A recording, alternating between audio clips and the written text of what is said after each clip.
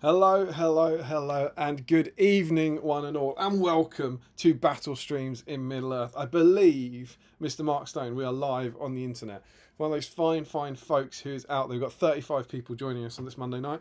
One of those fine folks out there could just let us know that the old sound and vision is working. That would be, frankly, superb. And then we will get on with an evening of Joe Vality. There we go. Oh, see, I've just got a comment coming in. Sound works, video works as well. Hello, we are in business, my friend. So, welcome once again to Battle Streams in Middle Earth. This is, of course, our regular stream where we take a wander down memory lane and have a look at this, dear lady, the DXD partwork Battle Games in Middle Earth. Oh, you love to see it. You love to see the double.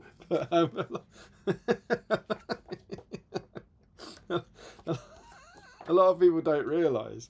Oh, Mark, I'm not sure if you've ever noticed this because obviously last time you were on, we weren't actually looking at an issue, but we actually changed the word battle. No, which one did we do? God, it's hundreds. Games. Games. Cool. 107 in. I'm done. We changed the word games to streams, so it's a bit of a thing. That's really clever. Thank I don't know if anyone else has picked up on that. I can't imagine they would have done. That's It's subtle, isn't it? very subtle. So yeah, and what we do is we all have this wonderful part work, and we have a flick through it. We read through the issue, and we see what the game was like and what the articles were like and all that sort of stuff. There's some nice stuff in this one tonight. And whilst we're doing that, we also paint some models together and we hang out and hobby together. And Mark, I don't feel I need to introduce you in the way we did last time, but can you tell me how they get involved?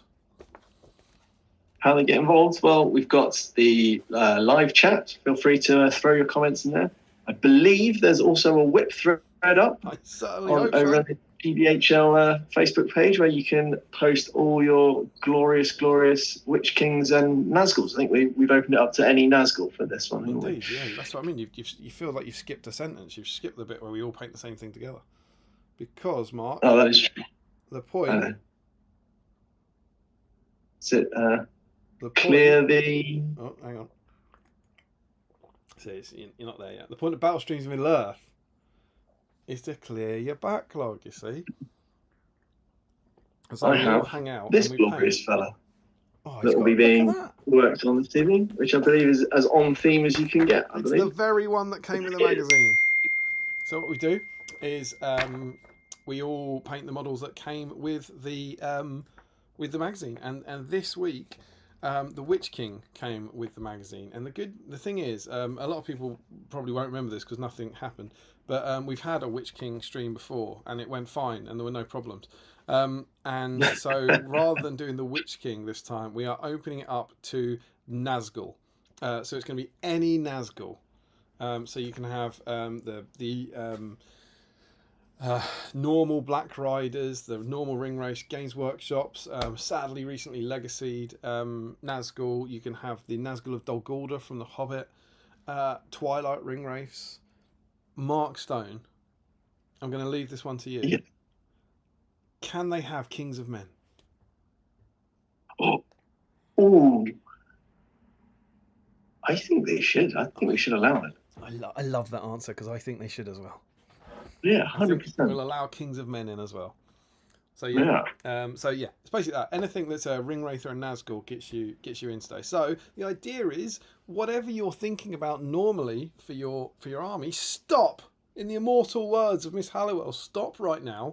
Thank you very much.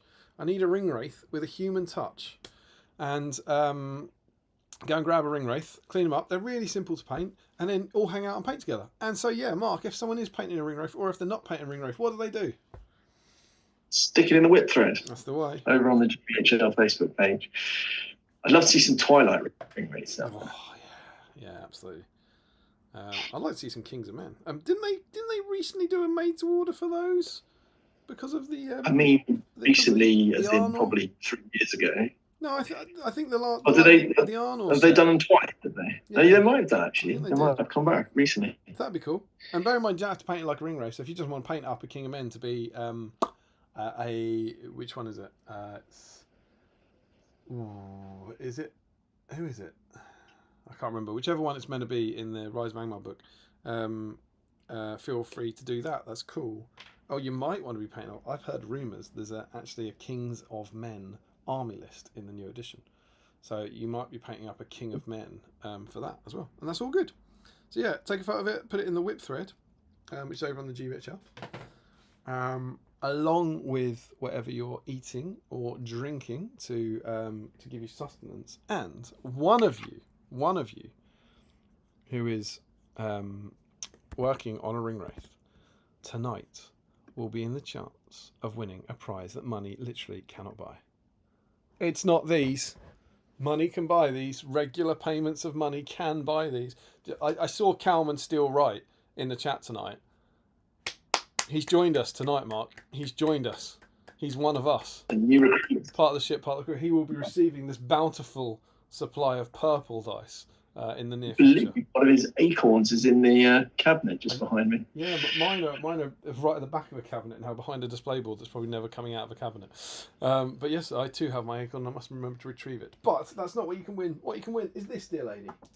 Oh, look at that! Oh, you're evil. You're what a roll! Yeah, you roll. Wanted that game to end, didn't you? And 1 or 2, boom, the game's ended. You've won. This is, of course, a black Battle Streams in Middle Earth dice. The only way. I'm still yet to get my hands on one of those. No, it feels worse now. You're a kind of co-host. But as history has shown, you are allowed in, Mark. So if you're on themes, I believe you are. The hosts are allowed in. So yeah, if you want to be in with the running of winning this very dice tonight of all nights, then all you have to do is be working on some way in a ring wraith throughout the course of the evening. Remember, you don't have to finish it. You don't have to do anything. You just have to make some progress on it. So that's what we're going to be doing. Mark, I know you've kind of showed your hand a bit, but what are you working on? The very Nazgul from the there he is, really, from the magazine itself. Love that. Is that the magazine? Is that the Nazgul from the magazine? Is that like, did you get him 20 years ago, or is it just the same model? It is. Yeah, so I got him. I actually picked up all the magazines together with a big box full of all the metal models in one go. So he was a red blister boy, was he? For the grand old price of about 20 quid, which was unbelievably good. I'm sure I've said this a million times on here, but I did the same with. I didn't get them. I got the magazine separately, but I got all the models, like every sprue and every blister for £40. Yeah, an absolute bargain. But yeah, so that's pretty cool. That's pretty cool. But yeah, yeah. I completely lost track of my train of thought there. But yeah, so I got them all for 40 quid years and years ago. It was wicked, and that's why I've slowly been working my way through since then. So, Mark, have you got any sustenance to keep you going? At the moment, I have just a lemon squash, which is a bit dull, but I do have some star mix to keep me going. And there was some twigs kicking around, but I believe I might have eaten them. What's kicking around that you've eaten already? Twiglets. That's very seasonal.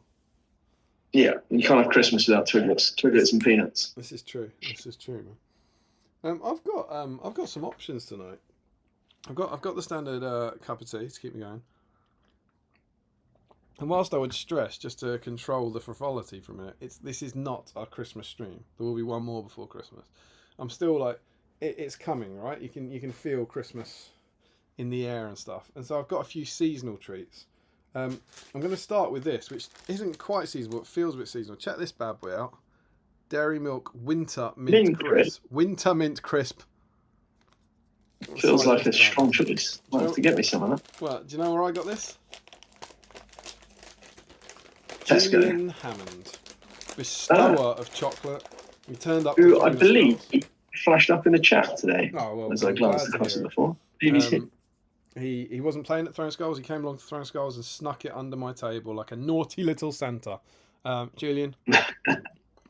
Oh, so good. Thank you very much. That's nice. Also got a mince pie. I'm not a fan. I remember. I remember when I tried to, cheer you up by saying, I know you came to my house without heating or water and I made you work for 2 days, but have them in pie. And you went, I don't like them. It was not a bribe. What 2 days? It's toasty here now. We've got a new boiler. I know. I'm sure we'll talk a bit more about those 2 days in a bit. How's therapy going? And finally, I'm not sure if we've ever done this before. I feel like me and Steve must have done over the years. You know what else I got? Go for it. That snowman advent calendar. It's a snowman advent calendar. I love the snowman. Came out the year I was born. I've watched it every Christmas day, and I cry every year. And this Kath won't let us watch it for that very reason. She's like, it's too sad. Yeah, so we never watch the snowman. It is too sad. I don't know. Have you ever? Yeah, it's William's never seen the snowman. Has William never seen it? Literally, Kath's like, no, we can't watch that. It's too sad. I mean, it is very sad, but it's also joyous. Try and let your mum watch it, and then when you cry at the end, don't tell her it was me. But inside here is coins, and my mum got me this because my mum was awesome, and so I thought I'd have an advent chocolate to get us in the mood. So you get these lovely little. Impressed an advent chocolate has lasted that late. They all disappear early in this house. I saved it, didn't I? And it's from the Royal Mint. And apparently, I can't remember the numbers. There is a Christmas surprise. There's like a coin that's worth something inside. Okay. And there's like, I can't remember the numbers. My mum told me, but when she bought it, the guy went, "If you get one, I'll buy it back off you." So like. There's a valuable coin. There's about 3,000 of them or something, and 100 of them have got a valuable coin in. Don't know what it is, but yeah. So there we go. So I've got that. So I'm feeling very seasonal, Mark. You are. You do look very festive. Thank you. And I might even in the my daughter festooned dice cam with some antlers. But if these are suitable for an adult, I might even be tempted. Yeah? I mean, it's verging close to the Christmas stream now, right? Absolutely, yeah. Well, why not have two? So that's us. Let us know what you're working on. And we must say, William is about to go to bed, so we thought we can jump ahead to ask William. William's guest spot section. William, is there anything you want to tell the guys? Is there any topics you'd like them to discuss with you? Have you played any 40k with your dad recently? Yes. We had a match yesterday. You had a game yesterday? Oh, cool. He's nice, your dad, isn't he? I bet he let you win. First ever win. He beat you? Yeah. At Christmas? With knights. With knights? He used his Imperial Knights against your Blood Angels? Yeah. Can't pull out the dirty tricks when you're on a losing streak like I was on. That's net listing, isn't it? That. It was close for a bit. Was it good fun? Yeah, well, our leaders kind of killed themselves. He did. But at the same time, it was Nazgul getting it. He's off. He's gone. He's going to get probably a stern guard with a heavy bolter, I would have thought. Yes, I am. This guy practically killed my leader. I don't know what that is. He shot the knight. He killed it. It blew up and killed my Dante. That is disgusting. I bet your dad knew that would happen as well. No, I didn't fire it. I didn't fire it. It was glorious. That bit where you said he's off to get a thingy-majig with a heavy bolter, and he went and got it. That was a bit like when you watch his snooker, and the commentators are like psychics. It's the only sport I've never understood. When you're watching it, goes, and I imagine he's going to hit this ball here, and it will bounce off those 17 cushions and end up right there, and it does. Yeah, perfect. It's like, how did you know that? It's the nerd version of that. Katie said that William's a YouTube pro, holding his hand behind the model. Yeah, that's it. Oh, what's this? I don't think these two mixed together nicely. Oh, is that what caused it? Yeah. So one of them is a heavy intercessor, as I understand it. Stern Guard veteran. Larry. About the same thing. They're about the same thing, are they? Well, Larry, you let me down, man. No, that's not. He's not a heavy intercessor. He's not in Gravis armor. No. Right. That is nearly 20 past, so I think it's time for you to go to bed. You can say goodbye to everybody. Bye. William, always a pleasure, my Yeah. friend. You're my favourite stone that's on this show. See you later, my boy. Take care, man. Bye. I like William's section when we have Mark Stone. You guess what? It's the only reason I got invited back, I think. William The fans section. like more William. They tolerate Mark, but we all want William. That's why you came back. It was like Mark was all right, but everyone was like, "Yay, William." I should also say as well. I've just realised. Oh, he's back! He's back again. Oh, in the immortal words of the Backstreet Boys. Oh my God, he's back again. See you later, bud. No, I don't know if anyone's kicked off about it in the comments, but I think it's very important we state Mark didn't get the job. All right, so we've noticed that we've had loads of guest hosts, and the last one was Mark, and now he's here again. That is a coincidence. All right, Yeah. We don't want to set the internet raging on that. He wasn't the chosen one, however. It's purely a coincidence. When I put out the call this time, it was like I want someone who's been to Throne of Skulls on last weekend. So Mark came back. So Sparrow thought maybe Sam Page was the first one ages ago and has been forever. And Mark joined us, and then it's doing 2 in a row. Lovely scenes. I also realised we skipped ahead because Mark hasn't learned how to be polite yet. In terms of what I'm working on. And so I've got 2 things on the table, and the first of them I decided to be on theme because I am. Is it a hobbit? No, well this is it. It's not a hobby, and I am. I can't tell you how chilled out I am, man. I haven't done any hobby since. I tell her I did a tiny bit on a call the other night, but purely fun stuff. And I was like, do you know what I'm going to do? I'm going to play with some ring race. I'm going to be out. So I've got this box. Check this out. Ah, Ring nice. race of Angmar. And I was planning, because I did all those orcs at the start of the year, I was planning on doing 600 points of Angmar as my bingo army.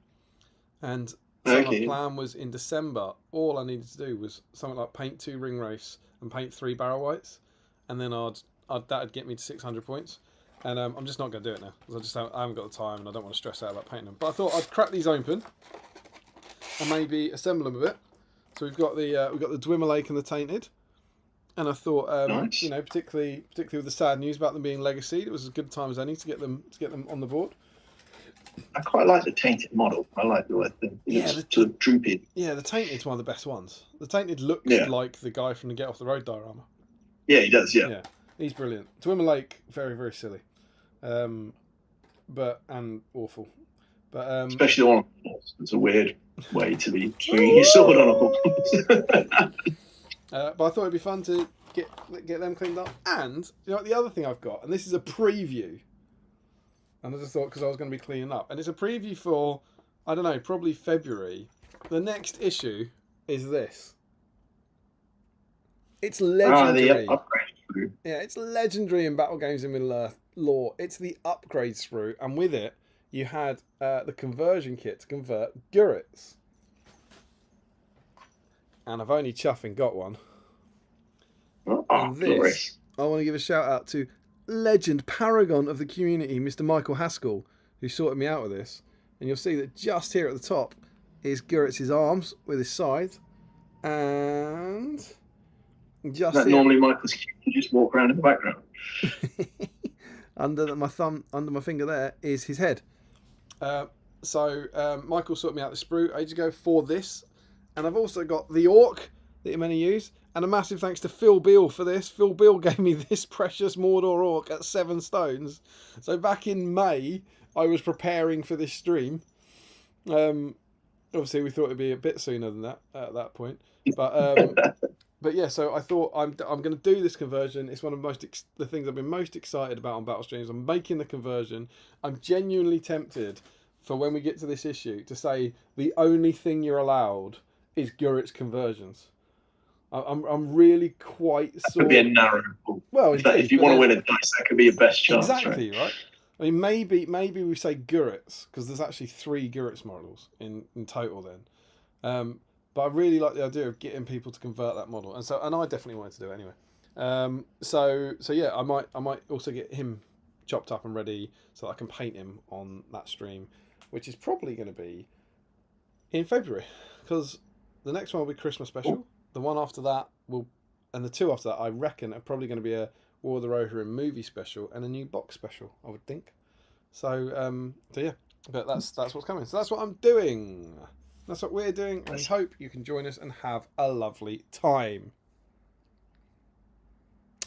Excellent. Yeah, thanks. Mark, do you want to kick us off by jumping into the chat? Yeah, let's start with the chat. So, who have we got in?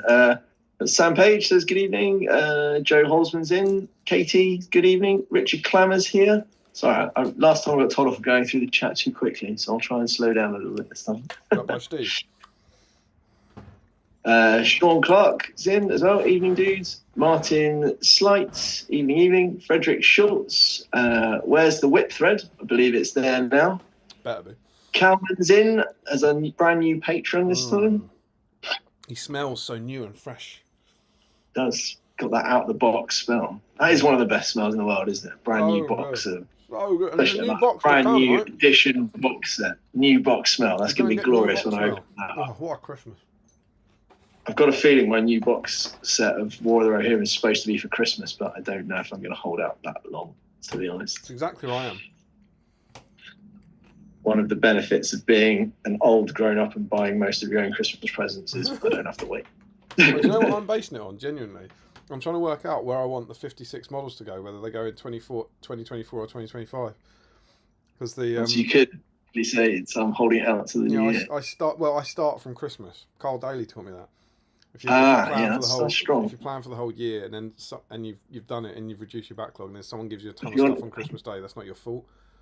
So the collecting year models, I'd be tempted to hold out till Christmas for your own stats sake. Well, that's it. But then if I'm not going to make my targets this year, it's better to get it now, so it tanks this year's stats to give myself a better chance next year. Mm-hmm. True. These are the big decisions, my friend.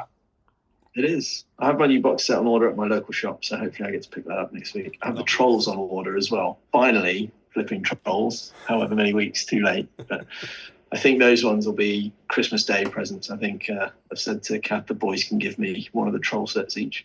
That's pretty cool. Look at the mould line on that. I don't know if that was sharp. Look how far we've come, ladies and gentlemen. I'm not sure if that will focus at that distance. Let's try dice cam. This is properly like going back in time. This thing.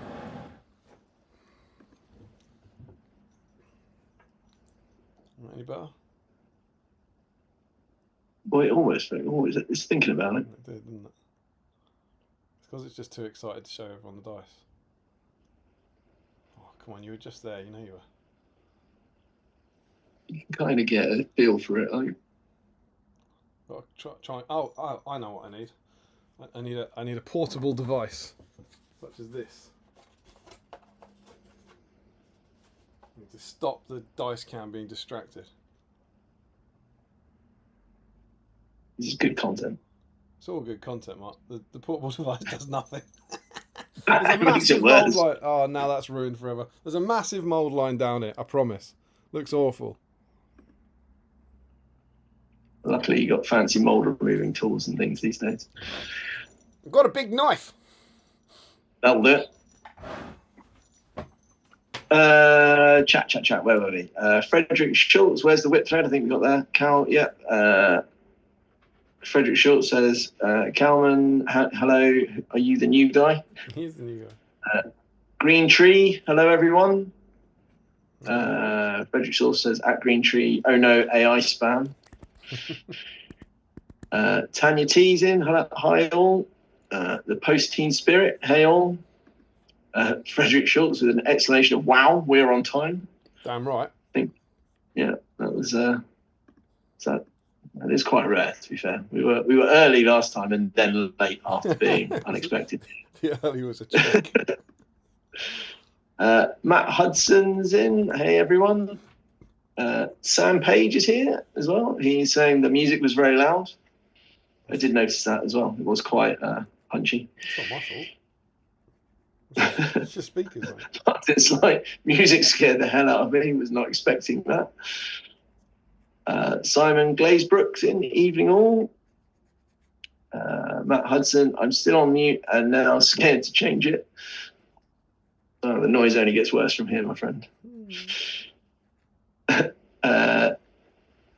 Janelmo, evening. Finally catching one live after months of not being able to. Still a few streams behind to watch. Oh, there's a really good one in there not so long ago. Calvin Steels, Frederick, I am the new boy. Frederick Shaw says, wow. David Warner, evening all.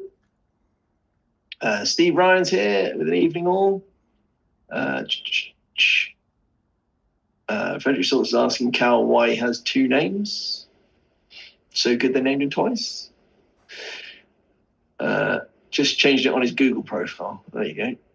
Julian Hammond, yeah, I saw him pop in before. Hey, Julian, how you doing? Hobbying tonight, but off theme. As long as you're clearing the backlog, that's the main priority. David's enjoying the chocolate. Damn right. Frederick Shaw, sound works, video works as well. Hello. Yeah, more sound okay. Damien is quiet. That's from Sam. I think he's sounding okay my side. I don't know if that's... Yeah, I mean, we've chatted for quite some time with me sounding quiet, but I will do the usual. I will turn myself up and I'll turn you down.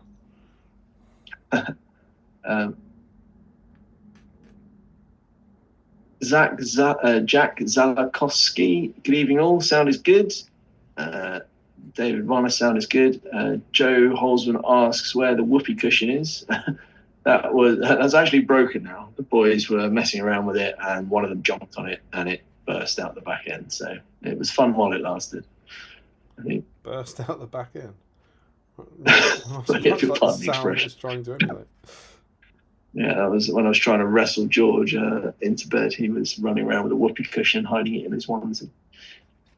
Paul Merritt says, hello, everyone. Hey, Paul. Paul Merritt is a live and breathe. I played Paul, Throwing Skulls at the weekend. Amazing game. I did as well, with the Ents. Yeah, absolutely murdered me inside 25 minutes. No, I beat him. I went the other way. I decided to win. Lovely guy, right? Yeah, no, absolutely. It was fun while it lasted. It's the best way to describe it. He murdered your Ents in like half an hour, right? Yeah, Ents versus Trolls, we worked out, is not a great matchup for the Trolls. Michael double Phoebe asks if Damien has woken up from a nap, judging from his hair. I mean, it's that and the pajamas. My hair is out of control. I'm having a haircut tomorrow, so it will go. But I'm on full on Ace Ventura hair at the moment. Yeah, didn't have time to get a haircut in the last few weeks. I had stuff to do. I got my Throne of Skulls haircut. And someone please bring me a binder full of Battle Games of Middle Earth magazines.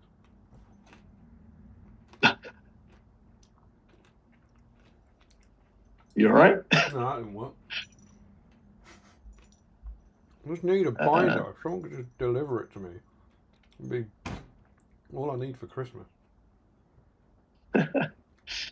Frederick Schultz is, wow, that's a thick piece. I'm assuming that's referring to your chocolate bar, but who knows?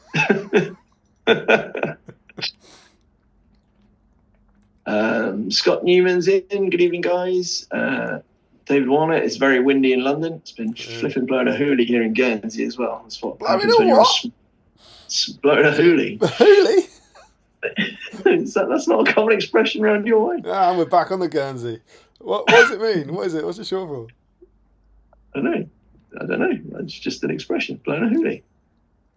There you go. Comment in the chat if you heard that expression before. Whether I'm back in Guernsey. Won't they? But yeah, it's when you live on a small rock in the middle of the channel, when it gets stormy, you tend to know about it. Larry is here. Hello, Larry. And is Mark the first guest host to do 2 streams in a row? He is, indeed. Not just 2 in a row. I think I'm the first guest to do 2, aren't I? He is, yeah. Absolutely.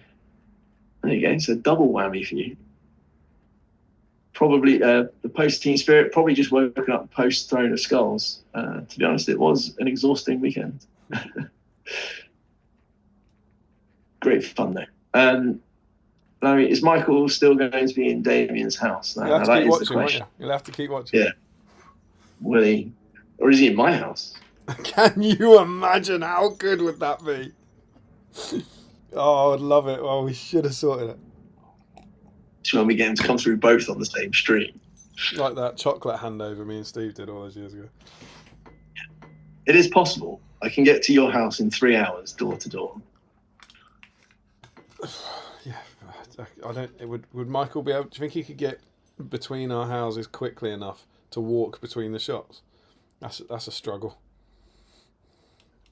I reckon it's doable. That would be amazing. Isn't it Phil Collins who played both Live Aids, didn't he? I think he played Live Aid. I think Phil Collins played Live Aid in the UK and then flew to America on Concorde and played the American one. Yeah, that would sound like a Phil Collins thing to do, right? Classic Collins. I reckon, Mike. Imagine that. That would be so good. That would be awesome. Matt Hudson, what have you done to your legs, Julian? Have I missed something? No. What has Julian done to his legs? Yeah, okay. Julian can let us know in the chat, I'm sure. Frederick Schultz says, at Larry, there was this guy named Stephen or something a while ago, I believe. I think that's referring to the host doing two in a row.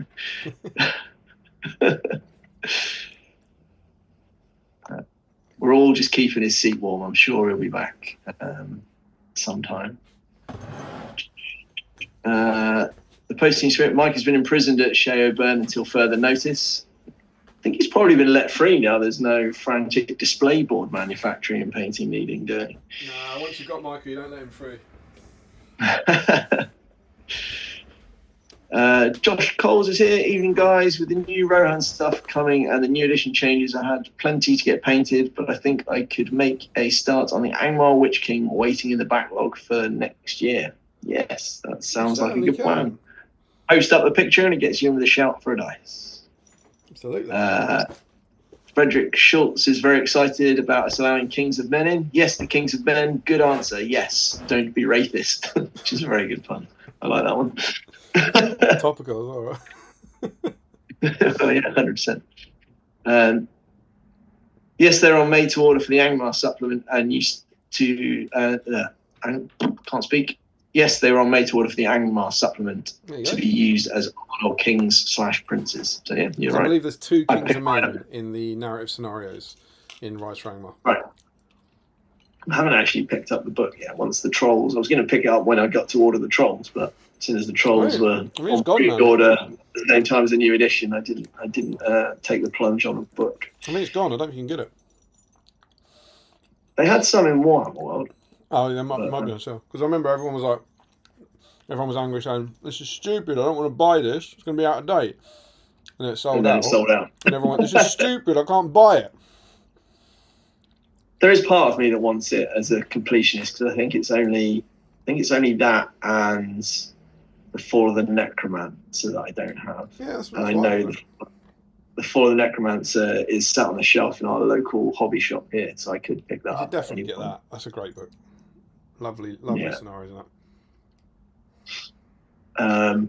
So yeah, maybe I'll. That's the one that's got the scenario by me and Tom in it. You jerk! Support your local wanderers.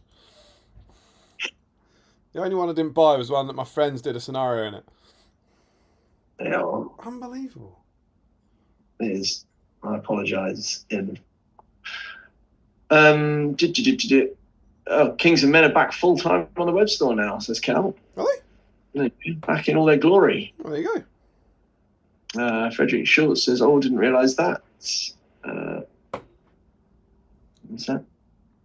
Destro the Dexterous. I don't know if I pronounced that wrong. Destro the Dexterous. Houstonian greetings all. Good to see you. Joe Kelly, good afternoon from the States. If you got a few in from over the pond. Oh, they're American regulars, those guys. Yeah, I hope you're all fine people are doing well today.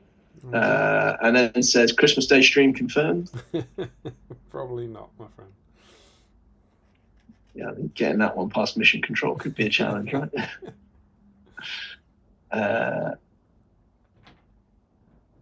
The posting spirit. And when will the Xmas stream be, Larry?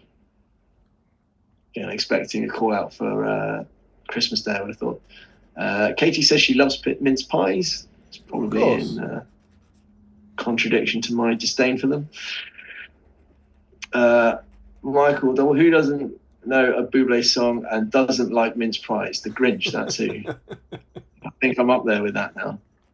I still haven't done any Bublé research either. I can't. I presume you'll get the same questions as the new guest host.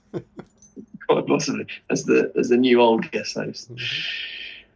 Larry Miller says, I didn't know the snowman was that old, which I believe is a thinly veiled jab at your age. And I can't say too much being older than you. I remember we found out how old you were at the weekend.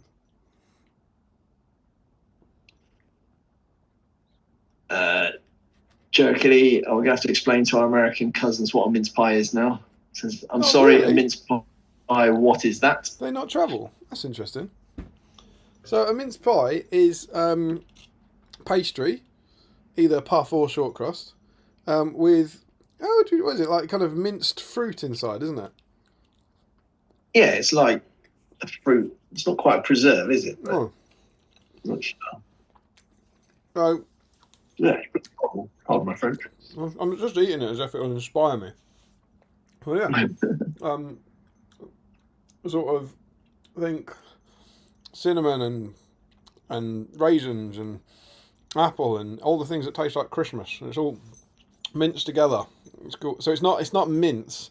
It's not like meat. Not like beef mince. It's not beef mince in a pie that we're all eating cold, which would be awful. Yeah. I like a cold steak and kidney pie. Really? That's terrible. Yeah. No. Glorious. It's something my mum craved when she was pregnant, and that's carried through onto me. Cold steak and kidney pie. That was because it was like rations, wasn't it? Maybe. This was back in the UK, though, so you can't have any Guernsey I hope that came across as a dig against your age rather than a dig against your mum's age. I'll tell her about that one. Yeah, they're very good. You can. I'm surprised you can't get them there in the way you can get everything everywhere these days. But very enjoyable. Yeah, well, I don't know. The chat has split on these. Larry Miller says, I don't know a Bublé song and also don't like mince pies, which means I have a worryingly large number of things in common with Larry. Sam Page, the worst of Christmas snacks. That's nonsense. There you go. I've got some help on my crusade against the mince pie. But Green Tree loves a mince pie. Katie says Morrison's mince pies are the best. Frederick Shaw says, oh no, William is so young he doesn't know what the snowman is due to climate change. Incredibly sad. You're probably not wrong, actually. I genuinely can't remember the last time we had snow that settled on the ground in Guernsey. That is sad. You know what's sad? It was the year our bathroom blew up in the old house. It was before George. I reckon it's been about 6 or 7 years ago since we've had snow here. That's actually settled on the ground. Yeah, never seen a snowman. Could you believe it? Larry Miller exclaims antlers. It's all for you, Larry. Charlie Lemoyne says loving the antlers. Thank you. Lemoyne sounds like a Jersey name. Be interested to know if that's there's a connection there. Do you want to tell you? I'm livid about. I've got to send some magazines to Guernsey, and I was like, I could have sent them back with you. I think you could have posted them with my car keys and coat that I left in your car as well. It's true. I thought your coat might come up. I think it was Dan who was in. You know when you made your Guernsey friend in the last. Dan Prevo. Yeah. So he. No, Dan Prevo, I think, was on the last stream. That was, I can't remember. Was he a different Guernsey fan? There's a Daniel Prevo over here. He's been to Ardacon and we used to play rugby together. Yeah. I know he's been on his Middle Earth.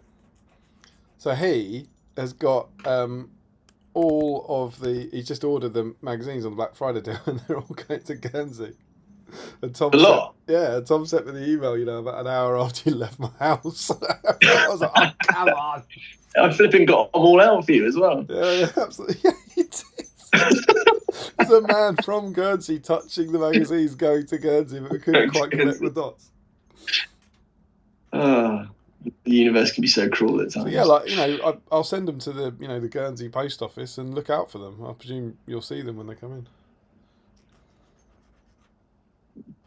Yeah, I mean, when the guy's on his horse and cart coming down the street shouting out, the names of people, I'll keep an ear out. Mainland Post. News from the New World. Everyone crawls out and wow, is it electricity? Again, such reckless Guernsey hate. I don't know why I come back for it. I really like Guernsey. You'd never guess. I know. Larry Miller says it's a heavy intercessor, I believe.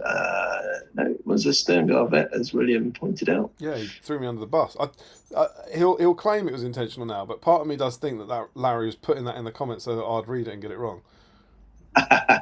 Set you up just to knock you down by a 8-year-old kid. Mm-hmm. Katie says William's a YouTube pro, holding his hand up behind the model and everything. Well, he's learning from the masters, right? He was genuinely so excited. He was a bit upset that this one was on a school night and he couldn't stay up with him. He absolutely loved the last one sitting there. I think that's awesome. I think the wild horses wouldn't keep him away. Frederick Schultz, is that a big space machine boom guy? I think that's exactly what they're called. Matt Hudson, that's the technical name, yes. Joe Achille, I think Damien has inside info that Antler people are going to feature heavily in Rings of Power Season 3.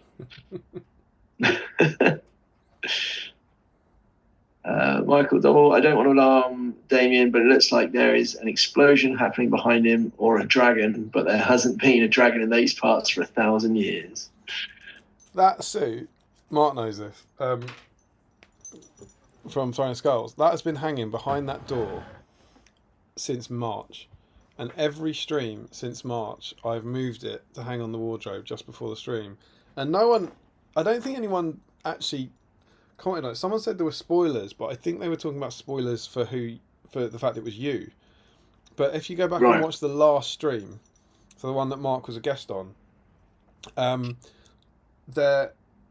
put the wrong screen on to begin with, and I put a little shot of me and Mark up, and we were muted, and it was up for, I think it's about 10 seconds, 30 seconds, and it's hanging there in the background. It was the week before Throwing Skulls, and I kept that suit secret for 9 months. And then blew it right at the end, and I'm not sure if anyone noticed it, but no one mentioned it in the stream. But I was so angry that I hadn't forgot to move it. It's just I didn't know we weren't meant to be live yet, and I pressed the wrong button. So yeah, there's a little tidbit for you. If you go and watch the last stream right at the start, you see that hanging in it when you really shouldn't. Annoying scenes. I mean, how you manage to keep something that loud so quiet is a feat in itself, right? It's a nice suit, man. I liked it. It's truly dreadful. But, I mean, bang on. Don't say that. I'm making a nice collection here now. These are. I've got cool suits. I think it's the suits more than the display board that's making Emma say no more. And I happen to be going to the league finale at the weekend, and I haven't done such a thing in many years. And did you know that they have a dress code? They have like festive, kind of Christmas wear on the Saturday, and then the Sunday is formal. I mean, that's stretching the limit of formal, I think. Looks like that bad boy's getting another use. I mean, it's paying for itself, isn't it? Exactly, it really is. It really is. It's like you take that off, go, I'm never going to get to wear that again. League finale of the GBHL US suits. Funnily enough, I think I'm prepared for that one. Frederick Schultz has, in quotes, "You're my favourite stone that's on this show."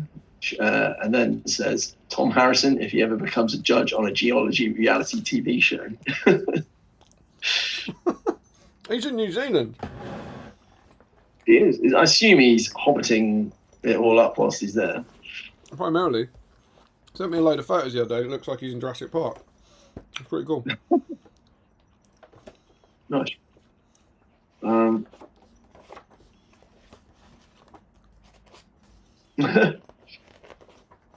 Joe Kelly says William should end his feature each stream with a tea toast and a trivia question. Takes Nice. me back. Larry Miller, that must be the real Damien. Michael, this one is a decoy. That must be the real Damien Michael. This one is a decoy. I'm measuring that one. I don't know what you mean by this one. There was a chatter about Michael being real, wasn't there? Was Oh yeah. Callum Rutter had Demon Michael in his bedroom. Yeah. Not Nathan T is in. Good evening all. Hello, my friend. So that's Oh. Nathan died. Yeah. Oh, I've lost the chat now. Chat amongst yourselves. Well, I've got to shave away the head as shown on page 16. On page 16 it says, care should be taken when removing the miniature's head, not just for safety reasons, but also to create the best surface to place the new head upon.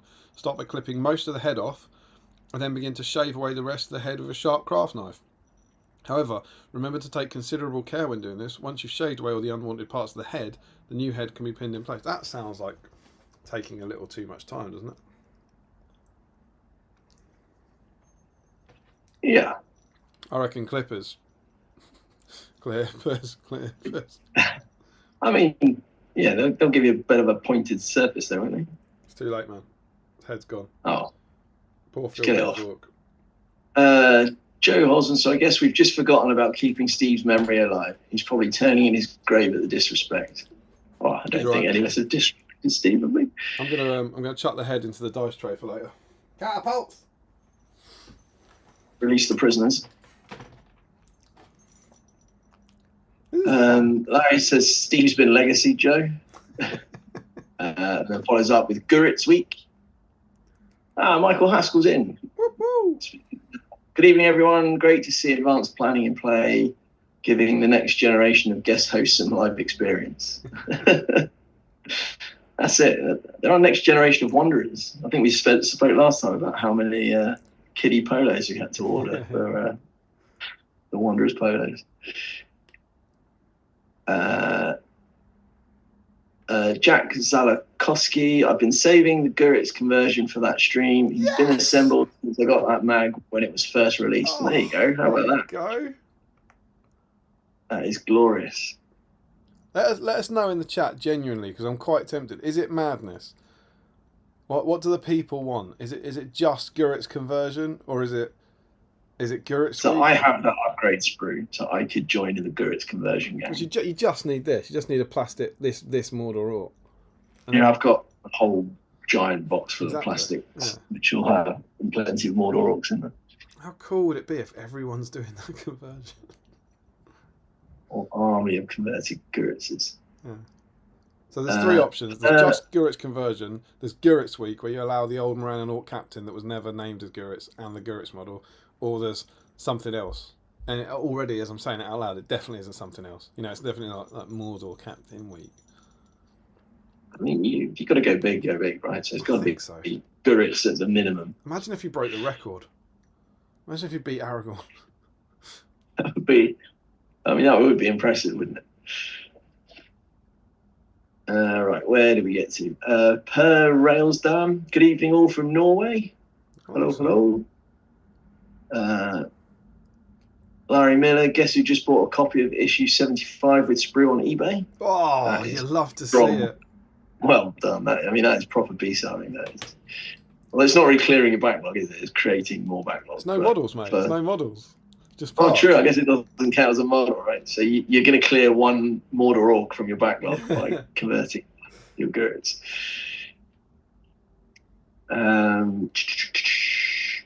Tommy Murphy, evening all. Hope everyone's Monday's been good.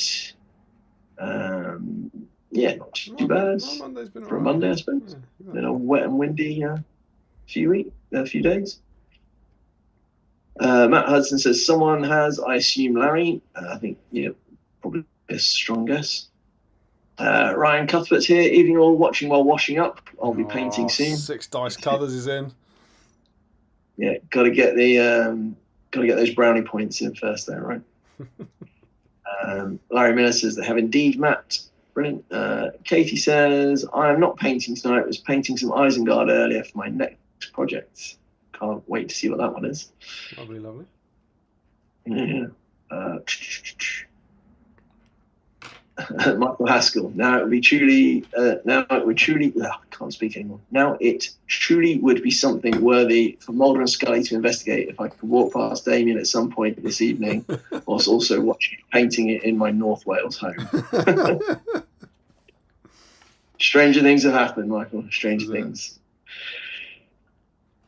Larry Miller says, I thought you guys all lived in the same house. Here's how we do the weapon. The lieutenant's distinctive scythe weapon is designed to fit onto the body in exactly the same way as the plastic two-handed weapons would.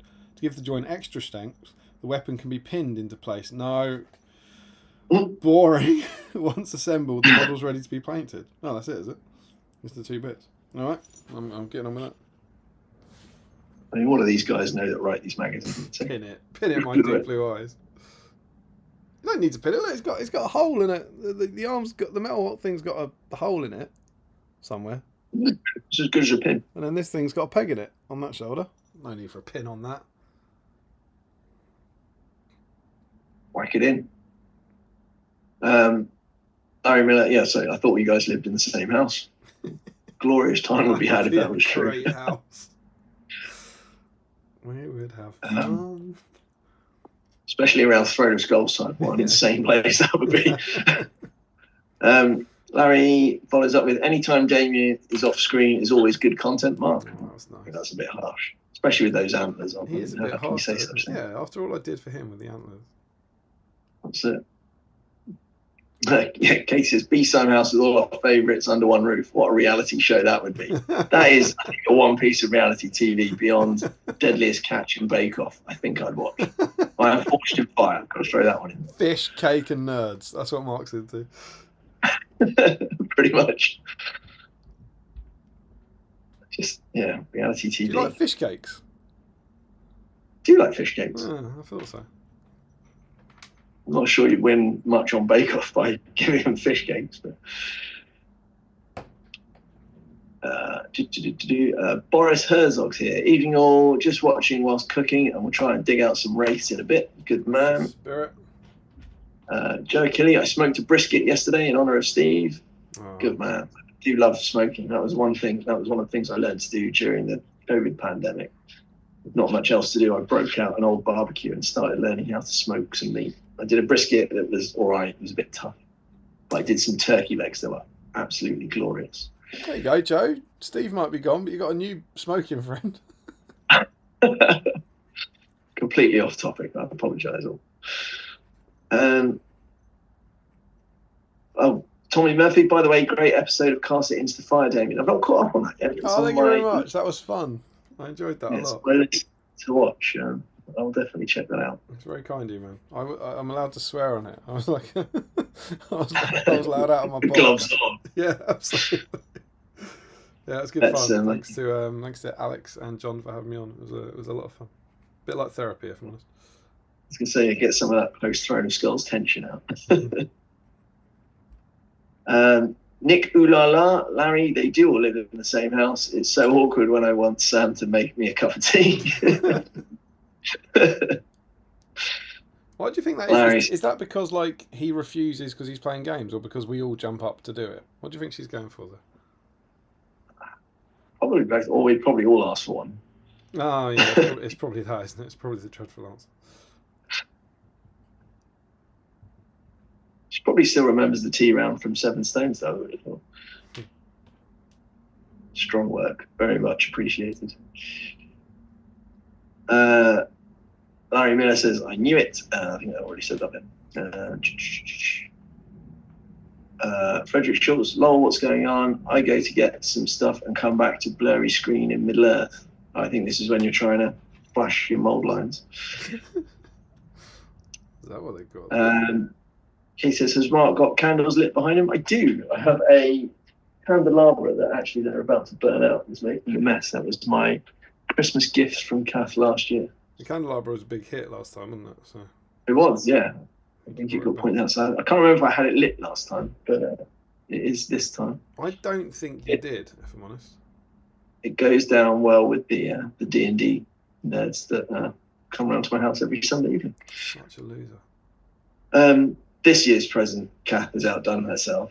I'm very excited to get that. I've got a replica sword of Boromir. I don't understand how you can know that yet.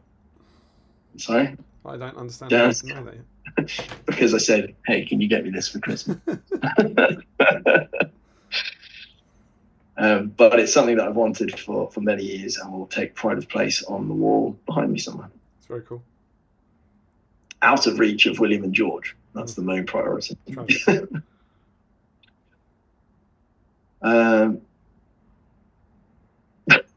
what else? Joe Holzman. You might find this, guys, when you do it. I think it's only a bit of sprue, but the Gurrit's head has effectively a pin on the end. You see that? There you go. Yeah. Now, my pin vise is still in the garden room, so I'm probably going to cut this off and glue it on, and then instantly... Is your lock working? This what? Is your lock working now? No, there's a new one on the way, though. Okay. Got a new lock coming. Feel free if you want to, throwing skulls will be a topic, but if you want to segue into how you broke my house, you're very welcome to. It didn't break your house. It just broke itself. I felt really bad about that. It was really poorly timed as well. Just about to leave. Oh, I can't lock your shed anymore. It's not a shed. Sorry, garden house. I think we go with garden room. Garden room. Yeah. Okay. Where are we? Joe Hodgson burst out the back end. That's not exactly what the whoopee cushion is supposed to emulate. Well, kind of, yeah, but hopefully it stays intact, and this one didn't. Ugh. I think George jumped on it. That was the problem. Hopefully it stays That's hilarious. He was sat on the floor giggling his little head off. Mason Kingsbury, the girlfriend is thrilled to be watching BSIME whilst on holiday in the Slovenian mountains. Also, congrats on your Throne of Skulls result, Damien. What was that? I'm thrilled to be able to. What was it you say? The girlfriend is thrilled to be watching B-Sign whilst on holiday in the Slovenian mountains. Oh, That's such romantic. I mean, what a date, right? Beautiful backdrop. Shall we go on holiday? That's awesome. I don't think anyone will beat the fact that I think Richard Clammer went on a romantic break to Paris with his missus, and then on a stream night nipped out to the Paris Games Workshop, bought some models so that he could do.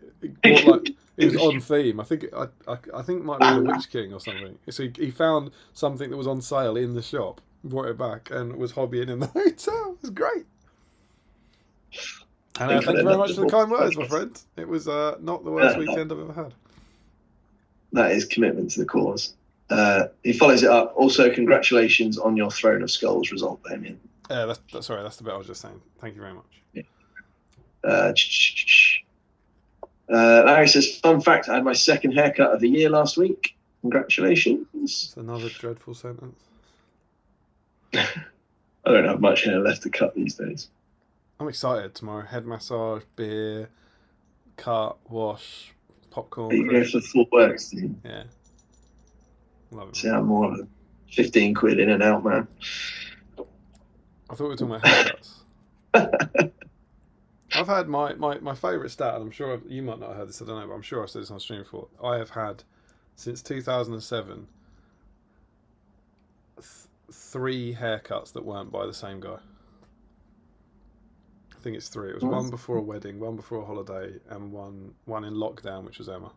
So for the last, getting on for 20 years, the same guy's cut my hair, except 3 times. I usually go to Cass' cousin, who's a hairdresser, which is the proper Guernsey thing, like we all know each other. But he's also a great name for a hair salon. Sorry? It sounds like a great name for a hair salon as well.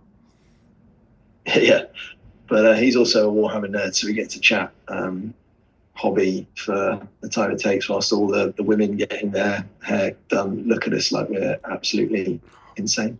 I bet they love that. Good bit of Warhammer chat while they're having their hair done. That's it, yeah.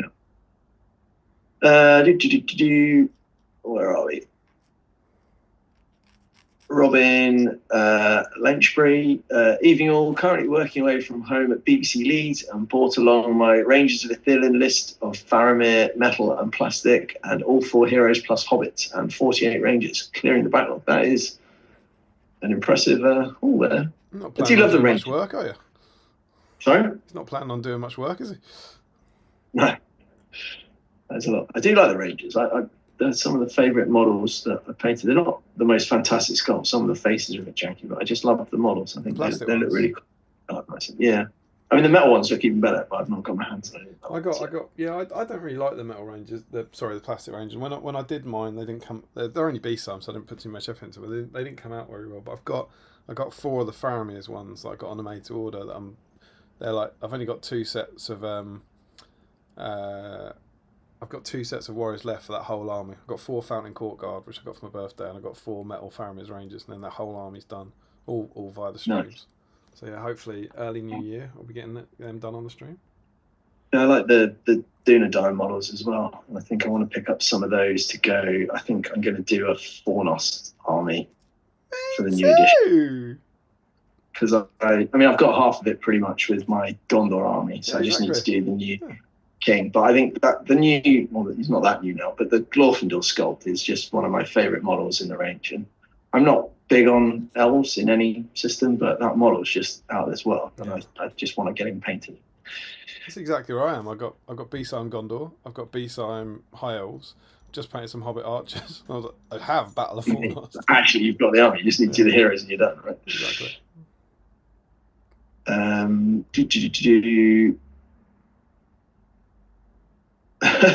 Joe Holden says, half expecting Sam Page to walk in carrying a BGIME binder then. That would have been good.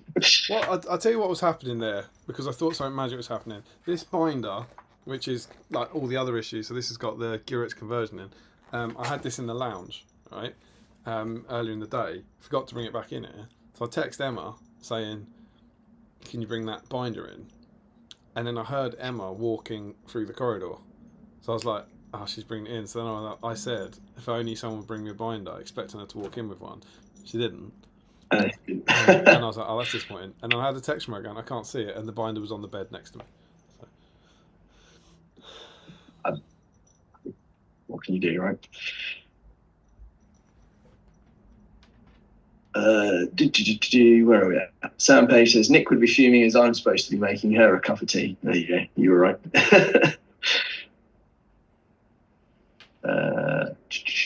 Heard that expression before. We used that up here in John O'Groats. Is that my blowing a hoolie? It does sound like a bit Scottish, doesn't it? Well, yeah, we need. Where's Chris Murphy when we need him as well? He'd confirm whether I'm talking rubbish or not. Good man, Scott. I'm glad I'm not going mad. Joe Holson, yeah, I've heard the term. Thought it was a Scottish turn of phrase. There you go. Possibly it is. Clearly, I've been partnered up with Chris at Seven Stones for too long. I'm picking up the accent. It's Larry that thought you were Scottish, wasn't it? Because you stood near a Scottish man. Bob Guernsey was in the Hebrides.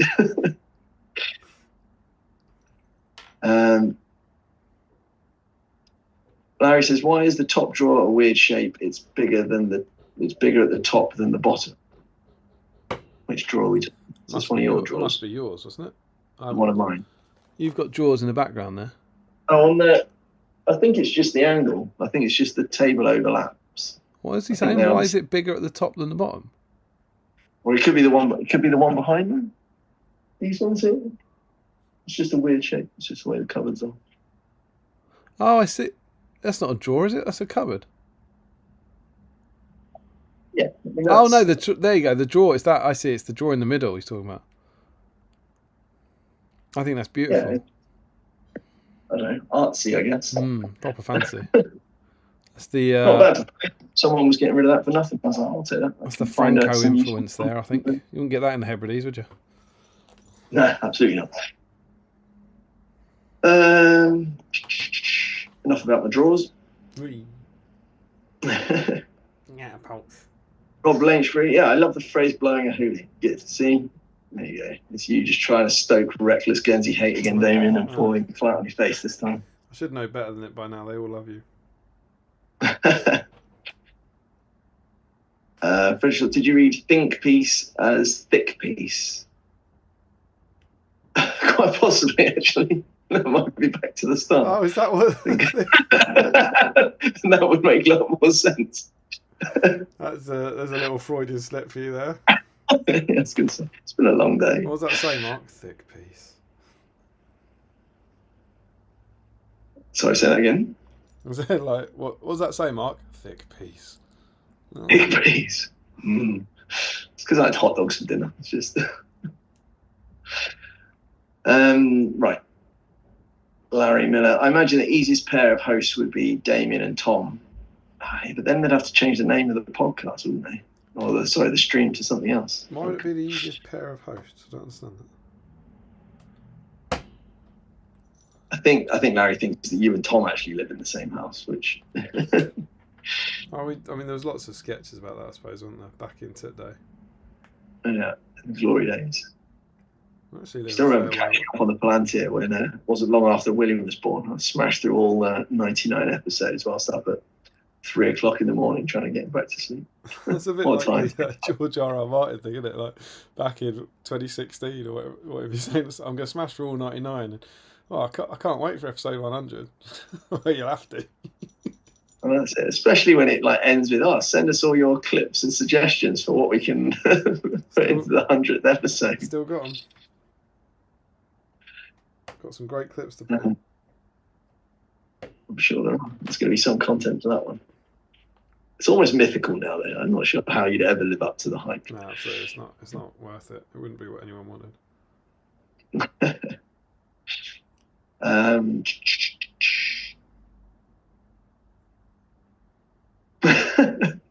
The posting spirit. I was only partly paying attention. Were we going to make Michael Haskell do Live Aid? I mean, I think that's a glorious suggestion. I don't think we can make him do Live Aid. Well, not make him. It would be a good thing to suggest. I don't think we can make him put on a massive global charity concert. I don't think we can do that. It'll make a lot of money, though.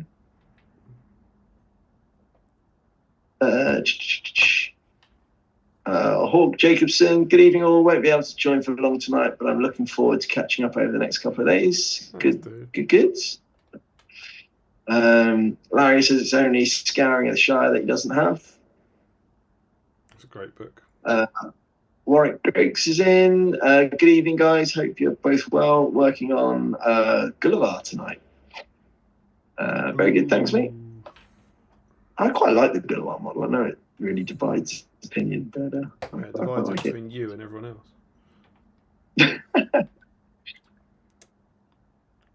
I get that it's not particularly Middle-earthy, but as a sort of a demon-y, vampire-y monster type thing. Right.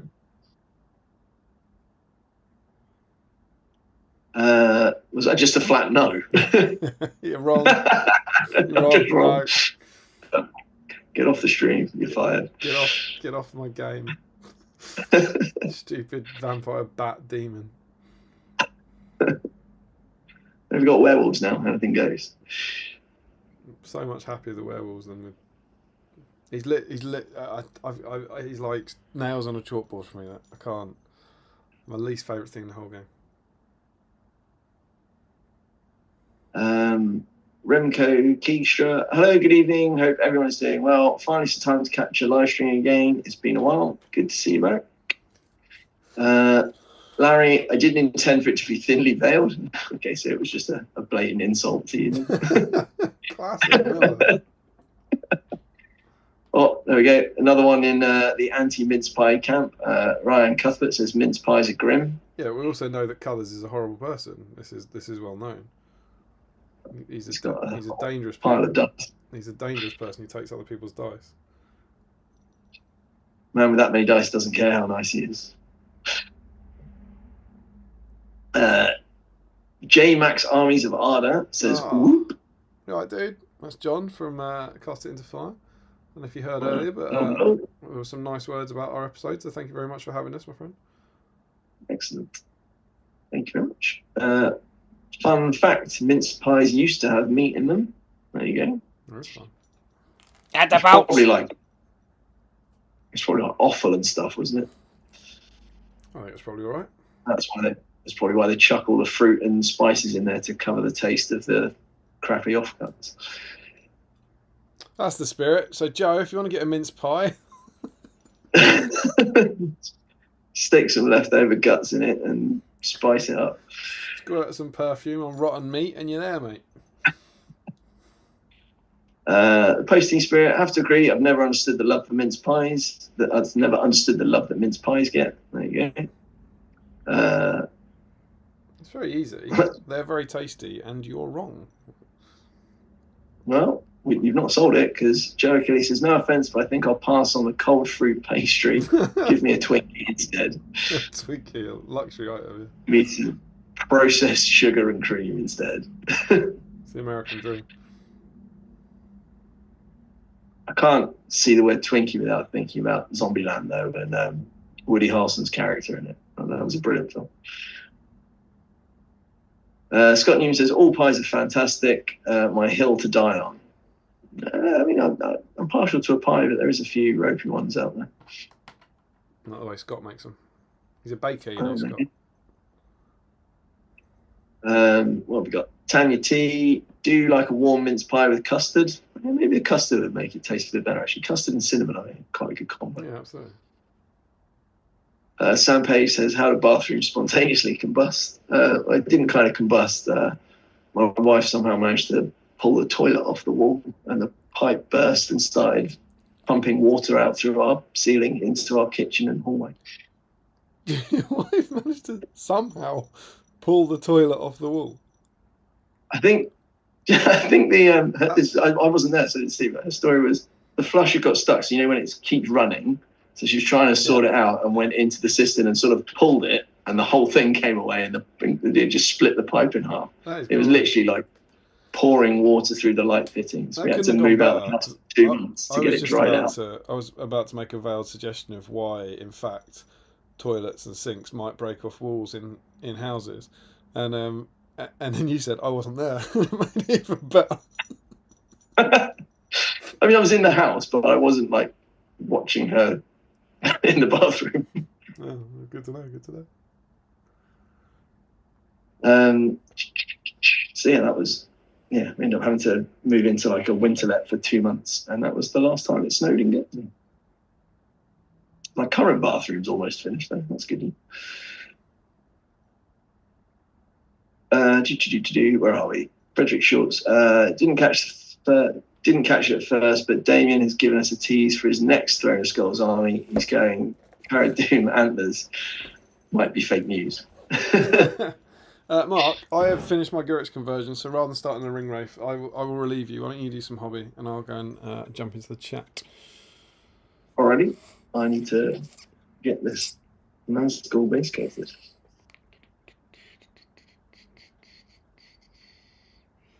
Might actually grab a cheeky little beer whilst you catch up that as well. Well, loads of comments in tonight. Got 46 people on a Monday. Lovely to have you. A bit more than we had. Maybe. Twisted Phoenix is in. He says, you guys are amazing. Thanks. That's nice. Yeah. It was particularly for, I think, a first comment. Sam says, so angry about his leak was Damien that Guernsey really got it in the neck. So angry about his leak. I think that's you leaking your fireworks jacket. And that's why you went on a reckless Guernsey hatred crusade. Right, I'm pissed off. I'm all in on the Channel Islands today. Lash out. Charlie Lemoyne says, could be a link. I know that many generations ago, one of my family came from the Channel Islands. There you go. Oh, there you go. I used to play against a lot of Lemoyne's at rugby from Jersey. There you go. Katie says, we also saw it when you moved the camera to show Michael later in the stream. I didn't know this one. It confirmed Chris and I's suspicion about what you're going to be. I didn't know that. Oh. You get a leak. Devastating news. See, that's why you got to watch this. Games Workshop scale of leaks going on.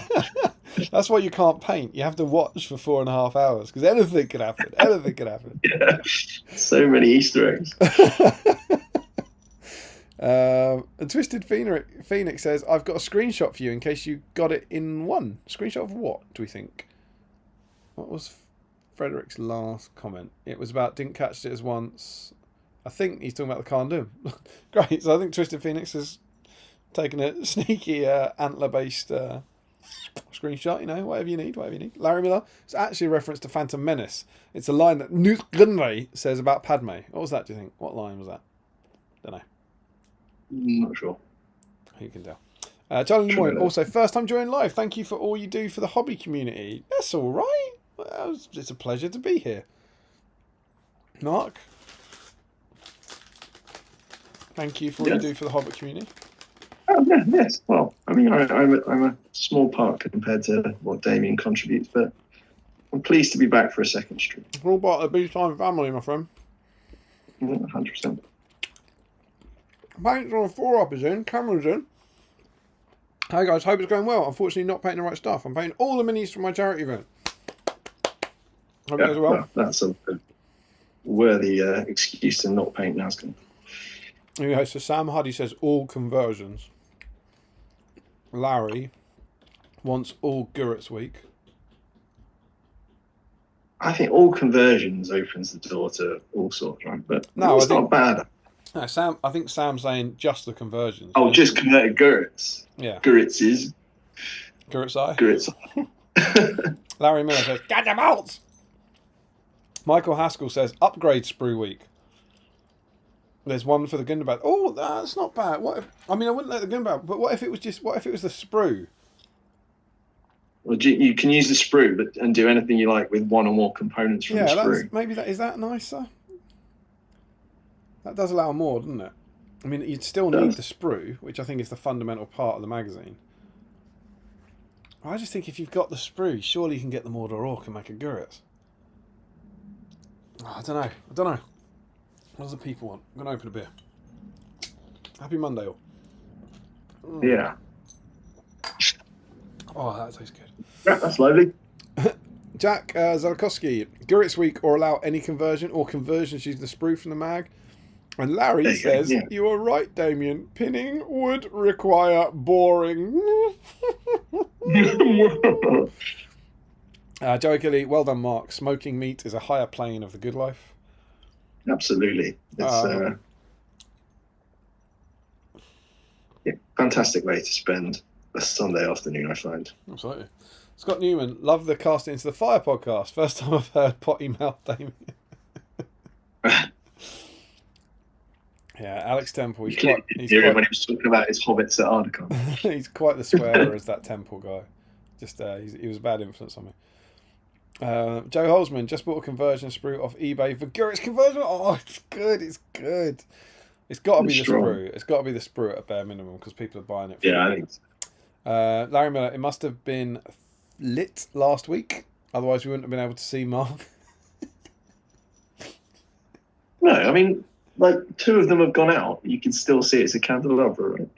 Yeah, it's a joke, mate. He's saying that your room's lit by the candelabra.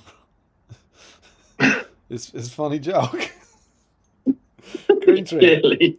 Has everyone got their secret Santas posted out yet? No, I haven't. Sent mine out today and had to pay £18 postage as it was over 2 kilograms. I know an awful lot about that because I can tell you that 8 issues of SBG weigh just under 2 kilograms, which is why we're delighted when anyone orders up to 8 issues. And if you order 9 issues, it makes us angry because we have to send it in 2 packages. Frederick Schultz, don't cut it off, Damien. Pin it. Nah, not a chance, mate. Larry Miller, I'm a 15 quid in and out, but only twice a year. That was about a haircut. Well, or something else. Larry Miller, the year I grew it out to be Boromir for some doubles tournament, I think I only had 1. Here we go. Stick. Here you go. That was it. It wasn't the Witch King. Richard Clammer. It was Warg Week, and I had to get a whole Mordor battle host to get it. Also had to get them off the sprue with a Swiss Army carved knife and make do with Doritos instead of going all out of nachos. Mrs. didn't mind too much. I took her up the Eiffel Tower. Well, that's a little too much information, actually. Right. Stephen Ryan. I live over on Merseyside, but still drive over to Scarborough on the other side of the country to get my hair cut by the same lady who's done it since 2006. I don't trust anyone That's else. commitment. Absolutely, it's the way forward. Joe Holzman, I'd love to get away with only one haircut a year, lads. If I leave it more than a term, I start to frighten the nursery children at work. And then we get the, is that a euphemism, Richard? Larry, do you need some shields for those Fountain Court, Damien? I don't need any shields. Is it confirmed that Fountain Court are losing their shields? I haven't heard. I'm still saving. I'm trying to stay leak free wherever possible. Very much excited about getting the books. And yeah, I'll have a flip through them. But yeah, if I couldn't care less. They can't have shields. Doesn't really bother me. But of course, I empathise with anyone who has stuck a load of shields on their Fountain Court. I have 4 that have Men of Numenor shields on them. Filth serves you right. Martin Filth Sight. would be if I had 40 of them. This is true. This is true. You got the right number. Martin Sight, unfortunately not. Managed to replenish the paints I've lost moving abroad. So tonight I'll just have to screech like a ring wraith as I finish my uni assignment instead. It's clearing a backlog. It's good work, man. Good luck with the assignment. Larry Miller says, well, Mark is Scottish after all. The one behind with the curves at the edge. Is he talking about Guernsey? I think he's talking about that. I think the drawers. Oh, the drawers. I thought he was describing Guernsey. The one behind the curves at the edge. The one behind England with the curves at the edge. It's like an island. I mean, it could be, right? Yeah. J-Mac says the internet's pish in the pub. Well, thank you for watching when you're in the pub. And we have a big screen. To get Michael into both houses, and I meant Macklin, not Harris. So the Tom he was talking about was Macklin. Not Harrison. Oh, because he lives near you, doesn't he? Macklin does, yeah. He lives substantially closer to me than Tom Harrison does. Yeah. Richard Clammer, if episode 100 is never coming out, are we actually waiting? Tree, forest, sound, no one there. I think it will come out. I think we'll make it. And if anything, we might be more likely to make it now as a new edition. It'll probably be a good topic. But Tom is literally halfway around the world at the moment, so no chance. We're shut for Christmas. I don't think we've ever done it before. There's an out of office on the SBG email that goes, no. Like, I'm closed, mate. I'll see you in January. All it says, just no. Big bold text. I'm off to New Zealand. And he's left me behind. Like, I'm in charge now. I can do what I want. It's quite exciting. Larry Miller, I like Gully too. Wish you were still resin. Refuse to buy that in metal. Quite. Martin Slight, despise Gully. He's just awful in appearance, name. He sounds like a gothic Pokemon and he looks like one. J-Mac says, very nice words. I don't know which particular ones they were, but it's good to know. Josh Crosby's in. I was going to say I don't like mince pies, but I've now decided that I love them. It's a mini adventure. Larry said, used to be awful. Now it's awful. Really? Actually got one of his jokes. Hey. Warwick's all over the place here. Like Gulliver, mince pies are gross. That's completely the wrong way around. If you're not careful, awful Santa will come and visit your children again, Warwick. Totally agree. It's a horrid model to paint. I wouldn't know because I'll never go near that with a paintbrush. Larry Miller, I've never tried painting mince pies, to be fair. Michael Haskell says mince pies are ace with cream if possible rather than custard cream. I would go cream on a mince pie. Do you know what Emma's just bought? The most ludicrously indulgent, childish, adult thing. Bailey's squirty cream.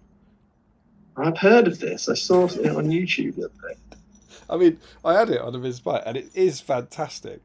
But there's something deeply, deeply wrong with squirting alcohol out of what is effectively a kid's food item. It's good though. Someone's shouting. Or maybe Emma's watching the TV with a shouty person on it. Let's go with that one. Larry Miller, this one is a decoy. That's about the Michael Haskell or the Tom Mac. Oh, that's the Star Wars line. This one is a decoy. That's what he's talking about. Yeah. I get it. Manic Tea Drinkers in. No Nazgul here, but putting some finishing touches to my Goblin Mercenaries just in time for them to no longer be in my Goblin Town list. Are mercenaries not in the Goblin Town list? I don't think they're legacy. So, but I think they'll. I don't think they're on the list for legacy, were they? No, they're definitely not on the legacy. They won't be in the.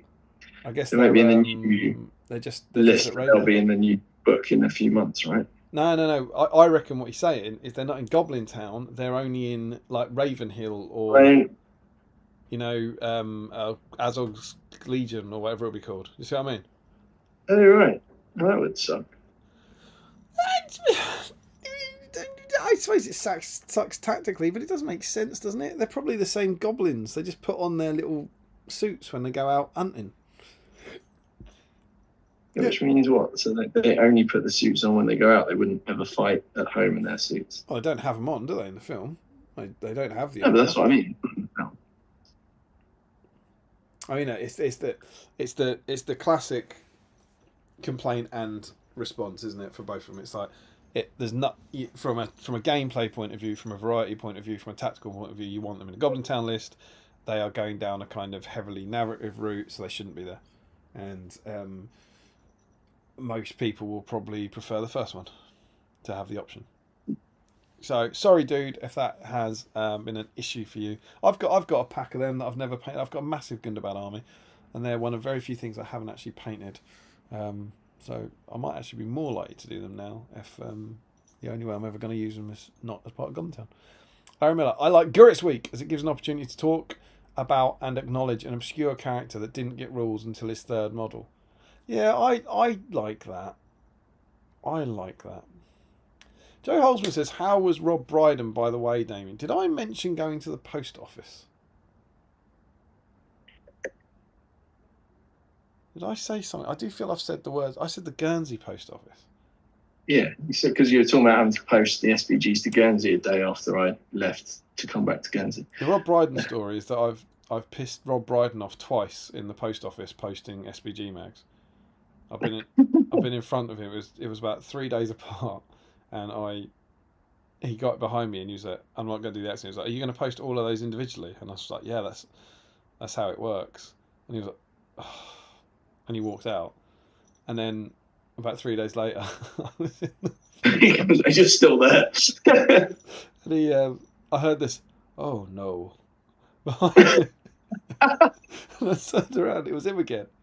And he was like, "Are you?" And I nodded, and I said, and I stared at him and I went, "I really would I lie to you?" and he went, "You're very kind," and walked out. And the pledge I made to myself was that if it happened a third time, I was going to ask him if I could be his post office nemesis on the mystery guest thing. But yeah, that would be good. It never happened. But no, to answer Joe's question, Joe obviously knows this story. To answer Joe's question, I don't know, because I've started doing them at home. The modern world, man. I've started ordering them online. The postie comes. The postie brings you your labels. You stick them on the envelopes. The postie takes them away. Incredible scenes. I mean, you probably... I can't even imagine how many steps behind that you guys are. Yeah. That's just insane, right? You just got to go to the post office. And it's cheaper because it costs them less in, like, whatever, admin or processing. So, yeah, I mean, that's the future now. So I don't go to the post office anymore. I think Rob Brydon created this system. To get out of having to sit behind you in a queue. So yeah, now it pisses off my postie. He keeps turning up with loads of labels. So that's what you're going to get when I post your keys back. There's going to be a printed label on it that my postie delivered to me and picked them up from my house. Just need my coat back now. Aww.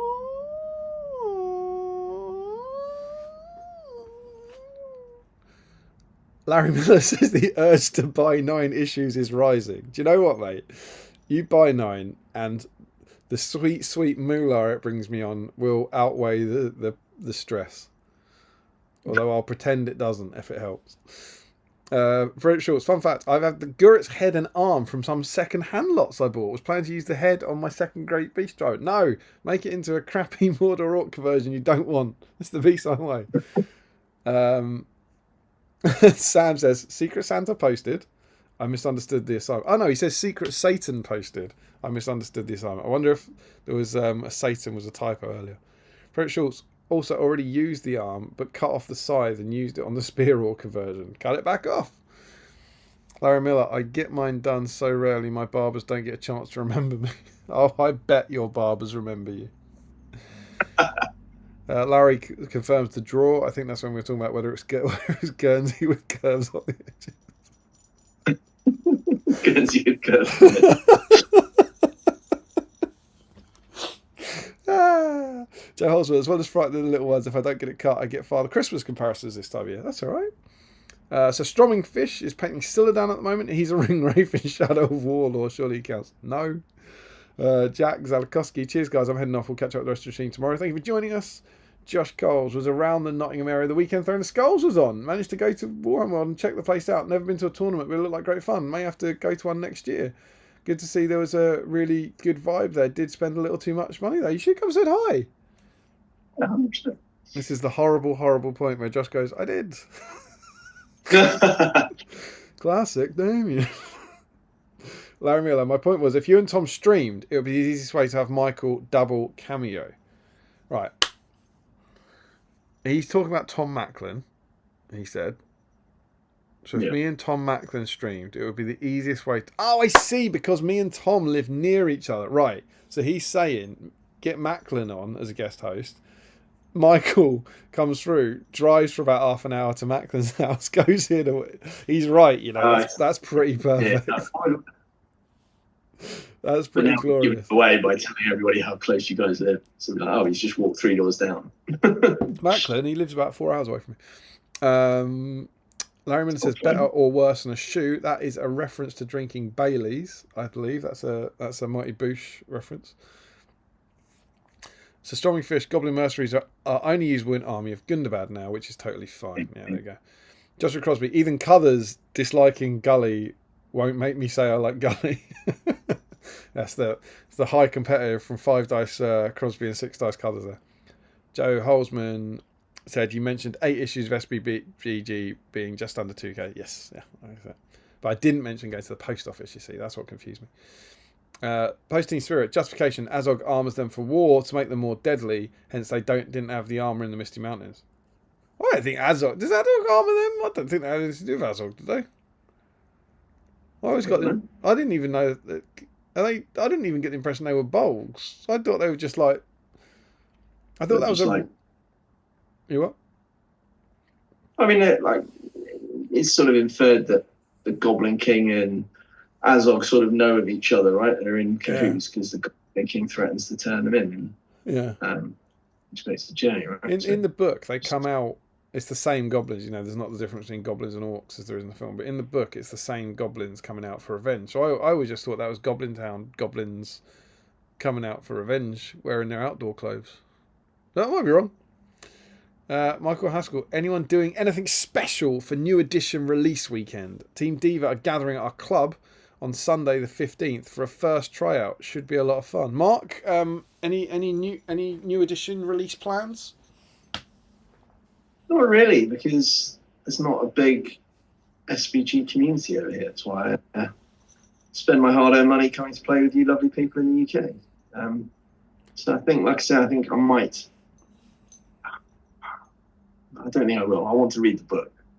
There's part of me that thinks it should go under the tree as a Christmas present. Yeah. But I think I want the book. So, no, I think I might just start putting the models together and thinking about which ones I'm going to paint up first. That's a cool thing to do on a release day, though, if you've got some hobby time. Yeah, I can get William will want to help out as well. So it might be my way to sort of wean him off a bit of the 40k and onto the good stuff, right? This was one of my things on Cast It Into the Fire. Like, there's no way he can help you assemble those models. you need a series of scientists to help you assemble those models, not an 8-year-old. Well, no, but you know, his painting's pretty good for an 8-year-old, so I might give him some of them to. It's not the painting, mate. It's the sprues I'm talking about. The billion pieces. Yeah, well, that's what I mean. If I get them built up, and then he can start having a go painting some. Maybe the Wildman. I know what you think, because as I said, I'm going to go Rohan. You're going to go Rohan. I think so. But well, yeah, this is what we may be talking about for Throwing the Skulls next year. Sorry? This is what we were maybe talking about for Throwing the Skulls. Yeah, potentially, if you're happy to disclose that. A little menage a two. Yeah, a little two-way themed display. Could be fun. Always nice to have a two-way. Yeah, got to try and find a way to incorporate glitter into it, but challenge, right? I have a passage. I know what you mean. Like, as I was saying, I was trying to debate what to do with the box. And it's like you want the box under the tree because it's so cool, but then that's an awful present for Christmas. Like, you can't do anything. You get the box, you're like, hooray, a bunch of models that aren't assembled. Yeah. Sorry, family, I'm going to ignore you for 8 hours whilst I film these. It's a better idea in the head, I think. So I think I'm leaning towards this year and doing loads of hobby, like building the Dunlendings over Christmas for me. I've got some time off as well. I finish on Christmas Eve and I'm not back till the 6th of January. So that seems like a good time to get stuck into it. I've got fairly big plans because I'm going to the league finale this weekend, which is the launch weekend. So I'm going to a tournament, which I never go to, which is awesome. That'll be super good fun. So see some cool people. And on the Friday, Harry Parkhill has organised a private screening of War of the Rohirrim. So there are 40 nerds going to see War of the Rohirrim on the Friday night, which is awesome. So we're going to go and do that, and then on the Saturday when it all comes out, and I think Seventh City are bringing it down. You know, I think people have ordered through Seventh City or whatever, so people will be picking their stuff up. So I'm not getting mine there. I got mine through Board and Brum through Dale Groves, which is awesome. But I think it'll be really, really cool to be at an event when everyone's getting it and just have that buzz and stuff. I think it'll be really, really good fun. That would be cool. Really looking forward to it, and I hope, Michael, you enjoy your club day. Josh Coles never took too much notice of Gully. I was expecting him to go into Legends, yeah, but now he stayed in game. I wish we'd got an updated sculpt. Yeah, I can see that. GW invention. I guess maybe he's a decent seller. Maybe he's popular. Popular, you gotta be popular. You're a stupid vampire bat, and I don't like that. So why don't you get in the bin? So let's start, because you're awfully, awfully thin. I thought we'd get an updated sculpt in the Angmar supplement. The old one looks horrible. Correct!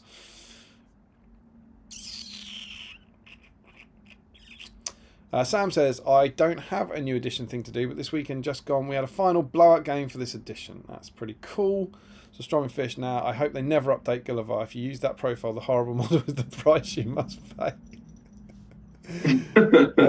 Josh is laughing about something, possibly that. Richard Clammer, I find the narrative debates really difficult. We never see anything anywhere other than where we see them. Ergo, it should be impossible to play match play. Yeah, I get that counter as well. It's like, what's the point in having a very, very themey Rohan army when they're fighting Last Alliance or whatever?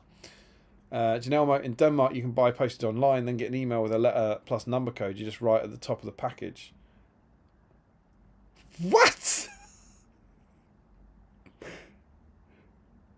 Whoa! So you pay for it online, then you just put like an arbitrary list of numbers on, and then it osmosizes to their house. Just teleports. there must be something in between. It has to go.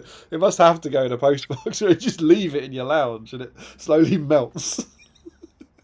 I think we'd heard about this technology by now. It's liquid metal.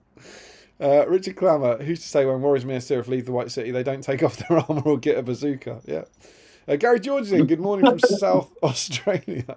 Gentlefolk. Sadly, I'll have to catch up on the stream later as I have a very busy morning. Hope you all have a great evening. Such confusing time difference. See if you can find Tom Harrison. He's over in your neck of the woods. Except your neck of the woods is a very, very, very large wood. It's a Stroming Fish. There's a difference between narrative list construction and narrative in matchups. This edition is enforcing narrative list construction, which is a huge positive for me. Narrative matchups are still left up to the players. So do you think with this push to narrative armies, which some people like, some people don't, do you think we'll see more good versus evil tournaments because of it? Oh, what, as in the rules pack? Yeah.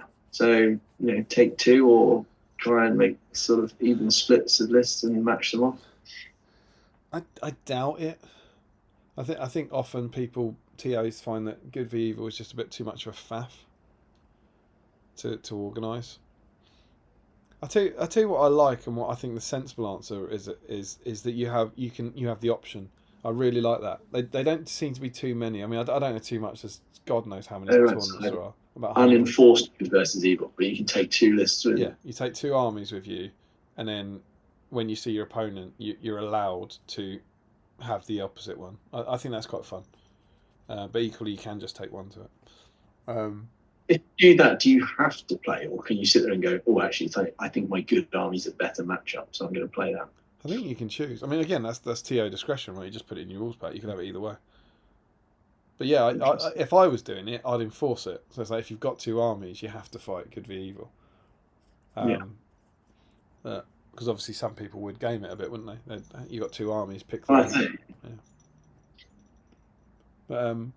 But I'd like it a bit more. I like good v evil, but it's just hard to do. Yeah. Sterling is good versus evil, isn't it? Yeah, I think so. The Warhammer GT is good v evil. I'll go this year because my kids having birthdays. I think there's a few of them. I think there's a few good v evil tournaments around. Yeah, I just wonder if people might think a little bit more about doing it, given the push to more thematic armies. You might as well go for the more thematic matchups as well. Yeah, it's not to say it's fully themed, but you're closer if it's good versus evil. Do you know what? I don't think it bothers me. Like really, it never. I suppose I get very, very excited at a Throne of Skulls when your Rohan army plays an Isengard army. That gives me a real buzz, but I don't really see, for me, a lot of difference between Minas Tirith fighting Goblin Town and Minas Tirith fighting Rohan. Do you know what I mean? I've never thought about this before. I'm just trying to reflect on whenever I see those matchups. I get very excited when they're the right ones, but when they're not the right ones, it doesn't really bother me if it's good versus evil, I guess is my point. I guess tournaments are inherently putting you into that sort of, it's a puzzle, right? So you're thinking less about the theme and more about, okay, cool, how do my tools overcome their tool? Yeah, absolutely. Game at home all day long. I'd rather if you come over with your Gondor army, I'll put some like Moran and Orcs against you or something. Mainly because I get some fantastic bonuses against men, and I'm more likely to win. Or a brand spanking new Gundabad troll. It's true. You're sitting there going, what about that time when you didn't do that in any way, shape, or form? And that's why it was glorious when Lansamir, Doffer capped Lansamir, and he's gone. He's gone, isn't he? I saw someone selling the Lansamir today. Spoiler. Yeah, I saw that. Quite a pretty. Made me really sad, that post. There's the guy selling loads of things you can't use in the game anymore. And I was just, they were beautiful. I was just like, keep them, man. Like, because they were nice models as well. Right? They were all of Throne's company converted onto ponies. Them. And it's fair enough. It's his stuff. He can do what he wants with it. But I was like, dude, keep them. Come round to my house. You can use them. I mean, obviously, don't come around to my house. So I don't know you. You might be a murderer. But if that was you or me, and you came around and went, "Can I use Lansamir?" I'll go, "Yeah, of course you can." You know what I mean? Of course you can use Lansamir. 7 stones. Can you use Lansamir? Of course you can use Lansamir. At least set them on fire. Yeah. This is true. But he's moving them on to someone who will hopefully get them. So instantly someone bought them. So it's like, so that person likes them. So anyway. Yeah. But yeah, it's a good question. Well done. Good topic. Rogue Chlora said, anyone popping to Warhammer World on Saturday to pick up the new edition? I think we've kind of answered that for us. I'm sure there will be lots of people, but not for us in particular, although I will be in Nottingham. Josh Coles was looking out for people I've seen from YouTube, etc. Maybe I saw someone looking like a giant firework with an orange face and suit and foolishly didn't think it was you. I can't imagine there's any better way of being sure it was me, to be honest. Larry Miller, I thought they were paid to fight, hence the whole mercenary thing. Oh, that's a good point. This is the most I've ever thought about Goblin mercenaries in my life. Yeah, I guess the clue's in the name, right? Have they got any, what's their fluff? Read the fluff. Read the fluff. A lot of Lord of the Rings chat on the stream tonight, Mark. I know, it's unbelievable. Goblin mercenaries. Following the Goblin King's death at the hands of Thorin's company, the goblins of Goblin Town have joined Azog's forces at the Battle of Five Armies. Eager to avenge their fallen king, these mercenaries have been provided with better equipment. Have been provided with better equipment than that of their fellows still in Goblin Town. Although they could have been provided by Goblin Town. Doesn't make it clear who it is. And can arrive at the battle. It doesn't apply that Azog has given it to them there, right? You think so? They've joined Azog and been given. I suppose it says these mercenaries have been provided with better equipment than that of their fellows in Goblin Town. Yeah, you're right. That does sound like it's... I look a bit like the Signal Tower, don't I?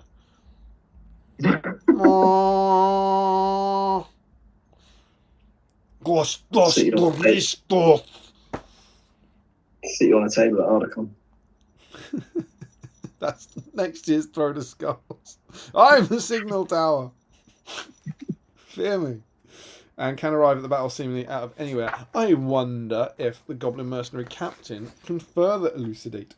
The promise of revenge was enough to convince these wicked leaders to take up arms against the dwarfs. Life in the Misty Mountains has made the leaders of the Goblin Mercenaries more cunning than those they command, able to launch ambushes from seemingly impossible locations. So yeah, I think certainly within the film environment, they are part of Azog's army and they've been given armour by Azog. Cool stuff. Josh Coles, I think a lot of the narrative list building stuff is fine by me, to be fair. The only stuff I wish we could have had was Armies of Middle-earth coming out at the same time. Yeah. So I agree with the other Lost of Lorien. That's good. Yeah, that's fair. I agree with that. That's frustrating. Sam says it was just a theory. Go on. I just said there's like whole sways that you can't even use at the moment. I don't think you can use any fiefdoms or anything, can you? Yeah, they're not in there. I'm sure, like, there's a few people worrying, and I know it sucks. I know it sucks you have to wait, but they will be fine. You know that people are going, Harad are dead now. You know, there's only warriors and there's only the mimic stuff. So, yeah, but they will be fine. Because like everything that's not in Legend, so your Suladan and your Raiders and your whatever else. I know some of the Harad stuff's gone. But that will be in those lists, you know, for sure. And so that bit I'm like, and I know it sucks, but it's like I can't get on board with that kind of thing. It's like those armies aren't dead; they're not unplayable. They might be unplayable for the next couple of months, but they'll be all right. Like all that stuff will be in them, you know. So yeah, I think it'll be right. Josh says there, because of the change, I have to make up 15 glaive Mirkwood elves. I only had 2 before the changes and nearly 1,000 points of Mirkwood. Well, you've got strength 4 Mirkwood elves, as I understand it. So make the most of that before that gets FAQ'd. I think there's going to be a whole load of Mirkwood armies at the next few events. Larry says, I can't imagine it would be evil. Josh, that's obviously a joke of some size. There it is. I've got it. I found it. Josh has said, Middle-earth coming out at the same time, so I could see if the other Lothlorien list is good. And Larry has said, I can't imagine it would be evil. Joe Holzman, I'm seeing War of the Rohirrim on New Edition release day and visiting family on the Sunday. We've got a New Edition gaming evening on the 20th organised though. That's good. Okay, so it's good. Tragically seeing family. That's cool. Martin Slate, I've started Throne of Skulls prep for next year. Step 1, secure costume. I think I've certainly started prep for next year. I've got an army list written, and I own a lot of the things. Otherwise, what's the point? Katie says, Chris and I, you're meant to be hobbying. You're not hobbying at all. Me? Yeah. I'm waiting for the sort of the brush undercoat to dry on my Witch King. He's now a different colour. Very nice, very nice. Once that's dry, I'll start layering his robes. Maybe you should read some comments and I could do some hobbying. Sure. Where are we? We're at Katie saying, Chris and I are considering combining boards if we get Thrones tickets next year. Get your own ideas, Katie. Me and my girlfriend are doing that. We could do one giant combined BSIME board. Aren't we, babe? We are. That was potentially our plan. And then we I've not seen. I think some guys at Teams have done it, haven't they? Yeah. Where they've done like. There's an award at Teams for it though. There's an award for team board. Yeah. But yeah, it's a cool idea. Maybe that's next level arms race Throne of Skulls stuff. Getting other people in the same board.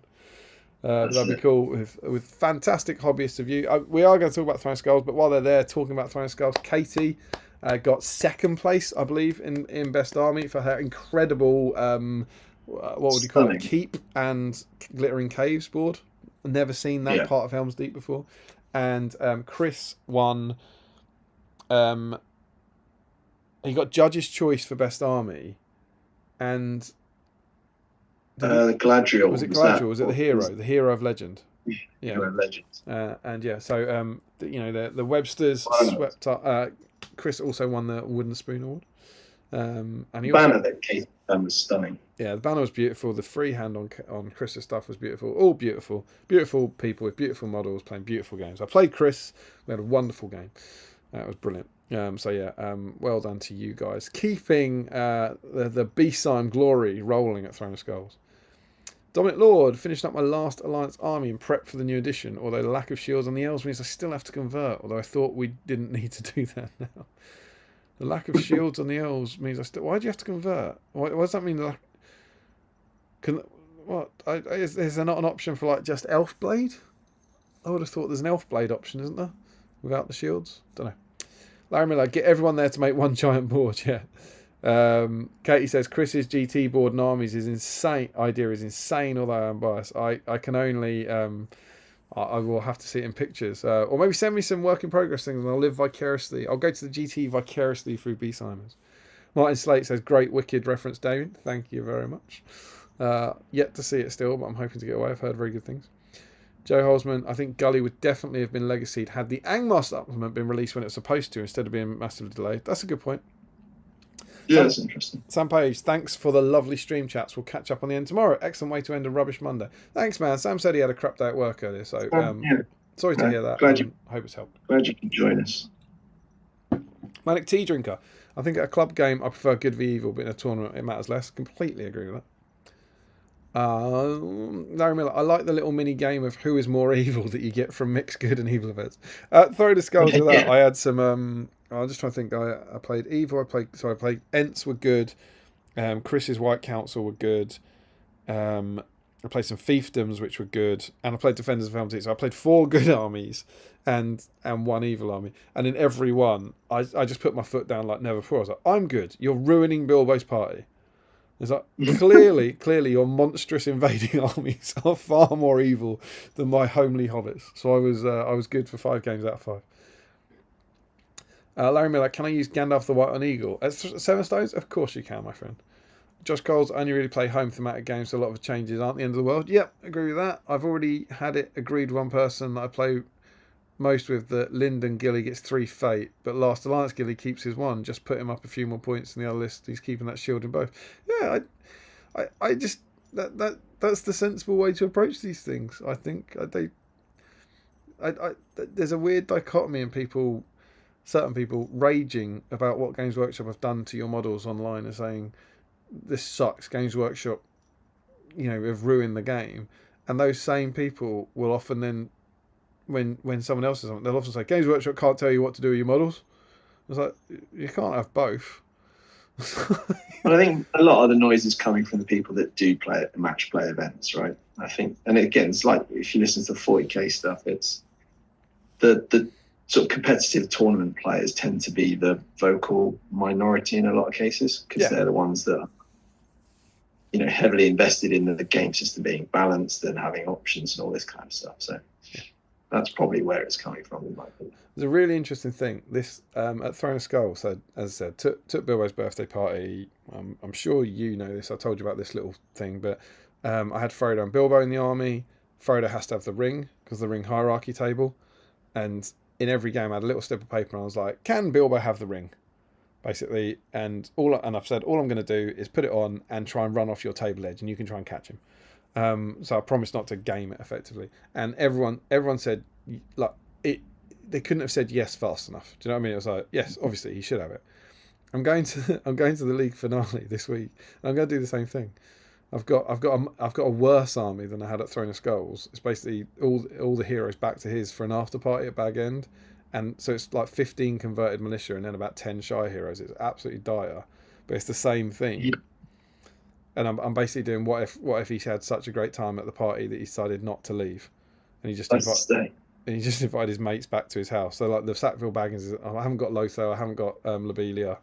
It's just like a private after party, and I'm going to be doing the same. And I just wonder, do you know what I mean? Like, they're going, hey, do you see this crap army I've put in front of you?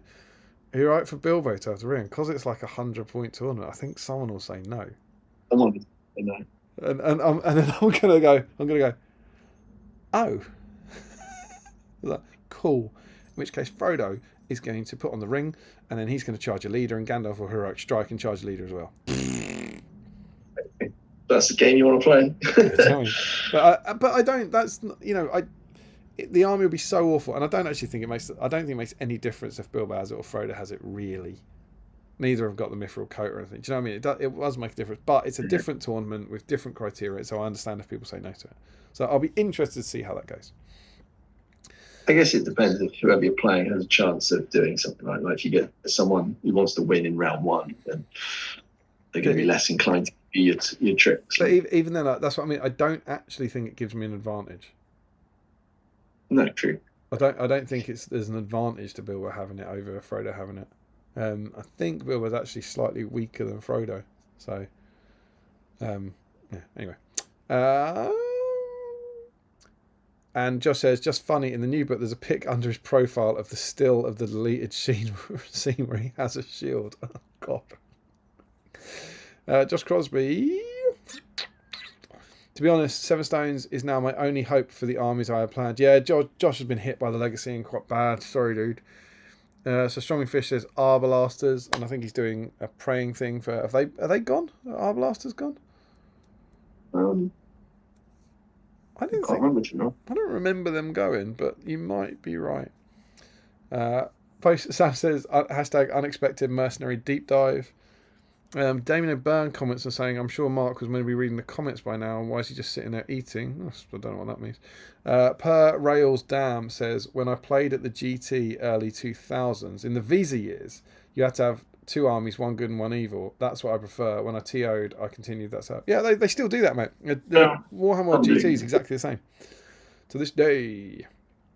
Richard Clammer, I always assumed the Goblin Mercenaries came with Bolg out of Gundabad, but just rewatched that scene and they aren't there. Shiny Pikes, though. Will we get those? Shiny Pikes. Shiny Pikes? You're saying there's goblins with pikes in the scene. Oh, maybe. Will we get those? Probably not. I remember combining boards. Where did you get that idea, Damien? I didn't actually steal that from you. You did do it before me, though, so you can always claim that I stole it from you. Old School Chris C. Good evening, ladies and gents. Sorry to be tuning in late. That's all right. We've been out celebrating Ruth's 13th birthday. Oh, Mark, you know what that means. You're the guest host. Does. Are you ready? I don't think I am. I've been caught off guard by this. Can you evolve the candelabra? Sorry? Can you evolve the candelabra? I can't. It's all gone out. I have to replace the candles. Can you replace the candles? I can, but it'll take some time, so you might need to carry on with the comments. All right. That's it. We're getting mad. We've never had a candelabra song. Get ready, Ruth. She's been looking forward to... Oh, and I didn't even finish the comment. She's been looking forward to getting the creepiest ever happy birthday song. Well, I give you the creepiest ever man from Guernsey. And she says... Dare we suggest a party popper? I'm quite low. Mark, do you have any party poppers? I don't, I'm afraid. Right. Chat amongst yourselves. Yeah, it's good when both hosts leave, isn't it? Honestly, I think I've got one left. I think I have one party popper. And Ruth, we will try it. And I don't rate its chances based on recent form. But Ruth, I'll do this. I'll combine this with Mark's wonderful song. Let's see if we can have a party. Happy birthday. Welcome to being a teenager. Joshua Crosby, I've never accepted an evil opponent as being more evil than my evil armies. You do have quite evil armies. Joe Holzman, my favourite one was my fellowship against an Eagles list. My opponent's argument was the Eagles report to the Valar. My counter argument was being a Maiar, so does Gandalf. Oh, who won? Michael Haskell, I think I was good for my 5 Throwing Skulls games as well. Doubted that choice from the off when I lost the first 5 heroic move roll-offs in game 1. Classic Haskell. Classical. And Larry Miller says, after all, why shouldn't he keep it? That's about Bilbo. It's about Bilbo in the ring. Dominic Lord, oh, are you bringing the display board to finale? I'm going and would love to see it in person. No, I'm not. Because I don't have nearly enough models and it's a massive pain in the ass to move. And there'd be loads of empty holes. But I'm bringing my old bag end board, because that just about fits 30 models in it. So that's going to be Bilbo's after party. So I thought it'd be a fun way of getting the bag end out of the house again. Larry Miller, I would only let Lobelia have the ring. God, she nicked it off him. Joe Holzman, I do the absolutely insane thing of arguing to be the good army, then use my BSIME black dice for the roll-off. Hey, you leave those black dice alone. Larry Miller says, this sounds like the current rules where Thorin lost his bow option, the page after a picture of him with his bow. Yeah, that's a great one. Old School Chris C. 7 Stones is also mine and my friend's only hope of running Thorin's coat on ponies once we finish painting them eventually. Yep, we'll allow that. I'm sure. Tom's in New Zealand, he can't say no. But yeah, if anyone wants to run Thorin and Co on ponies at Throwing Skulls, that'll be fine. Larry Miller says, don't worry, I will. Could be any number of threats. Joe Holzman, if Ruth's now a teenager, does that mean she's ready for potty mouth Damien? No, I don't think so. Arblasters aren't on the Legacy Warcom list, says Clamour. Manic Tea Drinker, recent event with Goblin Town. I convinced 3 evil opponents I should be good in the roll-offs because goblins are the comic relief and not really evil, just misunderstood. Sam says happy birthday, Ruth. And Schultz says no, host BSIME.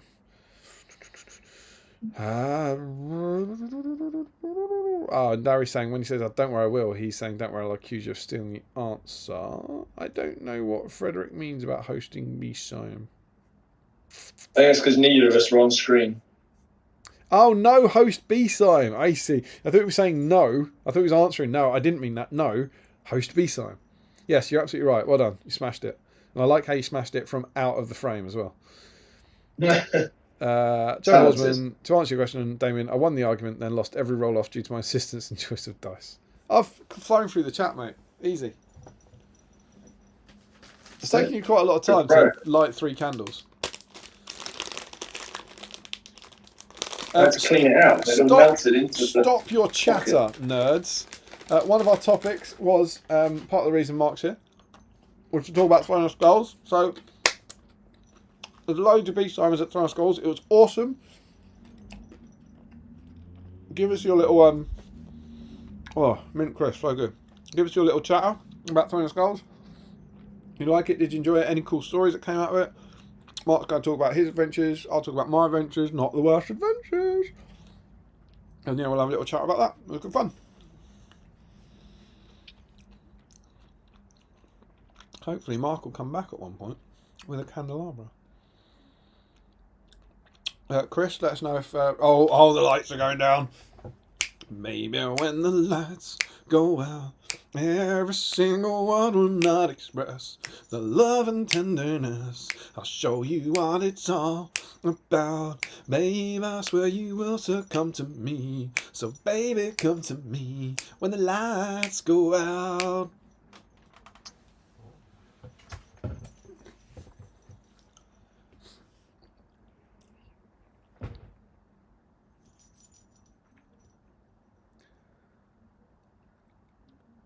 So Strumming Fish, I know our blasters aren't on the legacy list. I'm just hoping they don't get done dirty in the next Armies book.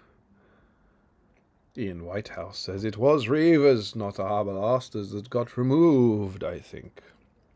Joshua Crosby, just make up increasingly grotesque war crimes your army has committed, if you want to insist on being evil. Josh Cole says, yeah, it's crazy the fact that shields also get mentioned in the lore. Just glad stuff like the standard elves with blades got to keep the shields. So good. When you don't see Galadrim, for example, with them. Genuinely concerned I'm going to set myself on fire. This looks spectacular. Mark, I'm going to hand over to you. It is Ruth's 13th birthday. 13th birthday. Happy birthday to you. Happy birthday to you. Happy birthday, dear Ruth. Happy birthday to you.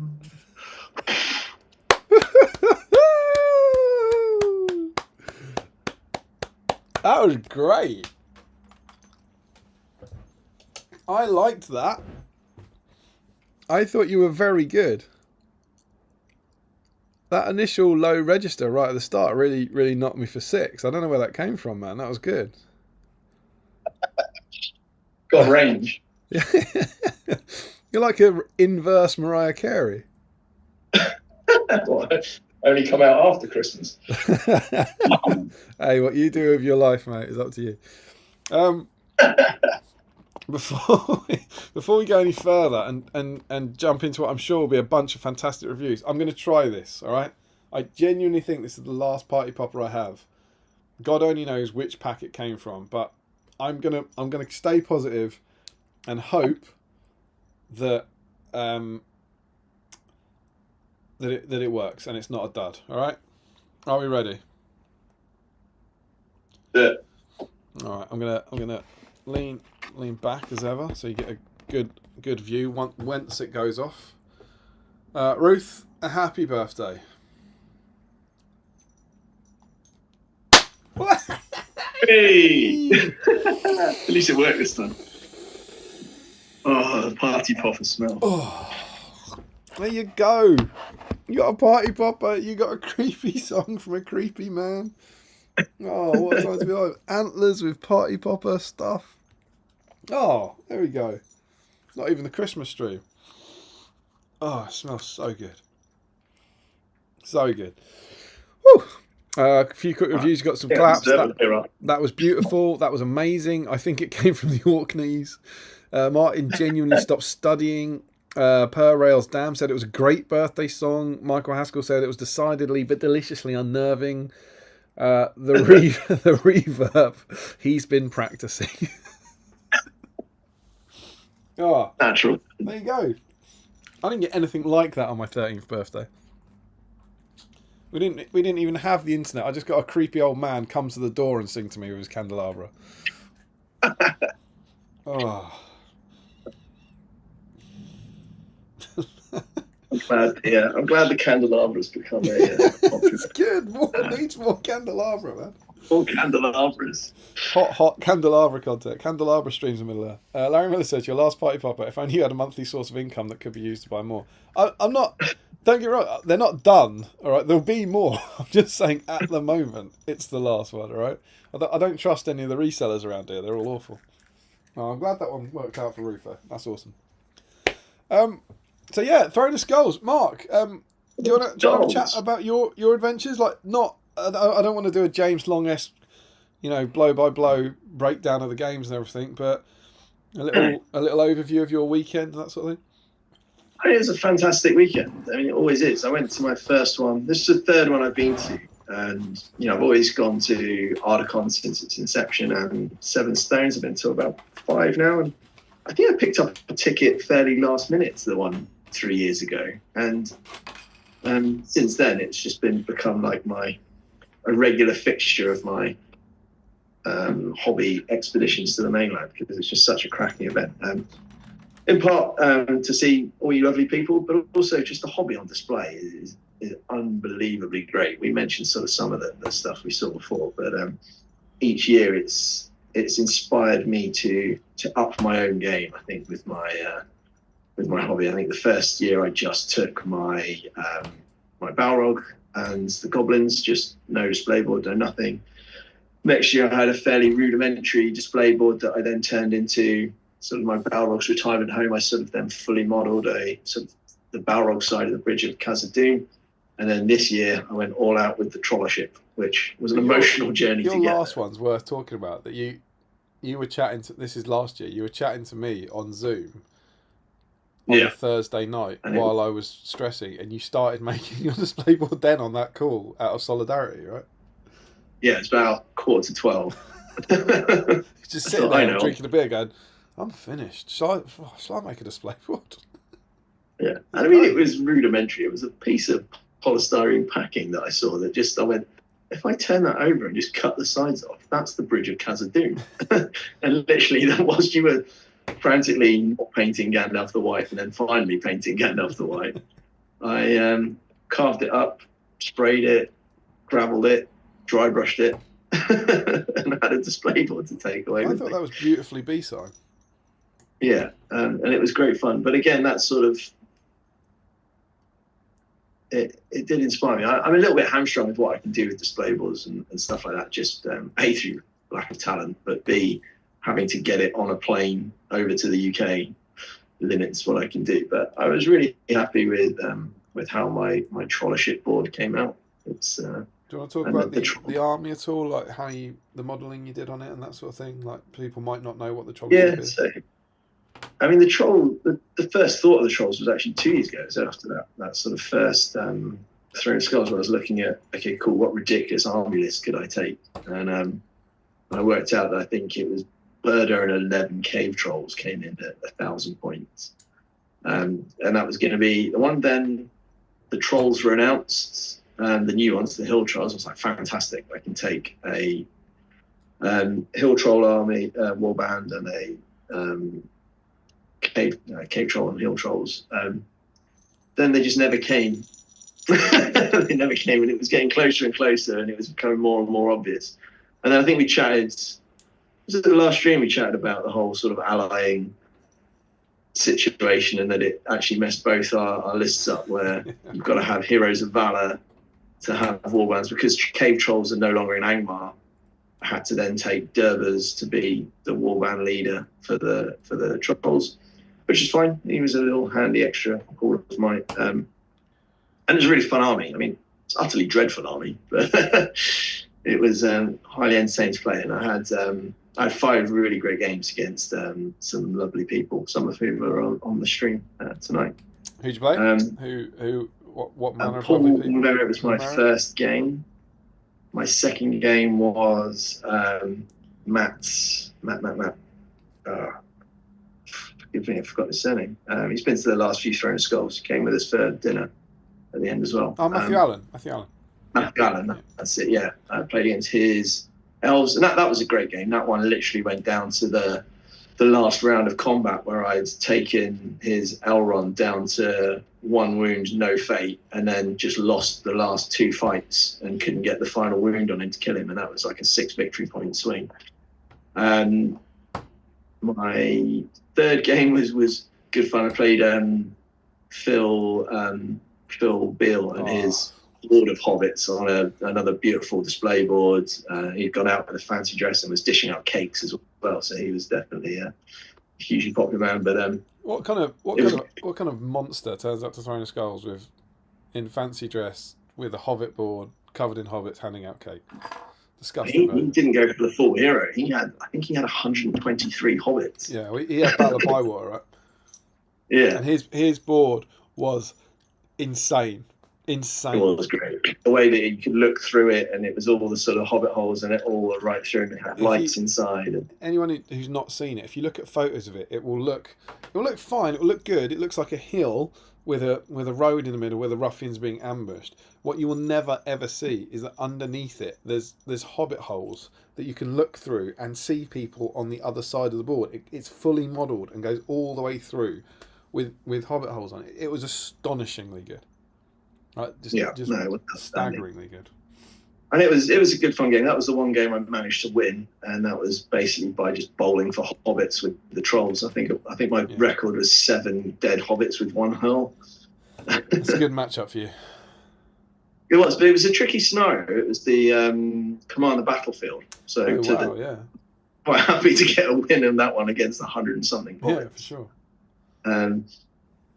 Then my first game Sunday morning was Camille with his beautiful Black Gates army. I think that board he put together did really well at 7 Stones a few years ago. Did it? It won 7 I'm sure if stars. it got.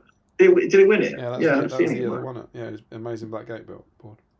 Yeah, so that was a really good. I mean, again, like just a tough matchup for the trolls, as Moran and Orcs with their extra strength can just wade through them on 5s. So, Yeah.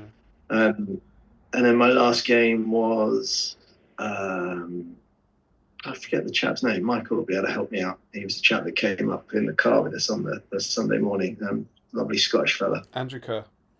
That's the one, yeah. But unfortunately, he also had Ents. So my Throne of Skulls was bookended by getting absolutely mauled by Treebeard, Quick Beam, the other Ent hero as well, Beachbone, and 4 other Ents, I think it is. Three named Ents and 4. And I lasted a bit, yeah. And I lasted a little longer in that game. I think I lasted 40 minutes in that one. I remember you wandering over like to our game, and I go, "You dead again?" Yeah. It was such a low model count. You fly through the turns. That one we had a bit of a shooting war, and I think I'd taken. I took Quick Beam down to like 1 wound with hurling stones, and then he was like, "Right, we're not." This time. Andrew decided we're not going to go for the shooting war and started charging his Ents in at me. And I fared a little better. I think I killed 3 of his Ents and wounded most of the others. But again, they outfight you, they outstrength you. They're just better monsters. They're just better. Were they hurling your Sorry? Cave? Were they hurling your cave? No, they didn't hurl them, thankfully. That would have been like the greatest enigma. But yeah, they're just all the tricks that my army's got, Ents do it better. They've just got slightly better.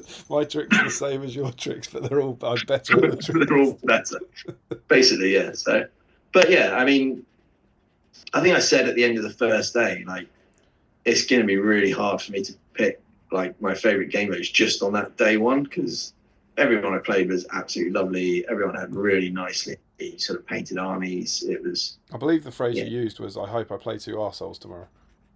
I think that is what I said, yeah. And unfortunately, I didn't get my wish. I played another 2 lovely guys. But yeah, it was fabulous. I mean, like I say, the hobby on display. I mean, some of the boards that didn't get nominated for favourite army were mental. The massive Moria one with Elliot Prowse, the Balrog lighting up sort of gate where the Balrog comes through was insane. I mean, that was so good. I wouldn't have wanted to be judges at all in that one. I can't remember his name. I've commented on it online now. I can't remember his name, but the guy who had the Moria board with the double weight 2-way mirror that had the kind of infinite corridor going on was just. He did get a nomination, didn't he? But I don't. Again, he was nominated, but he didn't. He wasn't top 3. But again, he didn't make the podium on that, and it was. It's in no way a sort of a downplay on the 3 that did get there, because they were amazing. But you look at some of the ones that didn't, and you're just like, how? I just think it was. I remember genuinely wandering around that little set of tables, not having a clue who to vote for. Do you know what I mean? Like, genuinely, I genuinely don't know. You got 2 votes, and I was like, I genuinely don't know. There's too much stuff that's too good around here. Yeah. Cal's and then in the painting tonight. Cal got a nomination. Cal's Ents were amazing. His Beachbone in particular looked absolutely stunning. Tom Thorpe had built Isengard. That was incredible. Yeah, again, really sort of themey, fluffy army. Did a board with it, but it was all pikes, but all the upwards pointing pikes. So I played him. He was the last game I played. It was such a spectacular way to end the event. Like dream matchup. Yeah, but no, there was some absolutely stunning. So yeah, it's a fabulous weekend as always. Goes so quickly. It gets to the last game. Although you say it goes quickly, it didn't go that quickly that time, because you have jumped ahead, my friend, on your adventures. Like, your adventures didn't start on the Saturday at Throne of Skulls. They didn't start on the Saturday. Your adventures, and I'll obviously there is stuff to be documented in future vlogs, but the public probably want to hear your view on things. Because I said to Mark, like, why not come over to mine and travel up with me? You'll have a nice time. You can relax a bit, and like so many things, that was just a lie, really, wasn't it? was an utter falsehood. Yeah, I mean, I think I got to you, around 11ish on Thursday morning? Yeah, I think so, yeah. And I think straight away there was sort of there's definitely a look of panic in your eye, I think, when you opened the door as to just how much of your board and painting that still had to be done. That was also just after the boiler got condemned, though, wasn't it? Or was that just after the boiler got condemned? I think that was the main panic on the Thursday. Yeah, literally. Welcome the gas to England, man, you cannot man wash. was still there. Yeah, the boiler man was still there when I arrived, wasn't he? But yeah, we had a very nice curry from the takeaway. That was good. But yeah, I think the first day wasn't too bad because I think you were still sort of, I'm going to get a lot of this done. I think I spent a lot of time rimming hobbits. I think that was about as far. You were doing rimming objective markers, weren't you? And I was traps, right, yeah. Traps. Rimmed all those objective markers, and then I think the most common phrase out of my mouth was "paint Gandalf the Grey" for those 2 days. But I think what was good, like I spent some time. It wasn't all obvious. I spent quite a bit of time adding a few extra highlights and extra bits to the trolls that I hadn't quite had the time to do. I sort of got to the point where I was like, you know what, they're playable. They can go in the suitcase and I can bring them to the tournament. I'm not ashamed to put them on the table, but I then sort of did a few extra bits on them, which I was really happy about, to the point that I had no intention or expectation of winning, but I did put them in the cabinet for the war band at the event, and it was nice to be able to get some pictures of them under the really nice lighting. And such good lighting. I'm pretty proud of them. They came out nicely. Yeah. Because I got a few conversions in there as well. I did all the trolls were distinct in at least one subtle way. Three of them looked amazing. They looked brilliant. It was a great army. I was really pleased. 3 of them were conversions I did from, I think they're called the Gorger Moor Pack or something, from Warcry. And I had to spend quite a bit of time warhammering them, taking excess skulls and bone piercings and weird weapons off them to turn them into something that looked more like cave trolls. And then Matt Davies very kindly sent me a few spare troll heads that I was able to then stick those on there. So I got some extra bits down there. But I think the Friday got a bit more stressful, didn't it? Yeah.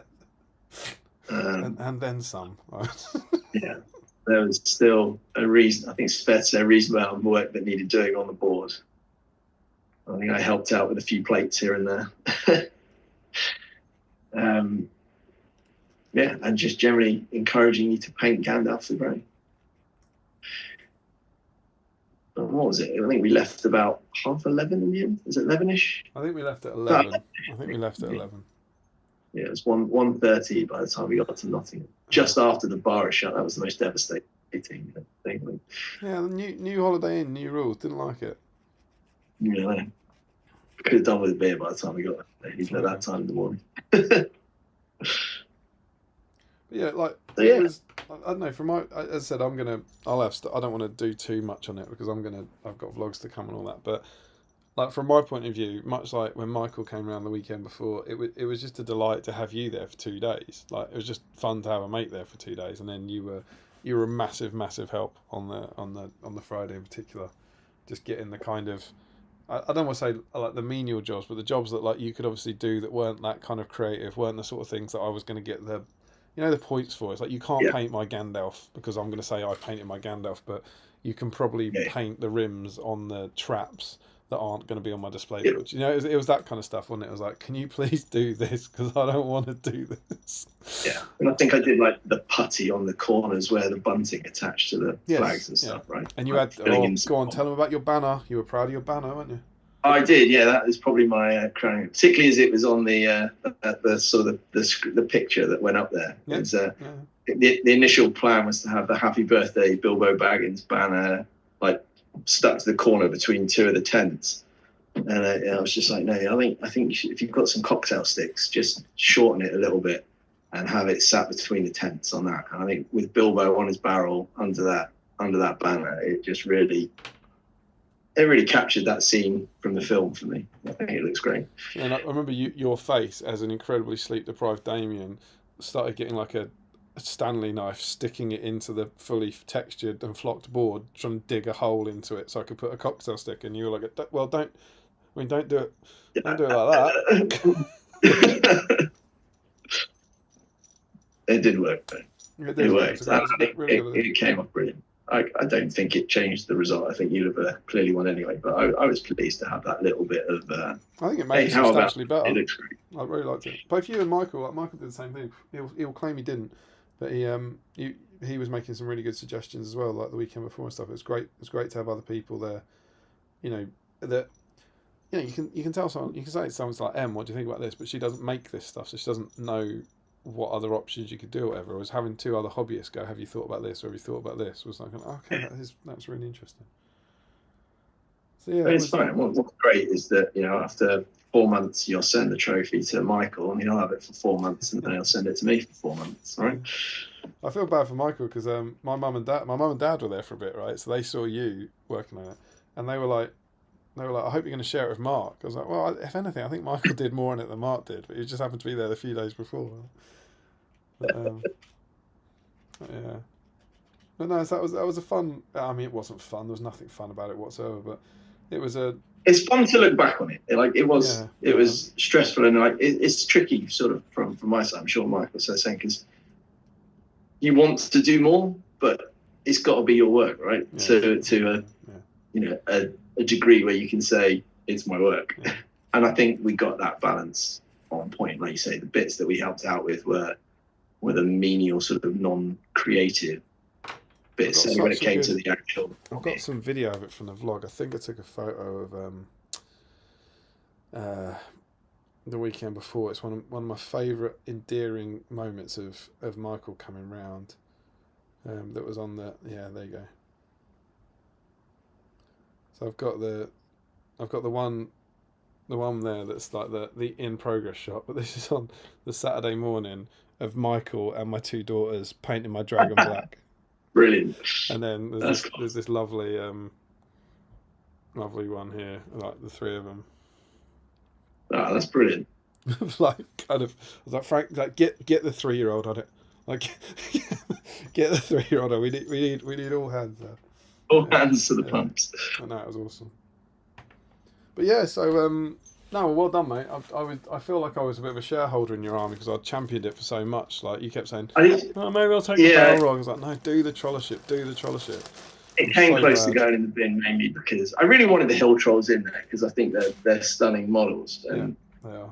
It was disheartening when I because I got all excited about them and having them in there, and it was a bit disheartening to the point that, like you said, I was like, oh, you know what, I'm just going to take the Balrog again, and then do the trolls like for next year. But no, I'm pleased that the trollership did come together and it had a good outing. I mean, and I was absolutely delighted. I think looking at the stats, I got 3 favourite game votes and 3 favourite army votes, which awesome. I was over the moon with that because clearly I wasn't there to compete tabletop wise. So it was those votes I was looking to get, and I was chuffed to bits with that. What were your am I right in thinking you won one? Is that right? On one game, yeah. And then so where'd you end up finishing? I think I was 50 something. It's out of like 100-ish. About 80, I think. So coming 50th out of 80, having won one game is probably a testament to your kind of hobby efforts. Because I think it's 50% game score, and then the other 50 is 25, isn't it? Yeah, 50 games, 25. Yeah, to come. 25 army. It doesn't sound impressive when you say you came like 50 something out of 8, but yeah, to one just one game, one game, and get bumped by that. And actually, like I say, the position doesn't matter at that point. It's to get more than half of the people I played against think that I was one of their 2 preferred matchups, and that I had one of their 2 favourite armies. It's particularly when as I said before, the level of hobby on display was outstanding. There's a real sense of sort of pride and worth the effort. Coming away from that, I was really, really pleased with that. It was awesome.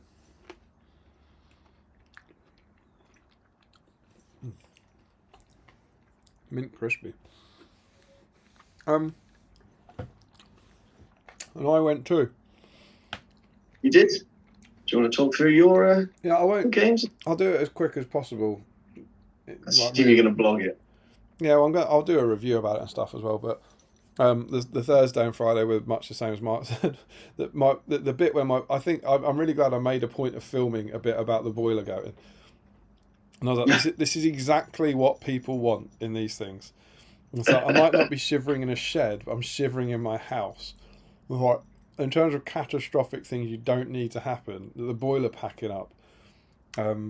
Right on there. So I was like, brilliant, let's go to Nottingham for 2 weeks, leave Emma to deal with two nights to leave Emma to deal with that, that'll be fine. Yeah, At least Thursday and maybe we Friday. could have a hot shower. Yeah. Thursday and Friday were much as you said, horribly stressful. Plenty of that to come in vlogs. And didn't get. I was really disproportionately unhappy to not get the night in the pub on Friday, which has always been the kind of. I feel like you get more for your petrol money. You get to debrief, you get to chill out and all that, and I'm glad we got there Friday night, but it's like it just kind of feels like you've lost out on part of the weekend when you just get there, go to bed, and get up anyway. But, it would have been nice to catch up with a few people in the bar beforehand. Yeah, exactly. But we did get up. I think Al messaged us at about 6 o'clock saying, "Hey, are you guys wanting to have dinner with us?" It's like, dude, I think you should just go ahead and eat. We'll see you on the other side, my man. He didn't mention what happened between, I'd say, the hours of 8 a.m. and 9 a.m. on Saturday morning, which is our special. Thought I'd leave that to you. Our special thing that we always get. It's an emotional moment every year. As ever. I go in fancy dress, and for the last 3 years I've had glitter on my face, and what that involves is it's always Mark. It's always been Mark. Normally after breakfast, I strip down to my underwear. I kneel down in the shower in front of Mark, and he blows a hard glittery load all over my face, and it's a beautiful moment for both of us every year. It's one of those moments, if someone walked in at that exact point, you'd have a really tough time explaining it away, right? Yeah, got all glittery, was a firework, very excited. Thanks to River from Bugman's for suggesting that costume idea a year ago. Thanks to Mother O'Byrne for making the headdress and making it come together.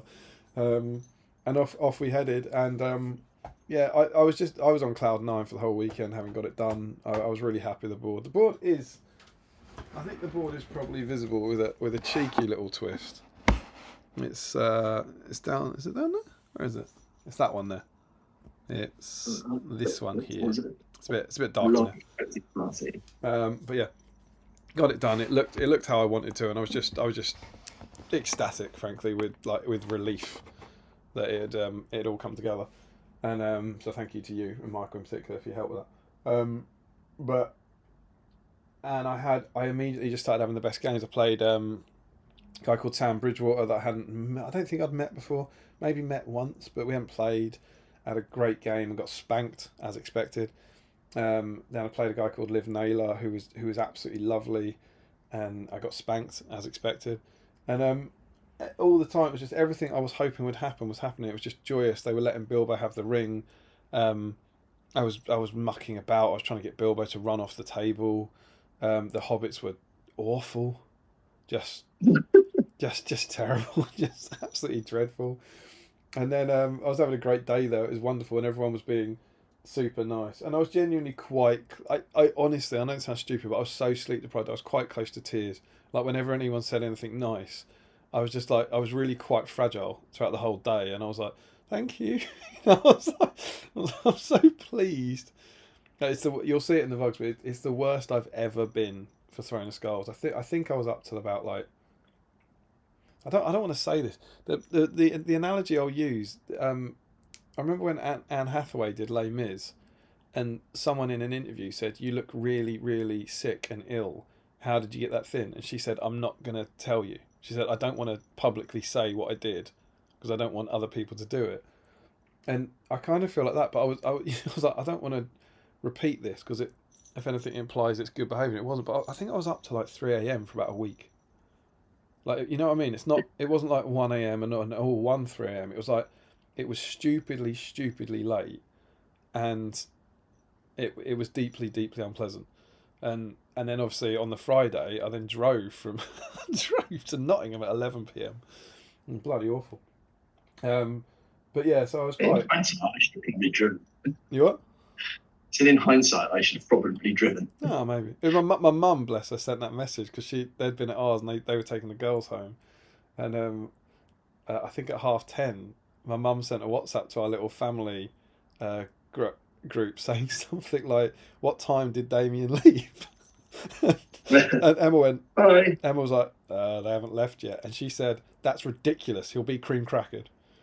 And it was this kind, it was this kind of Not wrong. yeah, it was this kind of sensible adult going, "You can't drive to Nottingham at 11 p.m."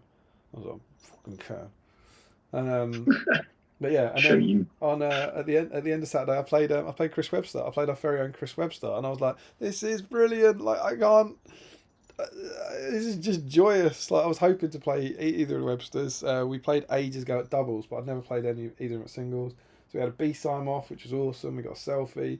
He had his. Good scenario for you as well, wasn't it? Because you had control command of the battlefield against his 6 models. Yeah, suddenly I was like, "Oh, hang on! Not only that, he's brought 7 models. I think he had did he have 5? He had 5. The 3 wizards. Galadriel, Elrond, 3 Elrond, wizards and 2 Radagast, elves. Gandalf, Saruman. I think it's 5. He had White Council, but it wasn't the Legion. It was just beautifully themed, so good. And I had 80 models, and it was Command the Battlefield. And I mean, he spanked me senseless on the table, but it's almost impossible for him to win. So I got a win, and we just had the best time. I loved it. It was brilliant. Then we had the quiz. Quiz was top fun as ever. Lots of fun in Bugman's. Mark lined up in age order. That was soul destroying, man. Sending me up for the round where you have to then line up in age order. In fact, no one even really asked me. I just went to the end and nobody even looked at me. He's fine where he is. There was 10 people milling around asking each other about their age, and just Mark standing off to the side, like not moving. Well, weird, bald, grey-haired man over there. Which of us goes next to the old one? Yeah, it was good fun. The quiz is always good. That was soul destroying. Well done to Jay for writing that, and Chris for delivering it. Went back to the bar at the Holiday Inn, fell asleep in the bar, woke up and you'd gone to bed. I'd gone to bed. I think I'm remembering that. As you started taking pictures of me again. Which one was it? Is it that? Chris got Cal sent me this. He sent this to a lot of people. That is a man that's been up to 3 o'clock in the morning. Look how unwell I look. You don't look in top form. A bit peaky is how I describe it. That was a very sleepy boy. That's good fun. Mark, on the other hand, looked fabulous when I returned to the room.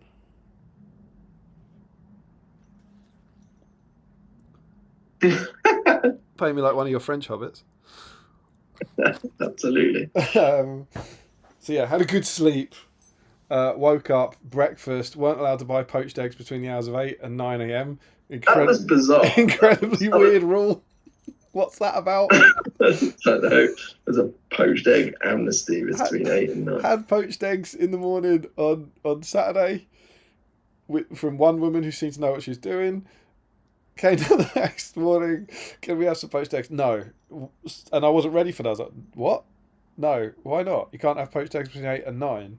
And I said, why not? And she said, you can't have poached eggs between 8 or 9. Yeah, she wasn't willing to elaborate, was she? At which point I got as well as sat down. Yummy breakfast, back to the shower. Mark explodes all over my face. Back to the hall and played Paul Merritt with his wonderful Ents. Incredible game. And I was like, as soon as I saw that, I was like, oh my God, they're going to absolutely crush me. Again, got incredibly lucky with the scenario. It was which one was it? The Breakthrough. Heavily objective based. And he absolutely destroyed my army. Except for Farmer Maggot, who killed an Ent in combat. That was pretty glorious. and Rosie Armor Cotton. Maggot is one of the most underrated heroes in the game. He killed old Dane Ironfoot at 7 stones a couple of years ago when me and Chris were playing together. It's very good. And Rosie Cotton, who beat Treebeard 1-on-1 in combat twice.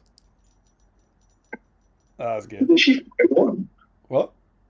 Didn't she like fight one? She fight one unarmed, mate. That was awesome. But we just had a great game, and I managed to win. Managed to get a win, which is cool and unexpected. And then for my last game, I was just beyond delighted to play Tom Thorpe, who's a paragon of hobbies, a former Throne of Skulls winner. He does Planet Mithril. You can go and check out all his stuff. He built Orthanc. He built it the way I like it, like the old-fashioned way, like doing it out of foam and putty and all that. And it was just a thing of beauty. Like Mark had said, his army was all pikes to be the kind of Nuremberg-esque scene from the Two Towers, where they're all gathered underneath Saruman, and they were all the pikes pointing up. So it just incredible stuff. And it was Fog of War. We had an absolute blast, and he murdered me. And because of the nature of Fog of War, I managed to get a win in the way that you sometimes can at Fog of War when he destroyed me on the table, but the wrong heroes died. I had 19 heroes. 19 heroes! Like, good luck picking one of them and killing it. To get a Fog of War out of that is a favourable draw, shall we say. Yeah, and so and I managed to get 3 wins.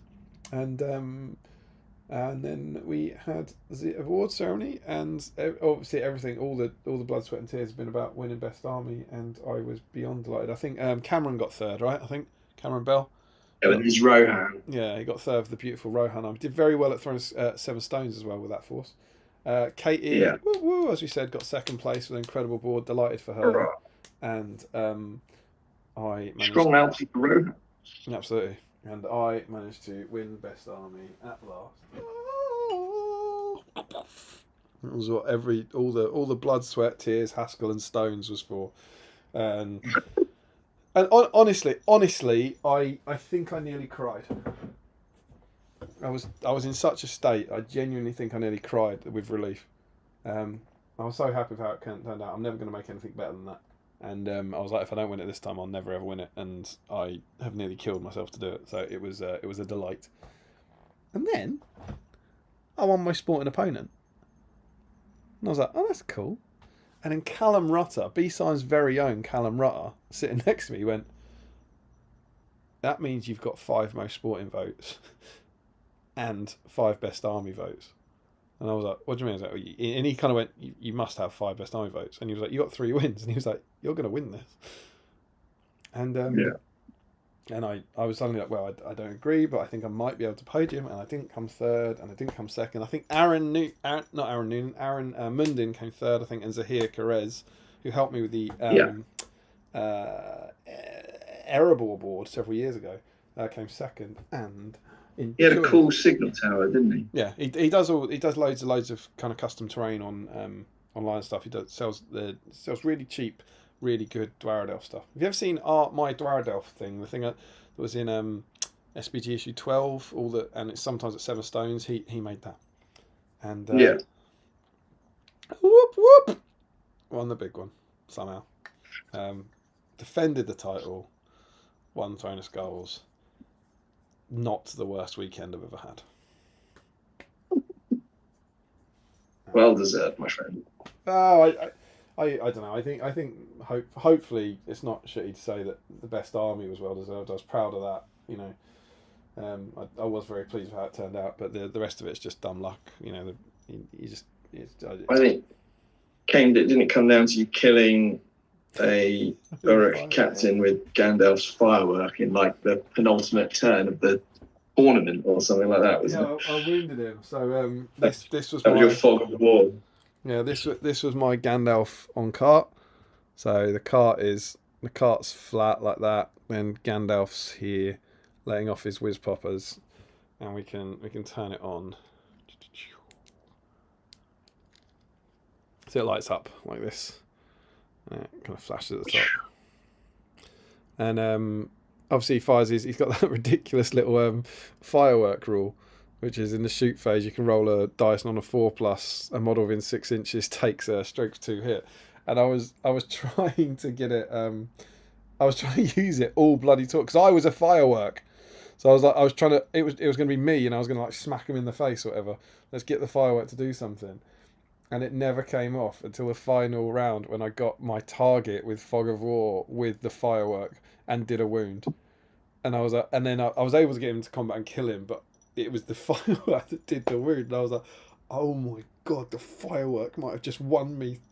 Well, if I won Throne of At the Skulls, time of the game, it might have won me Throne of Skulls. Gandalf's shitty little firework rule. I was like, this is the best ending that could have possibly happened. And Tom, of course, because he's Tom, was squealing with delight as his captain, who actually happened to be the guy he was protecting, got hit in the face with a firework, and then I got all up his business making firework noises at him. I like that you're stripping into Wanderer's Cure in celebration. But yeah, that was joyous. yes, let's get going. And it was I don't know that I had 5 beautiful games, which of course is why I won it. Like you don't win Throne of Skulls, your opponents win it for you, and I'm so super grateful to I know Paul and Tom are in tonight, so thank you for the votes, because that's why I got it, because of you guys. So it's just awesome, and it. The worst thing about it is all it'll do is I won't learn anything. It's not good to reward that kind of behaviour. It's like Anne Hathaway getting an Oscar. It's like don't do that. Make him lose. Make it be crap. Make him not get a nomination. Otherwise, Emma had some strong words the Friday morning. Was it what she said? Something like that looks awesome. What a way to go out on. Or last one. Yeah. Yeah, it was something like that. I don't know why she thinks it's the last with one. No sense of irony or questioning. It was more of a statement. It's always bad now and then we all forget until about October. So yeah, that was my weekend. It was absolutely spectacular. Can never decide if I like Ardacon or Throne of Skulls more. Ardacon's the team thing, the social thing, and yeah, the game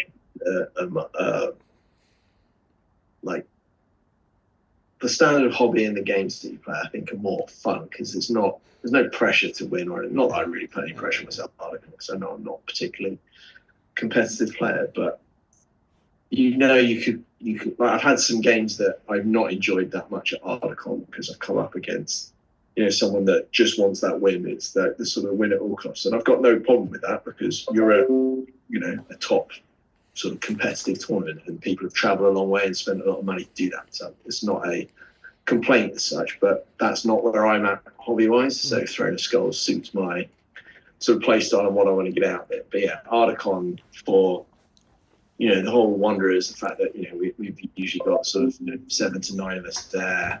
Some of you guys, I don't see other than at Ardacon, and then everybody else as well. Those nights in the bar are always good fun.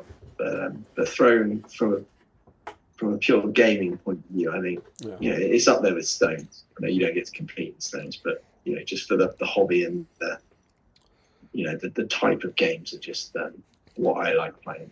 Yeah, I completely agree. I had my little my 2 converted guys carrying the cake, and I had 6 festive bakewells. If you killed the cake in the game, you can have a festive bakewell. And then the amount everyone put into getting the cake was it's all they cared about. It was all they cared about, desperately trying to kill the cake. It was wonderful, and that sort of thing, like letting Bilbo have the rings. Everyone just gets into the spirit of it so much, and everyone else was doing all the same sort of stuff. Tom Thorpe was you had secret objectives as well, from the match play guide. Oh yeah. So like hidden objectives you have to do, and some of them you can't achieve. And the idea is you pick 3, and then your opponent picks one of them at randomly. So you pick 3 that you can do. And Tom was just, I think Paul did this as well. Paul might have done this as well. Maybe, I don't know. Maybe Chris. I don't want to do anyone to service. I know Tom did it, and I feel like someone else did it. Maybe it was Liv, but he just shuffled all of them, and then let me pick one. And I was like, you can't achieve some of these. And he was like, that's the luck of the draw, isn't it? And it's that kind of event, It just kind of fosters that kind of creativity and fun. I love it so much. I love it so much. Yeah, it's a great event. It's, like I say, it. As soon as I came back from the first one, I sort of went to Kath. I was like, I think this needs to be one of my my regular trips. I'm booking this weekend as a hobby one. My 3 trips: Seven Stones, Arlecon, Throne of Skulls. That's a fine selection of tournaments, my friend. Before we go have for a look through this cheeky magazine, do you want to jump in the chat? Yeah, sure. We have where do we Old get School to? Chris C saying Ruth 2.5 star review. Devastating scenes. Would have been 3 if Damien didn't put the party popper on his nose. Also, Damien had to sing and he didn't. So minus 2 million stars. Now go and buy more party poppers for everyone else. Whoa. Damning review. What about Mark's performance though? Sorry. I like the next. I came for BSIME. I stayed for the candelabra.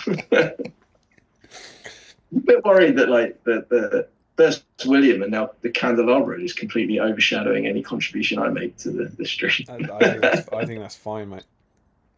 Are you there? Yeah. So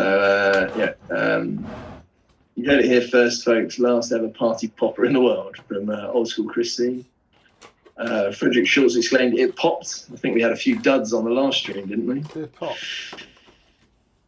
Yeah, Old School Chris C. It definitely had a good pop. Ruth is now off to bed. Her star reviews may have been harsh, but her giggles were non-stop through the song and the popper. Thanks, chaps. That's very good. Michael Haskell says, concur with Mark, the level of hobby at Throne of Skulls, display boards and painting standard was immense. I think also a hat tip to Andy Hamblin was one. I can't remember the other chap. There were 2 people that got in the favourite army nominations without display boards, which I think just shows.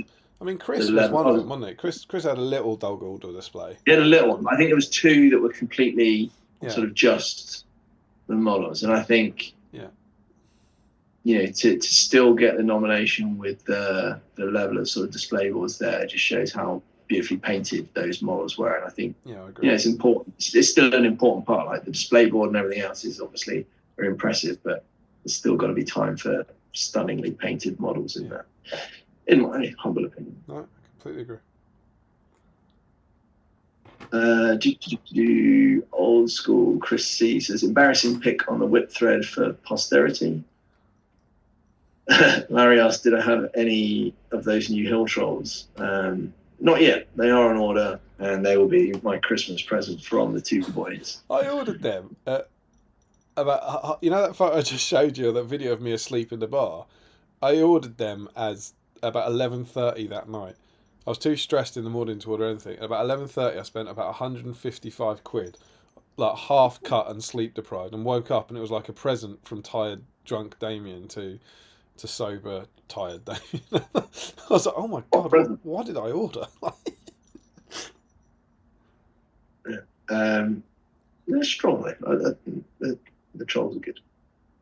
Larry Miller, so you didn't draw Damien on day 2. I think that's the reference to I hope I play some arseholes on day 2.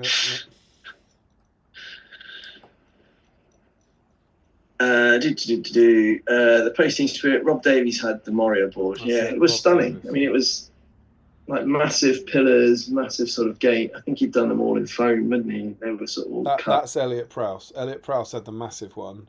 He's talking about the one with the steps. Hallway. Yeah, one with the hallway. No, that one was awesome. So I like it. He'd modelled goblins on the steps, didn't he? In the steps, they like slotted into the actual steps. I played against him a couple of years ago. Actually, he's a nice guy. He had a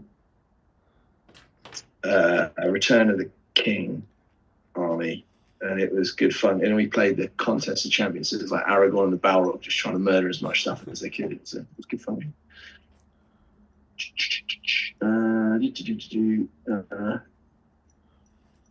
Larry says, wouldn't your dream matchup be the other half of the Shire turning up anyway? Yeah, playing Phil's wouldn't have been the worst, I tell you. He'd only got through about 2 rounds though, moving nearly 200 hobbits. I think Tom did it. Tom played both, so I think he worked out he killed about 200 hobbits. Yeah, I didn't. Phil had I think the record was something like 102 hobbits he lost in one game. I only got as far as 96 before the game ended, so I didn't quite beat the record, unfortunately. They're so bad, man. They're so bad. Endmute Videos is here. Harry's Harry Parker was on evening, gents, Debrief. belated, holding baby, but here finally. There you go. So it's another one. You've got now the Planted had me with William, and now Harry's in a similar position to I was back then with his little one. Damien, Martin's like Damien says, "What, Damien? Why is the board not turned on? It's Christmas." I'll turn it on for the Christmas tree. There you go. Seems reasonable.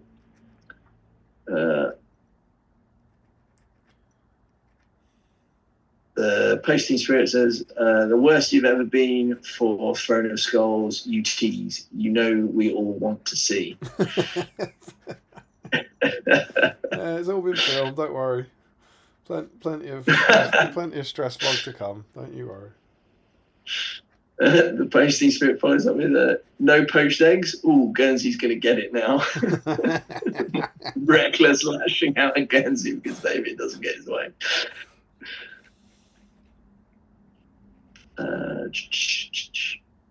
It's like, how many wins in a row is that, Damien? The three-peat. No, you've won 3, but not 3 in a row, haven't you? 4. Yeah, I've won 4. 5? Won 4, mate.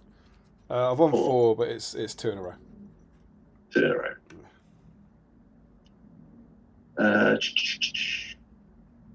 Richard Clown says, just seen that the Middle Earth team have voice credits in the new movie. That's awesome. Yeah, I saw that. It's very cool. That is pretty cool. Martin Stites says, Throne of Skulls is Christmassy. I think Throne of Skulls for me now is the start of Christmas. I can't start getting prepared for Christmas until post Throne of Skulls. The thing that used to make it really Christmassy was that when Adam and Nick, the first 2 years of this format, they did their live streaming and they were in Christmas jumpers and they had their Christmas spread. So you had people live streaming the event looking and sounding Christmassy, and the whole thing was very, very festive, and I missed that so much.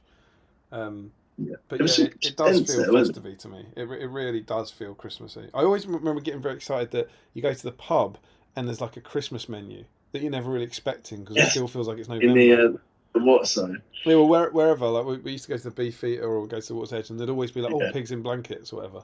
And so yeah, Throwing Skulls is definitely the start of Christmas for me. Yeah. Posting says, I thought at first it was a mock-up, but that's cool. What are we talking about there? Don't know. Must be one of the boards. And Sean Clark says, really, really hoping I can get there next year. I'm working on what I'll be taking already as my new army for next year. Yeah, I think that's the only downside, isn't it? Is that the tickets are not the easiest to get hold of, so some people miss out. It's just a lottery. Yeah. Thanks, Cal, for helping me sort mine out. And one more. Martin Slight says, it's really the beginning of Christmas for so many of us. I wonder if we should be exchanging Christmas cards next time. Make a tradition out of it amongst BSIME. There you go. Throne of Skulls Christmas cards. Absolutely. And that's the chat as we stand. Good job, my friend. Well, I'll tell you what, if we're all caught up, I'm going to go for a I've wee. made some progress on my wiki as well. Good stuff. You know, it has 2 colours on it. Lovely. Black and grey. That's all you need. I'm going to go and get a drink. Basically, and go for ready, a wee. right? And then I suggest we go through the magazine. Sound good? Let's do it. Bye.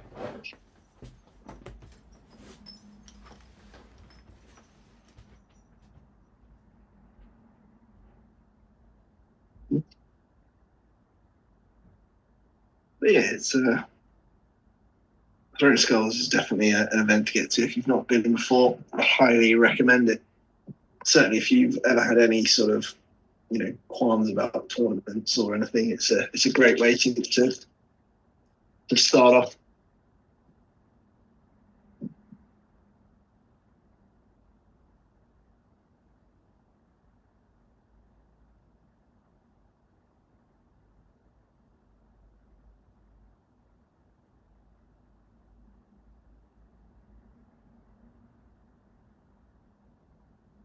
think it's only a matter of time before I end up having to take William to a tournament.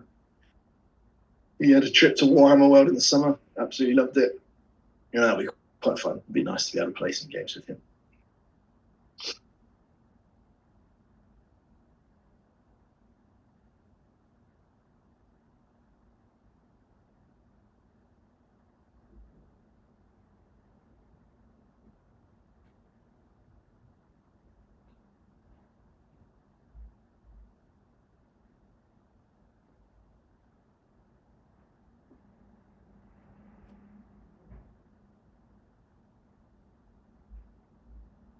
Yeah, the tickets is a tricky one. Harry, I agree with that.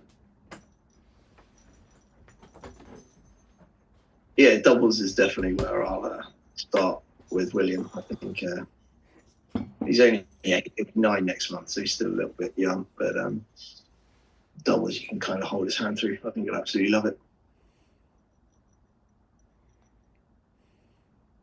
Well, I say that the mission for next year is to try and get him a little bit more into Hobbit. Well, not Hobbit, sorry, but into SBG. He's watched the films and stuff, and he enjoys them. But 8-year-old kids think Space Marines are cool, right? So that's the challenge.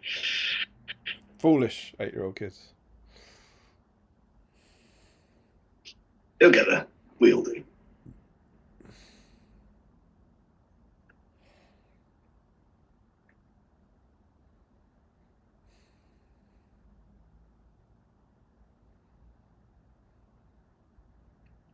Shall we magazine? Yep. I just noticed while Harry was still in, he says there's old school Chris C that says, Mark, I've been considering a parent-child MESBG event for a while. You should bring him to that. And Martin Slate says, I remember your football hooligan ruffians, Mr. Entmu, and I truly can't remember this. I can't remember when Harry took him, but this army that I've been planning for so long was meant to go to the same event as Harry's ruffians. I think that would have been a match. Yeah, exactly. I think we might have talked about it for 2020, which was the first year I was planning on taking it, and I reckon he maybe took that in 2021. I don't know, but we talked about having that as a kind of, if he was going to take the ruffians, I'd take the Shire, and it was when again Adam and Nick used to do their streaming. We'd asked to be one of the matchups. He used to ask for thematic matchups, and so that's how long this thing's taken me to do. Because I very, very clearly remember having those chats with Harry about how we could have a game against each other. It seems like a different lifetime that Harry took those to a tournament. It's crazy. Parent-child event does sound pretty cool. You could take Tom. It's good. It's a good setup. I like it. Let's see if we can wrap these up before we jump in. Sean Clark says, GT's anything to go by. I don't think it's likely I'll get a chance. It's just a lottery, mate. Be there, keep refreshing. Don't lose hope when it says no longer available, because that means there's still tickets available. You only need to lose hope when it says sold out. Sam says, I missed out on the GT, so going to host one locally with blackjack and hookers. In fact, forget the GT. Michael Askell, won't be on much longer. Great stream. It was an absolute pleasure to play a small cameo part in Damien's annual Throne of Skulls board saga. It's more than the cameo, my friend. You're a hero. Rob says, my aim this year is to try and attend a Games Workshop event of some sort. I'm eyeing up the GT in March. What's the vibe like? If you're eyeing up the GT in March, it's sold out, mate.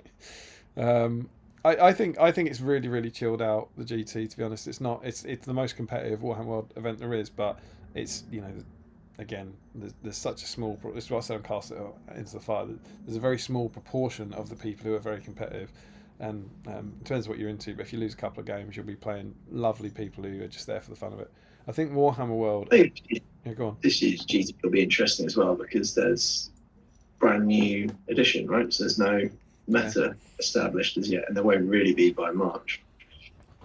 Warhammer World attracts a different clientele, even the GT. I'd really like to do this.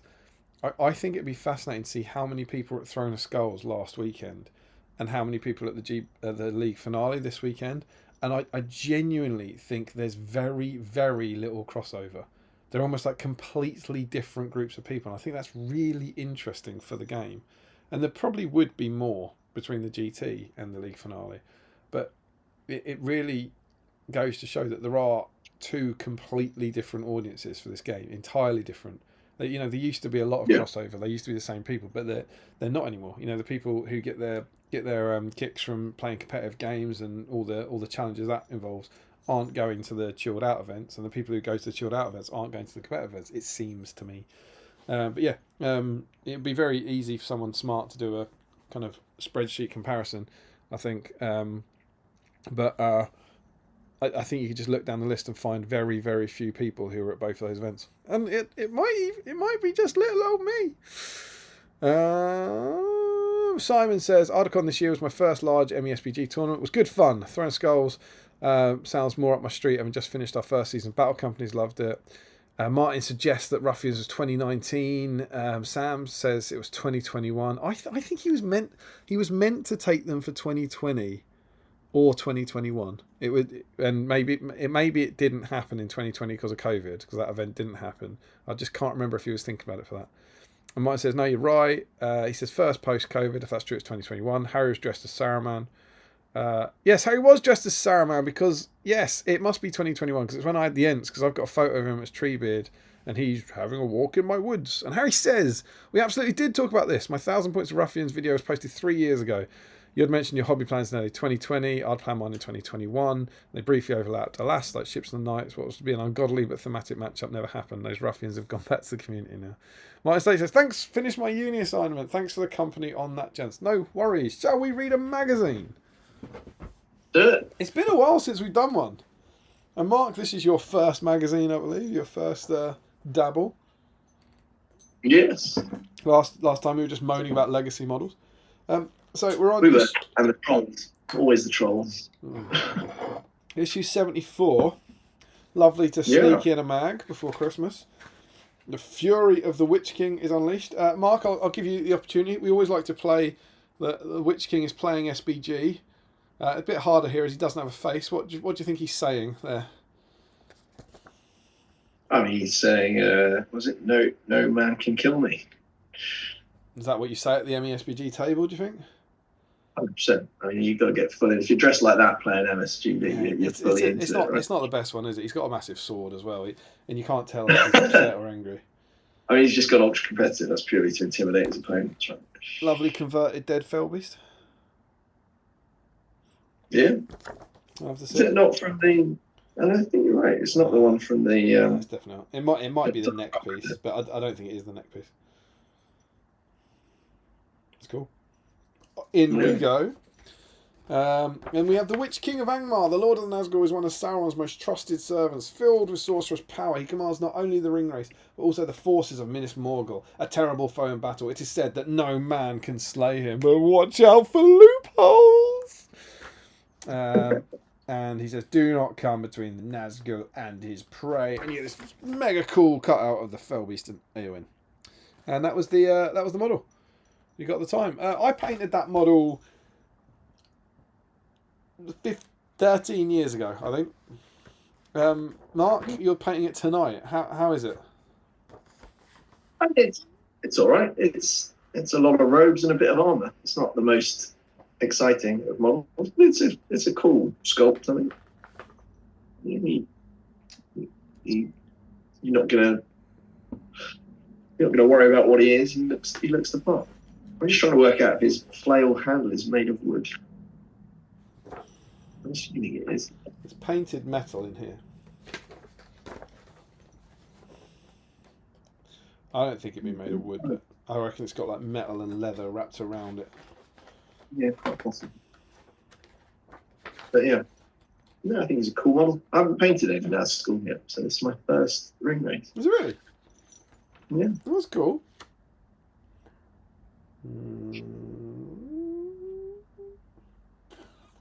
Doesn't say about the handle as far as I can see. And inside we get Battle Companies Part 2. Yes. Boring. We talked about this in the last issue, that you're going to have... This is always one of Steve's bugbears for the magazines, that when you hit the multi-part articles, but they're introducing Battle Companies. We looked at Battle Companies way back when we had Derry on to talk about the Battle Companies thing. We looked at the rules then.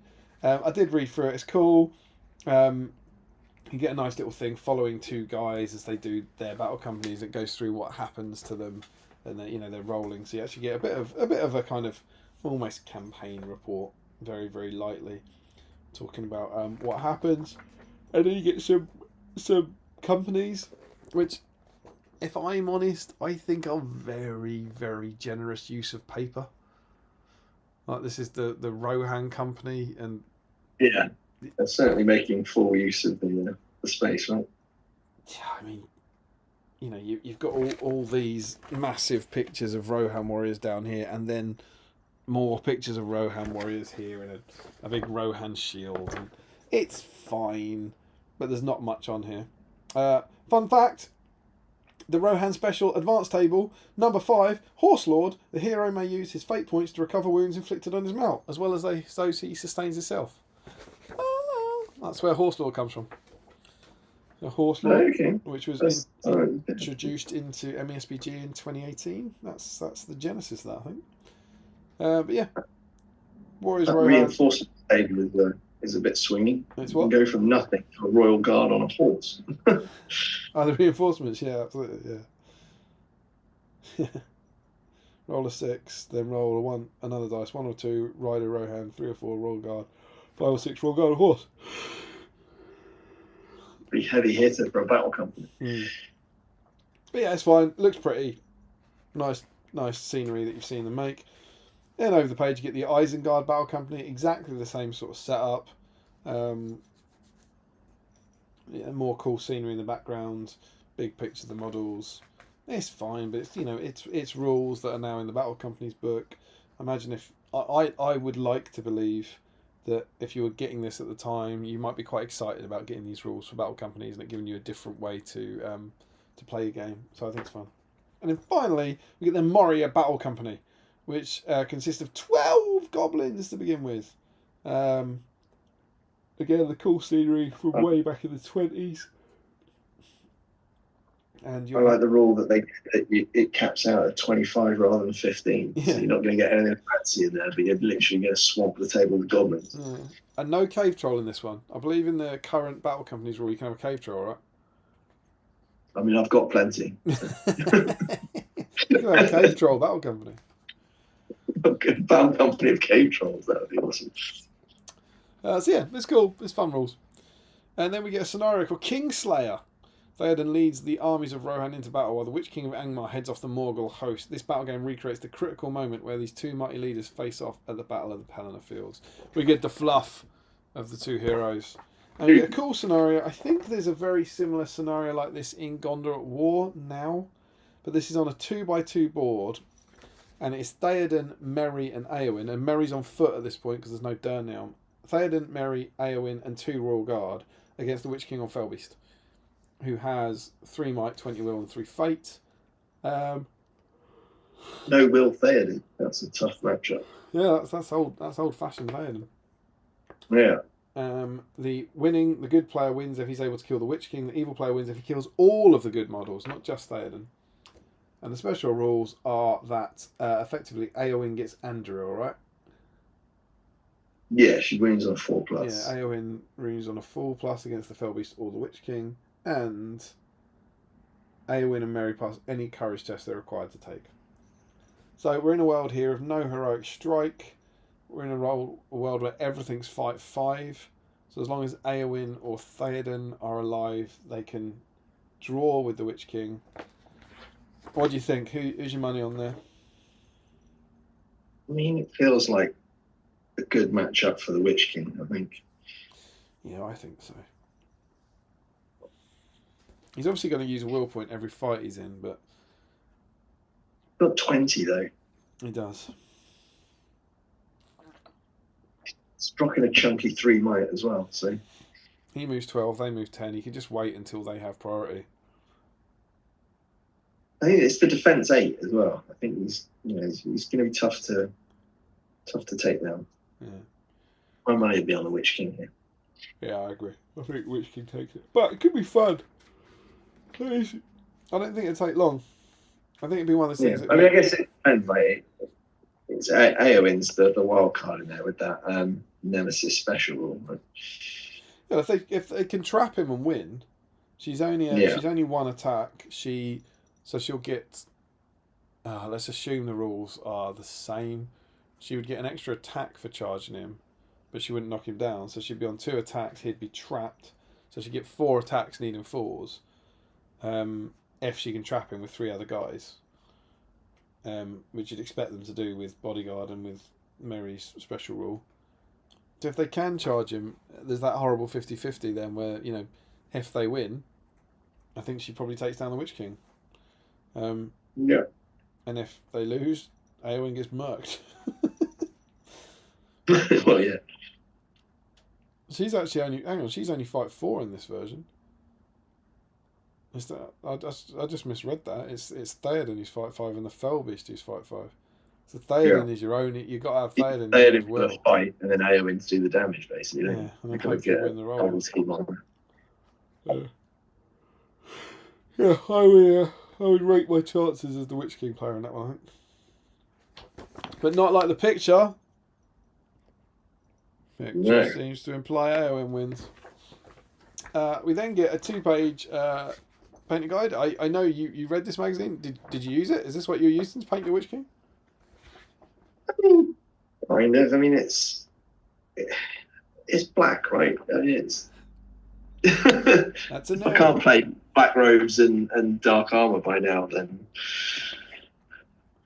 So the black robes recipe is painted black, mix chaos black with scorched brown and regal blue. I think that's like Cantor blue. So dark brown and dark blue for a first highlight, then add fortress grey for subsequent highlights, and then apply several thin glazes of black, brown, and blue ink over the top.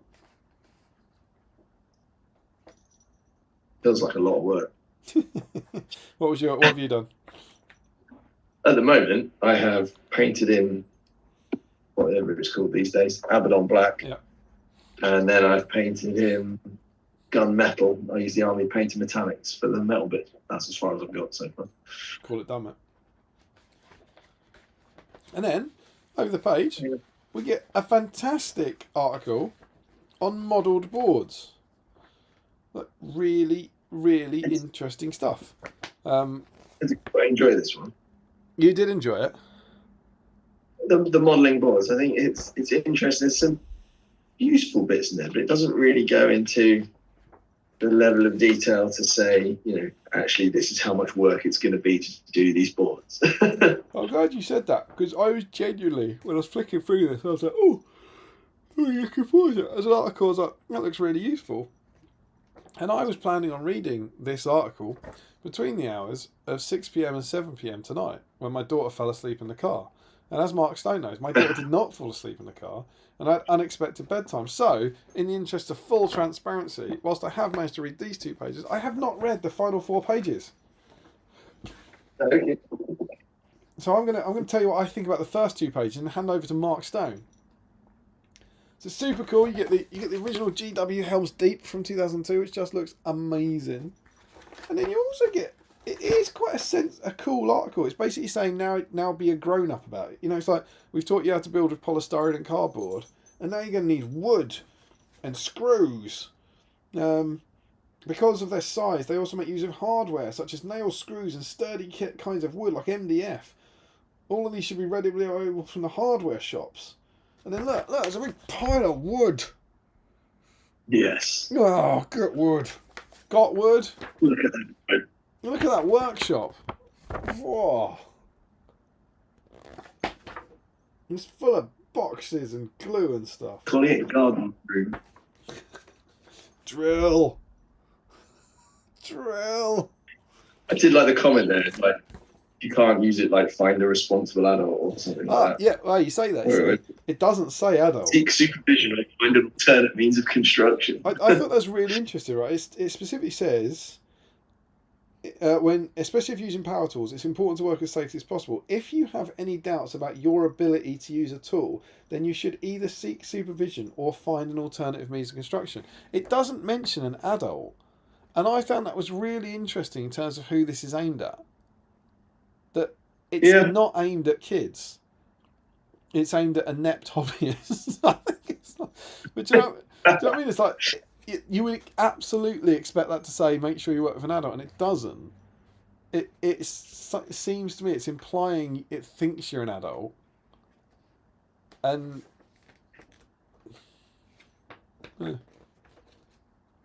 Yeah, I mean it's definitely just it's definitely a jump on. concept, right? I've seen anything like this in here about like using wood and drills and all that sort of stuff. Then over to these 2 pages. Well, it's really bloody interesting, and I'm going to enjoy reading this after the stream. Mark, what does it say? So the first page, I think, is actually probably the most useful, where it's sort of going through actually, constructing the base of the board, because going through how you should sort of batten it and putting sort of joists in between it. Suggestions of the types of woods you can use as well, lengths of pine to do the frame, and then sort of a plywood board, for example. I think that's all useful stuff, right? If you've never done this kind of thing before and don't know where to start, and walk into your local B&Q or something, and then you're presented by walls of boards and woods, this gives you an idea of the sort of stuff you can go in and say, this is what I need, can you help me out? It gives you the measurements and stuff like that. So I think that's good content. I think that's really useful. I agree entirely. I found it particularly appropriate because that board I've made about 8 display boards over the years. This is the first one I've used wood for, because the way I had to support the dragon, there's a wooden frame and it's screwed together, and so I've never done that for any of them. And when I got to this, and it was like I didn't read this in time, and I was like, oh, that's weird. For the first time ever, I'm using drills and wood and screws, and for the first time ever, this is doing it. And there was an odd little mirroring there, I thought. Yeah, that's very cool. Integral terrain. I think this is where it goes. It's a little vague, and I guess it's just because of space, right? Like, I think if you look at the pictures and then the words, like, you're not going to get these results from what they're telling you here. Like, you look at some of the other YouTube content on how to do sort of model terrain boards and stuff out there, and they're long videos and they're involved, and there's a lot of steps to go through. So if you read what's effectively 2 paragraphs of text and think you're going to get, look at that sort of third photo down where you've got rocky outcrops, mud and grass with paved roads. You ain't getting that from this as a tutorial. I don't know if you saw the stream. One of our favourite classics, I think it was the Gondorian Outpost, where it was like, we just laughed and laughed and laughed. Where for what they got someone different to do this terrain article, and it said draw a plan, and then just build the outpost. And it was one of the best things ever. It's a bit like that, isn't it? It's a little bit, yeah. Like, why not have integral terrain? Would you like it? Yeah. Why not build it? That's it. I mean, it's saying sort of you can build up hills, valleys, rivers using sheets of styrene. I just think, that's a tutorial in its own right? How you do that stuff. I think that doesn't really offer you much more than, hey, go and buy that. But it doesn't offer you like the right sort of tools to use, and then how you actually create some of these effects. Like, I suppose in their defence, I think what they're saying is we've spent 73 issues telling you how to make the scenery. Now, don't put it onto a floating base. Do the same thing. Maybe I'm doing a disservice because I haven't got the other bits fresh in my mind. Yeah, I think maybe that's the way to get around that. You know how we told you to make a river by putting on a piece of hardboard. Now just to use exactly the same techniques, but on a massive piece of polystyrene. And there are some nice callbacks, right? Like maybe hills, such as those from Pack 65, both the modular boards presented in Pack 44 and the Pelender boards back in Pack 70 and so on. Yeah, and maybe that's the same with the next version. So sort of on the realistic details, it just sort of says add the texture. Like, okay, cool. Here's a good question for you, Mark, and a question for the chat. Are we scatter terrain or are we modular boards? What do you like? I like the idea of a modular board, but it's a bit of a one-hit out, right? It's if you want to play regularly, you want the scatter terrain kind of to vary your boards. But there's part of me that wants to build like a Helm's Deep or something like that, just because I think it would be awesome. But the effort is probably disproportionate to the amount you'd actually use it for gaming. I mean, So I think Steve's done you got to some think incredible about boards. what you try and get from your gaming table. Do you want something you're going to play multiple systems and a lot of games on, or is it a showpiece? Yeah. Steve's done incredible boards for scouring, but they're a nightmare to store. You have to keep them flat. You can't put anything on top of them. You can't put any of it in boxes and all that, and you just need huge amounts of storage space. And I've got one. And they're not. I know what. Yes, I go. I've got one that's like Rick Fryer's, this board that he's made. It's been in SBG a few times, but like just 4 green tiles. One's got a little Edoras type mound on it. One's got a farm on it, and even those really simple stuff, but they're a nightmare to store. You have to have 4 foot by 4 foot storage space. And so as much, but you're right, it's the dream. Rolling Amon Hen Hills, you want to play over it.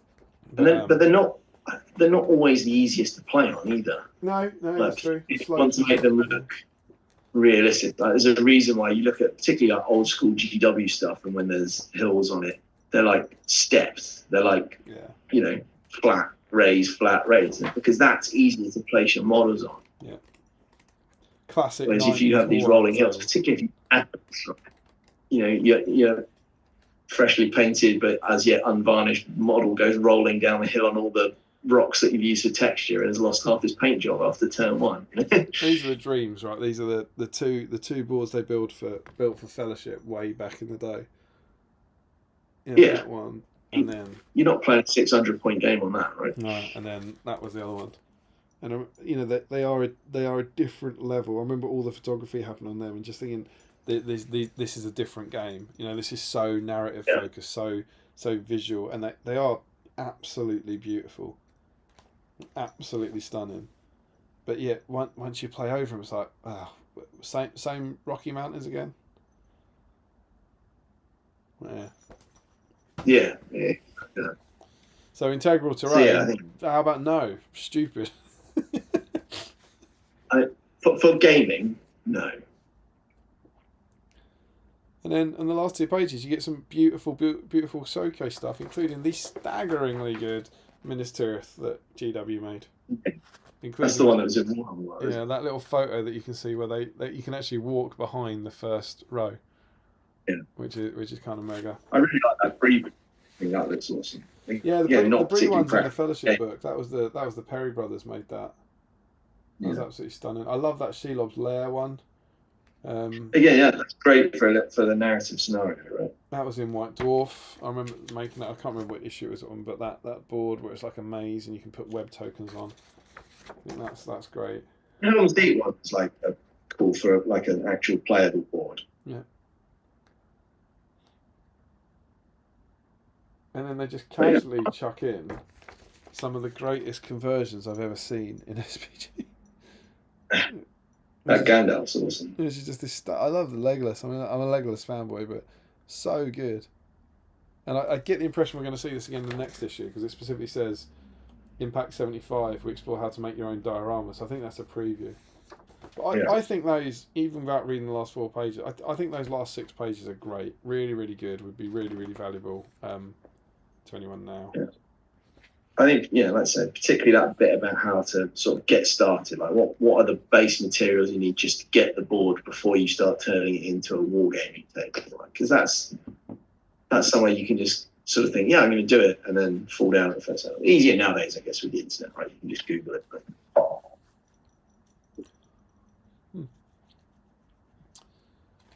So there we go. Issue 74. You get this. You can say it's your favourite issue of all time because it's the only one you've gone through. But based on the battle streams you've seen in the past, do we think this is a best ever issue? I think the Battle Company's content's a bit weak, right? No. You're correct, Mark. That is indeed what would let it down. But the modelling stuff is great. Particularly, you don't see a lot of that stuff these days from sort of these kind of Games Workshop official ones. If they don't sell it, they're not talking about it, right? So Modelling Workshop's very good. I actually think the Witch King's great. I think a 2-page painting guide for how to do them is really good. Some nice tips on there about cleaning the model up and about green stuff in. Scenario looks fun, but it's fairly simple. And the battle company stuff is a bit meh. It's a set of rules. But yeah, so I enjoyed it. It was nice to read an issue of this again. I feel like we've done. I haven't actually checked, but I feel like we've had a lot of specials. I might be making this up entirely. Videos live. So there we go. It was. Oh, I suppose we had the fellowship one. So we've had two specials. We had the Fellowship Special Edition before, and then that's why it feels longer, because we had that Fellowship Special Edition. So there have been 3 streams in between issue 73 and issue 74. But even then, before that, this is the other reason. Before that, we had the Dead of Dan Harrow special. We then had the Angmar, Rise of Angmar. We then had episode 100. We then had the Bernard Hill. So it was issue 72 was episode 98. So it's been 9 streams. That's quite a while. In 9 streams, possibly 10 streams actually, if it's inclusive. I think 10 streams. We've had 3 issues of the magazine. So that's why I just feel like we haven't read too many of these mags of late. But yeah, there we go. It's nice to get back to it, and we're gonna do that again, because definitely Christmas stream next, and then I reckon at least 2 specials in the new year. I think. I like seeing film, new edition. There's plenty of content to. I was thinking about it as the person who kind of now gets the say in this sort of stuff. I don't even have to run it by Steve these days, but there'll probably be ultimate power. I don't want to promise too much. My hope is that there'll be another stream next Monday or Tuesday, and that would be our Christmas one. So there will be one more, and that's going to be our big Christmas one. And that one, because it will be the day after it comes out, I don't think we'll do a new box one. The theme will probably be our Christmas theme, but some people will be waiting for Christmas to get it under the tree, and some people just won't have had it delivered yet.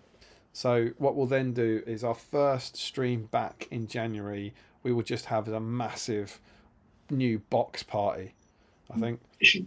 Yeah, and it'll be like building or painting anything from the new releases, and then I imagine we'll do one that focuses on the film when everyone's had a full month to see the film, and we'll probably keep the same theme. So just January will probably have 2 streams, all kind of focusing on War of the Rohirrim stuff, I reckon. Does that sound good to you? Yeah, I'm quite excited just to get a couple of the Rohan houses out in the new box set as well. I've not picked any of those kits up, but I like the Middle-earth scenery kits. They're strong. I suspect I'll be doing an awful lot of them about this time next year. But there we go. So, Mark, do you want to... I'm desperately trying to get the Dwimmer Lake assembled. Do you want to run through the chat before we jump into Facebook? Yeah. We got up to Harry's comment. Mark, you're on Rob Lynchbury saying just a fool's hope of going to the GT. Yeah, cool. And then, Harry's on the finale versus TOS. I think you'll find plenty of people who do want to go to both, but TOS is hard to get to. Also worth dispelling the myth that all GBHL 100s are sweat fests. They're not. Oh, absolutely. I don't think they are for a second. I don't know. Like it might be they're close together at Christmas. That's the other thing. I just found it really interesting this year that you can't get to Thrones Cars, but you could get to the finale, and like hardly anyone's gone to the finale from that group. If you look down the rankings, I just found it interesting. It's like different people get their kicks in different ways, don't they? But yeah, I don't know. I just noticed it a few times that I see people at Warhammer World that I only see at Warhammer World, for example. But yeah, I don't know. But it just feels like there's enough hobby for everyone now, and there's enough events for everyone to be doing different things. Yeah, no, I agree. Where are we? The posting spirit says the disbelief when your opponent pulls out that vague special rule that completely stops your plans dead. Cut that. Yeah. Joe Horson says, right, my Witch King is finished. Hurrah, well done. And my alarm is set for 5 a.m. So I'm going to head off now. We'll catch up tomorrow/Wednesday. Good night, everybody. Good night, my friend. Good night, Joe. Simon Glazewick says, absolutely, Moria can take a cave troll in the current battle companies. Scary stuff. Hurrah. Perhaps I need to play more battle companies. Martin Sykes says, good night, gents. Have physio first thing tomorrow so she gets some sleep. Good hangout to chat again. All the best. Good night, Martin.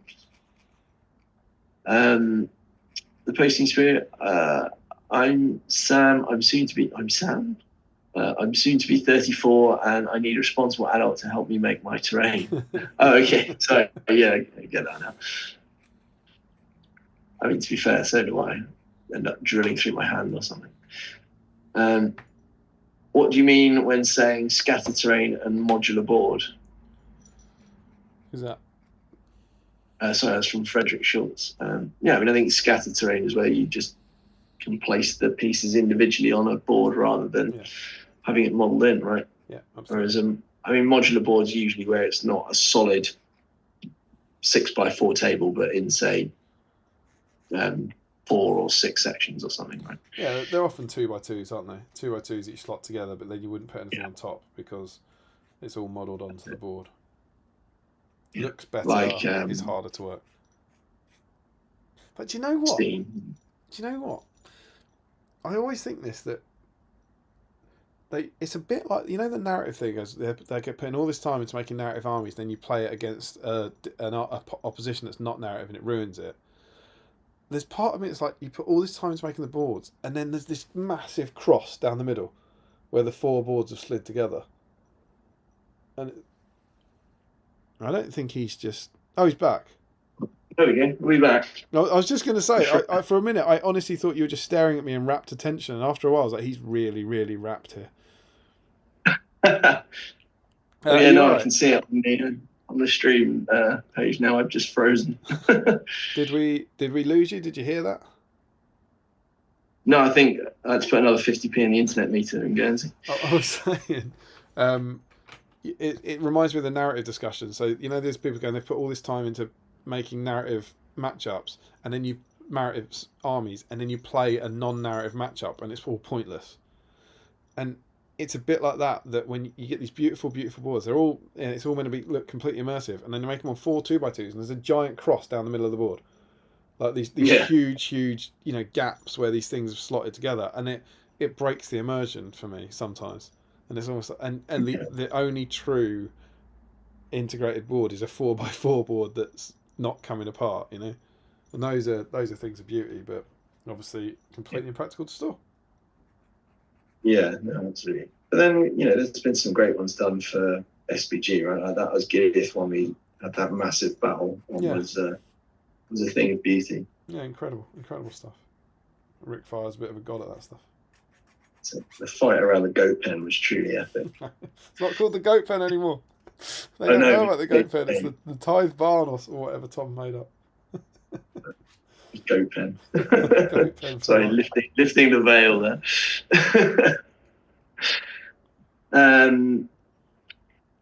Chat.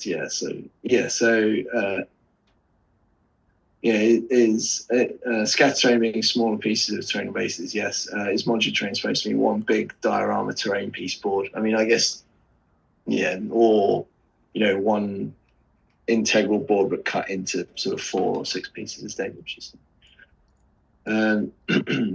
placing spirit. Scatter terrain is terrain that can be placed anywhere on the board, a clump of trees, fences, houses, etc. Modular board is a set board that can be moved around like a goblin town that's being glued together. Frederick Schultz, doesn't modular mean something along the lines of flexible on big terrain pieces that doesn't fit that description, or one big terrain piece doesn't fit that description.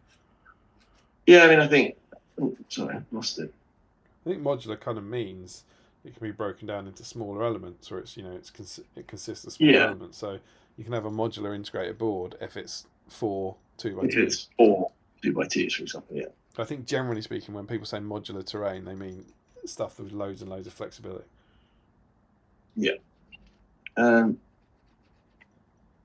Rob Lynchbury, just for lockdown, I managed to secure some EU funding to develop plastic injected 12 by 12 modular boards. Awesome. Then COVID happened and development stopped, unfortunately. The idea is still there. Well, good luck with that, man. I hope that comes back on the agenda. That would be awesome to see. Larry says it's a bit annoying they spread it over multiple issues, but it's nice to see someone actually complete the battle company's content instead of leaving it perpetually unfinished. Is he mistakenly suggesting that Fantasy Fellowship is Battle Company? Don't know. That's normally a jab about the Fantasy Fellowship, but that was not Battle Companies. Larry says, I think God, in the week after. No, hang on. You got it? It's backfired on me. He's talking about the Battle Companies project I made for Dewi, which I haven't finished. Oh, right. He's talking about a different thing I haven't finished. I always, as ever, I just assumed it was a jab rather than a real comment, you know. Then we've got Larry Miller says, I think you mean the week after next. I think trying to imply that you're getting a Christmas Day stream. Always the same. Rails Dan says, Frederick Schultz from Google Translate, and then some stuff I am not even going to try and pronounce. I'm assuming it looks German. Could be, is it Norwegian? Is that where he's from? No, he's German. German. I'm learning German, but not to that level. I can say like eine Cafe. That's about it. I think they're still talking about the boards. Right. Okay. So modular does not mean one solid thing. Yeah, I think that's fair. I think it wouldn't be one massive board. I think that would just be like I don't know what you call that, a display board, really. It's like one of the Warhammer World tables, isn't it? Yeah. Feature table. Okay. Facial says, didn't think it, but the distinction between scatter and modular didn't seem to make sense to me. Very confusing. Yeah, I mean, I think it's just a language thing, isn't it? Like the words that make sense to us don't translate in the same way, I guess. Yeah, I think, like I say, I think the main thing is the scatter bit, and that's what we're talking about. You just have a flat table, and then you place your scenery on it, as opposed to the scenery being, built into one or more sections of the board.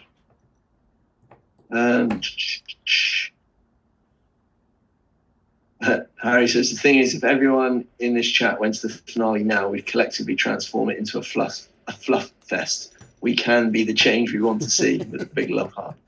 You're not wrong. Man. Make it happen. That's what he's right there. That's what I think about the GT now. Like the GT it sells out in an instant, but it will be sold. It will be largely fluffy players there, or non-competitive players there, because it's already happened. Yeah. Which is what it's been the last. I think the fact that it's a Warhammer world, like you said before, sort of changed the mentality of it, right? Like people want to go there just because it's a Warhammer world event. That's what I mean. There's people who go to those events who don't go to other ones, I think, or not. I'm not saying none, but prioritize. And I'm one of those now. Like I'm one of those people. Like most of my events are at Warhammer World, and so there's some people who only go to those ones, and that's kind of what I mean. I just found it interesting comparing the two attendee lists, how different they were, which wouldn't have been anything like that as recently as 2018. There would have been almost identical names, I think. Yeah. One for the pub on Friday, Harry. And they're talking some more German that I won't do it the dishonor of trying to pronounce. Read the German. Old school Chris sees there's boards with an X down the middle. My last board was deliberately designed to negate this. I had overlapping elements to hide the joints and a massive, I suppose, say, cathedral in the middle. Oh, yeah, I think there's different ways you can hide it, right? And often boards will be a mixture, right? You can have sort of a, modular boards with integral elements, and then scatter terrain you can place on top of it. So.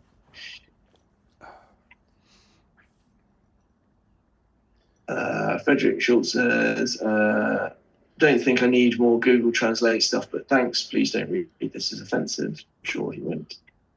And scatter and modular just sound very similar to me, both not one solid board, not one set board.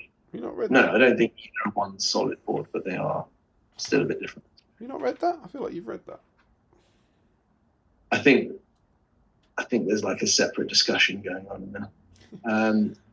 Rails down says none taken. Cool. Yeah, Larry says that was a jab about your Battles Company's videos. Oh, I think I've done my Dwimmerlake dirty. Apparently that's one of your many promised Damien projects that have never come. Yeah, I get it. But think about all the promised Damien projects that have come. There's more of those. Yeah, there's always more projects. Frederick says, isn't it kind of a spectrum? Scatter terrain on flat board, table mat, simple ground cover, modular board, section of board, terrain, tiles, set board, one massive gaming diorama. Yeah, I think that's probably a fair description of the three. Sean Clark says, don't think we're going to see the Battle Company's video, Larry. There you go, you've been called out again. I think you are. You've got a much better chance of seeing that than the Fantasy Fellowship. I think you will see that next year, genuinely. And I know I said that at the start of this year, but it doesn't mean can't be true. So there. Old School Chris says, wait, what is this Fantasy Fellowship thing? You have to do both now, man. Yeah, that one's going to be harder. Larry says there was never much of a hope, Sean, only a fool's hope.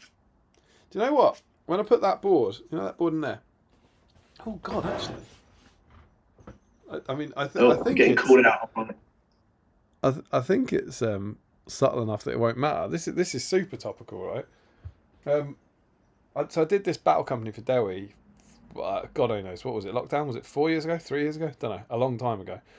And I've been saying I think I've painted 10 models for it, and I've got 4 to go. So most of it is done. But I've just been waiting to finish these 4 models for about 3 years, right? And I put this board, the Bilbo's birthday party board, on it, and those models have been lurking at the back of that cupboard. And so I was holding them. I was holding the models that Larry's talking about yesterday, looking at them, and thankfully going, these are all right. And do you know what they are? They are here. Oh, easy. Can you see models in that front row? Can vaguely make some out, yeah. That's them. That's the Battle Company right there, front of that shelf, where it was brought forward for the first time in like 3 years. It didn't occur to me that it'd actually be in here on the shot, and so obviously they're not too spoilerific. You can get all your potato cameras in there and start zooming in, but they're there and they're in the schedule for next year, and I'm excited, because I got them out. I was like, these are all right. Yeah, why not? I've triggered Frederick with my shonky German pronunciation, and it's Ein Cafe, not Eine Cafe. So apologies, but like I say, I'm on level very low of Duolingo, which is an awesome app, by the way. That was the other surreal thing about Throne of Skulls, waking up every morning to German. That was it, yeah.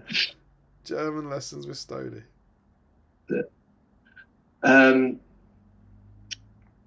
Harry says, yes to the problem Friday. The size of the community is certainly larger than when the 2 attendee lists would be similar.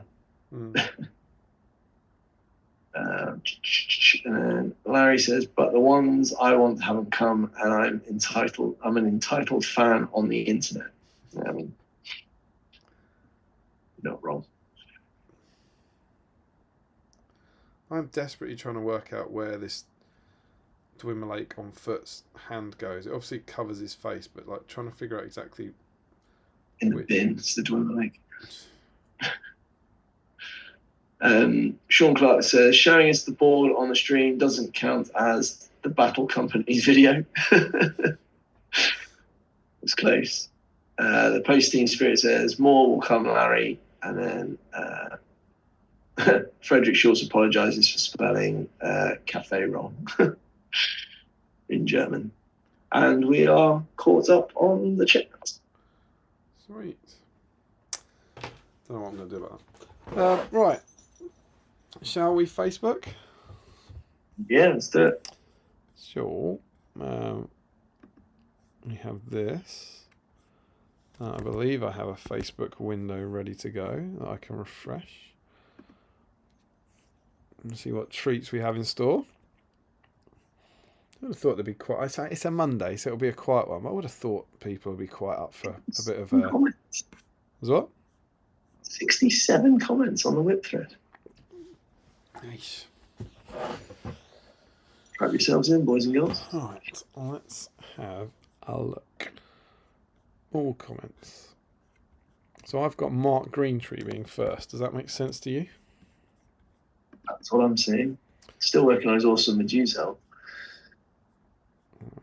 Where is Safari? Great British Hobbit League. And I believe when I then transition to that, now, probably in about 20 seconds time, there should be some juicy Facebook action going on the YouTubes. Mark, if you would be so kind as to confirm that for me, that would be absolutely super. Can't see it just yet. Oh, and don't forget to check your email. Of course.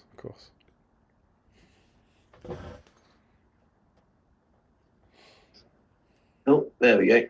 Yeah? Yep. Good stuff. So we have Nazgul week. And first up we have Mark Greentree. As you said, I'll be working on Metacell tonight and for quite a while after. It's so good. So good. That's what to do with those Rohan kits, man. And he's even got a cheeky bit of those Hobbit holes he's made in the background. I love Mark's stuff. So very good. With some Bourneville to get him through the night. Next up we have Scott Newman, who is working on these two Nazgul tonight with a cup of tea. So he's in. They look like they're Felbeast Nazgul, right? Yeah, I think so. Yeah, two. Is one of his arm a bit repositioned, or is there two? Maybe. Yeah, the one on the left looks like the one I'd expect it to look like. Yeah. Got some goats lurking in the background, ready to put them on, and he has some lovely whip picks, looking awesome, my friend. Lovely pale greys with some muddy robes because Ringwraith just can't take care of this stuff. Simon Glazebrook, my work for the evening was going to go Nazgul adjacent with my Morgul Knights and Black Numenors. I found this guy in the back of the box. Lovely stuff. That's exactly what I'm after. People just finding poor old abandoned Ringwraiths and saving them. So we've got a foot and mounted Ringwraith. We have some responses. So we have an update. Base should be dry tomorrow, so best make start on the rider. It is looking very good. Yeah. Sure. Classic Ringwraith. Love those models. Takes me back to Christmas 2001. Joe Holzman, Witch King on horse, and some billionaire brownies for me tonight. Joe is in. Oh, that billionaire brownies look good. I love that Witch King model. I was having a look at that earlier because, again, one of the things that was dehomed as part of that rearrangement was my 9 Black Riders and Arwen display. So I was having a look at those. I'm rearing up. Yeah, beautiful one. Jack Zalakowski is in, and with William and Mark looking on in the background. Very impressed with that Witch King. William looks. And there's a response. Flame's done. Time to resume painting Moria Goblins. That's absolutely fine. That's all you need to do. Come in, work on him a little bit, and then head off and do something else. And those flames are looking banging. Charles Lemoyne is not on theme, but first time tuning in live. Thanks for running such a fantastic hobby channel. Oh, that's very sweet of you. Thank you. Tell your friends about it. Finishing up my ammo tomorrow. I love that model so much. Have you done that? Oh, no, you haven't done any Rohan. Is that right? No, I've got him, though. He's in my pile of potential. He was one of the ones I did him for, obviously, last year, and he just came out so well. One of the paint jobs, one of the very rare paint jobs that I was genuinely really happy with. But alas for Charlie, it doesn't get him in.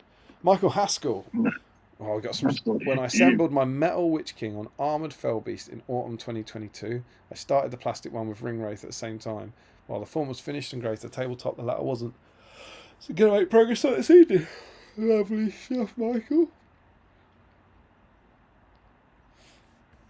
Great work. Nice to get a bit cheeky Fellbeast in. As of yet, do you reckon are we getting any Kings of Men, any Twilight Fellbeasts?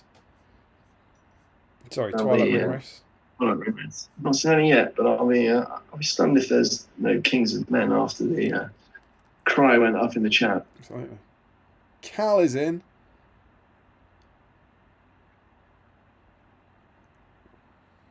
We classic Witch King and a budget rate and milk chocolate Leb cooking. That's the Christmassy stuff we were talking about last time. Oh, that stuff, yeah. Bit of a cheeky Diva Vitrix plug there as well. Carl gets in. Imagine winning a black dice on your first day as a patron as well. Simon Glazebrook says, good snacks and a strong mug game. Wins the dice on day one, right? You what? That'd be unbelievable scene if he wins it on day one and then cancels his subscription on day two. That'd be a fix. Just Goals. Currently going through some Mirkwood Warriors, but hey, I'll make a start on my primed Angmar Witch King. Oh, that's awesome. I love it when people change what they're doing. So that is Josh Coles is in.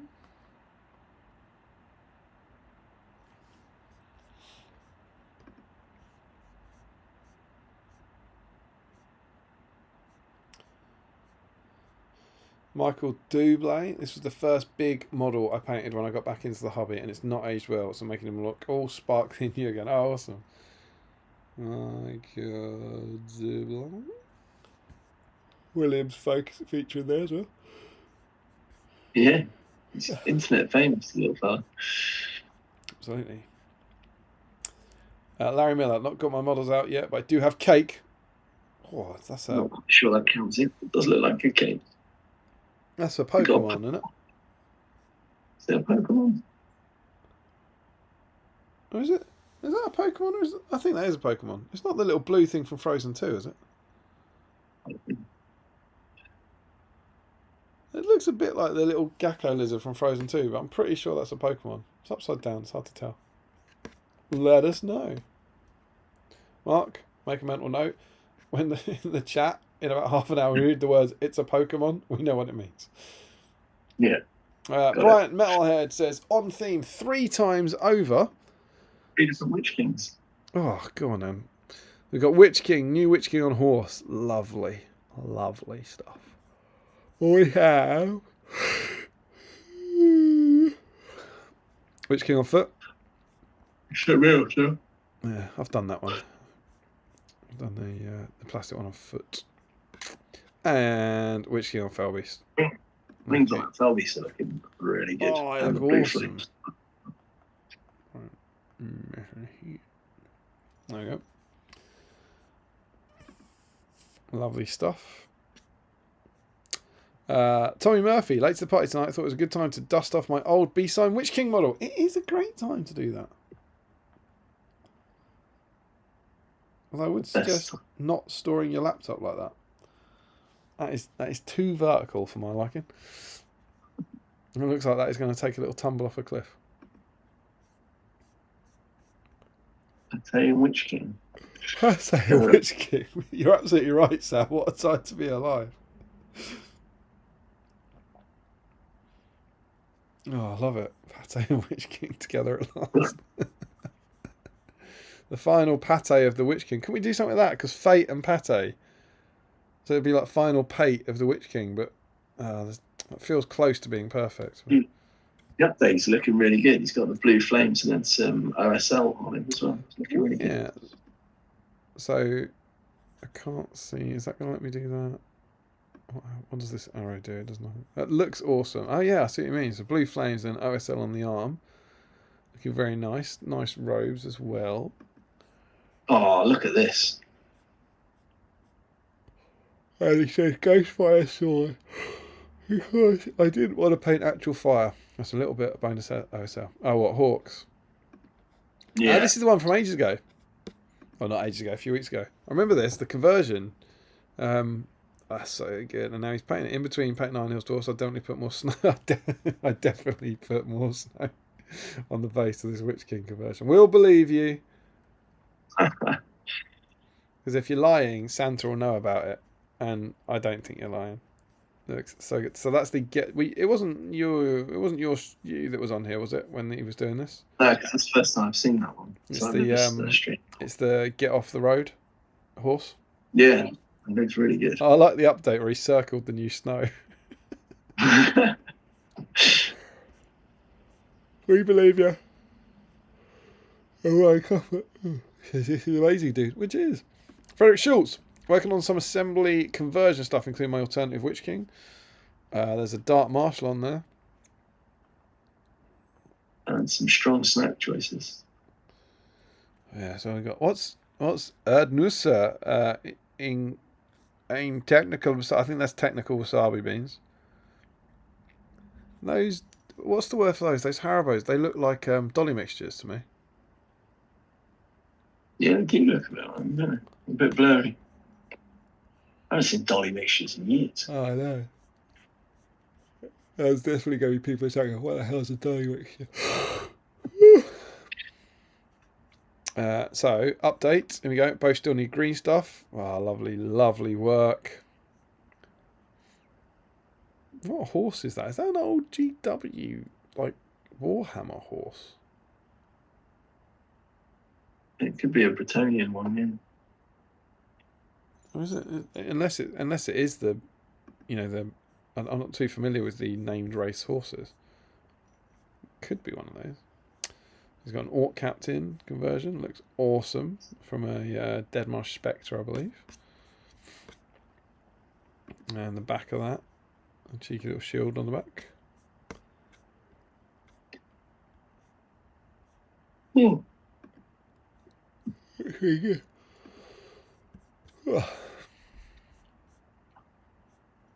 Battle yawns on Middle Earth. Rob Lynchbury. And so it begins. Way too many ranges, especially as the army list has changed, so I've heard. Fingers crossed I can still run pure ranges in the edition. That is a lot of ranges. To the list, I think, isn't it? Yeah, I don't know. I feel like I've heard someone say they're not a list. I think there's like an Osgiliath list or something, but I could be wrong. Current view in my hotel room. I love that we're on the big screen in the hotel. How magic is this? Awesome. Oh, I don't believe he's got any ring wraiths. Is that correct? I don't believe so. I think it's all Rangers party. 10 more Rangers down. He's doing very well. Look at those bright, bright yellows. For those who are interested in the modular boards, this was the very first prototype. This was the very first prototype type built out of MDF. Very on theme with the magazine. Oh, is this because he's doing the 12 by 12s, right? Yeah. Yeah, they look great. Lovely stuff. So you get all those. I love that. That GW used to teach that kind of thing with the the hills. You can either have them at the edge of the boards going off, or you put two of them together to make the thing. Looks wicked. Good. Here's another picture. Oh, there you go. You got 4 of them guys together. That's amazing. That's great. Development for resin boards. They're currently in my loft. That's great. Cool stuff. Harry Johnson, Foot Witch King tonight. I can just jump straight into the progress bit. Slight progress, but we'll have to go. We'll watch the rest tomorrow. Thank you for joining us, Harry. Harry Johnson.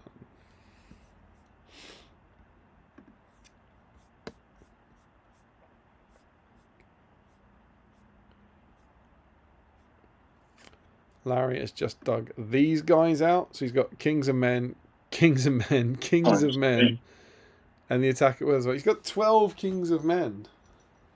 He's got 1 copy of iRobot for each pack of Kings of Men. Why do you need to, I mean, I know he wants to be asked. I have no doubt that he wants to be asked. Why does he need 12 Kings of Men, dude? What's your plan? Is that like foot and mounted versions, or foot mounted and fell beast versions? Maybe there's got to be a plan there with a Larry Miller. It's very cool though. 9 Nazgul pre-Nazgulification with 3 spares. Still haven't seen a King of Men though, because they're in the box. And still no Twilight Ring Race. Jen's Elmo. Technically there's one on the horse, right? There's one on what? Twilight Ring Race on the horse.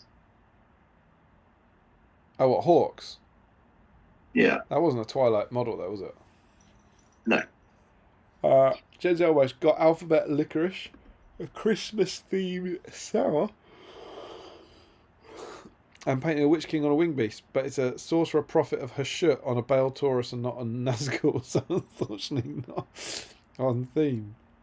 Oh, well, okay. Praise for the Chaos Dwarfs. I think that would be stretching the theme a bit far. See, I think those alphabet letters look delicious because they look like chocolate, but oh no, it's licorice. You're not a licorice fan? No. It's awful. Don't mind it. My dad used to always eat licorice all sorts. He still likes them. They're trick sweets to give to a kid. I like a licorice all sorts. Do you want one of these? Yeah, sure. What's happening? What's happening? Particularly those horrible bumpy ones. You know, the blue and pink ones? Yeah, I like those ones. No, you don't. You're drunk and you've forgotten. It's drunk. James, the Bull Taurus are looking awesome, mate. Oh, I hate them so much. And it's great. The same thing happened with my kids. Like he gave Charlotte one. And she went, oh yeah. And she went, just like, what is this? I was like, yeah. That's it. That's what happens when you eat a licorice all sort. Your face turns inside out. Awful. Oh, here they go. Take that, says Larry Miller. I'm not getting them out. Look at those. A step closer. He's got 9 there. He's got 9. That's what he's doing them for. Yeah. I suppose that's bloody obvious when you think about it. Why has he got 12? Because you need 3 packs to get 9, don't you? Yeah, that's what I said just before. Oh, was it? I'm sorry, Matt. I didn't hear. Larry, that's such an awesome project, mate. I hope it goes well. Hope you're actually planning something cool with that. Maybe with some doubles tournament. I remember that. Sorry, I just searching. Oh, Colours is in. So far of the big 4, we've only had 5 dice Holzman, but 6 dice Colours is in. Yeah, one of the oldest models I have. And I have this one twice, so I'm going to revamp slightly. Yeah, of course you are. Black is a bit more ring wraithy and started reversing. Lovely to see it. Good work, sir. Colours has entered the building.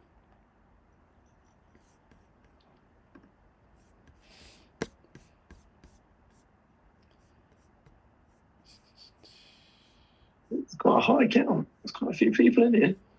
I mean, I've been thinking that for months, and then it's still tragically so much lower than our. Do you know what I mean? It's like, God, there's so many people in, and it's still so many ways. It's awesome. It's awesome. Richard Clammer got a delivery of prints today. Ooh, that looks cool. So got very messy office at the moment. Got my box out of mounted Nazgul. Looks like I have one already started. So he's working on. Is that the Undying? I think, isn't it? Shadow. What's the name? Shadow Lord. I think it's the Undying, isn't it? Yeah, the one with the staff's the Undying, right? And what is that? Do you think is that like Gondor ruins? Gondor gates? There's a lot of doors there. I don't know what he's up to. Yeah, it's like portcullises and stuff. Very cool stuff, Richard. Yeah, it could be Gondor. With all those doors, more likely Mordor. Once.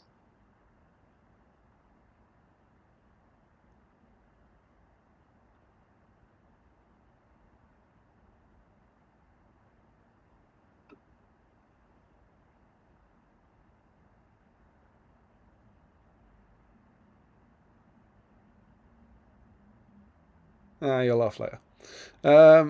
He goes, I got a gap in the Undying's arm to sort out, and the undercoat spray has flaked off this poor fella. Oh dear. But that's what I'm starting with tonight. Can't really see any difference, but I reglowed the arm, undercoated, painted the horse base coat, and base coated the hands and feet metal. He looks very monotone at the moment. I can see the difference between the brown and the black. It's all good, man. Lovely to see it. Lovely to see it.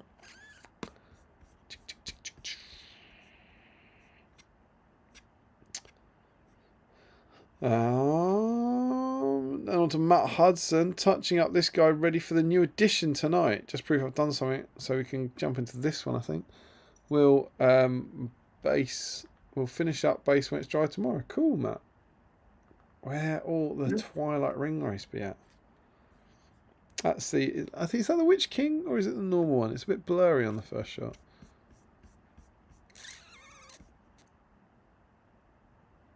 It's the Witch King. Yeah, it is the Witch King. It's very cool. I painted my first Fell Beast in the summer. SBG. It's quite exciting. Matt Hudson gets in. Sam Earnshaw finished one, starting another. Oh, he's got the tainted. Oh, Sam, I love that. I love that Witch King. It's very crisp kind of painting. That looks like really. That looks like my kind of painting. That looks the sort of way that mine would turn out. Just a bit better. I love that. It's very much in my style. And yeah, you've got further on assembling your mounted tainted than I have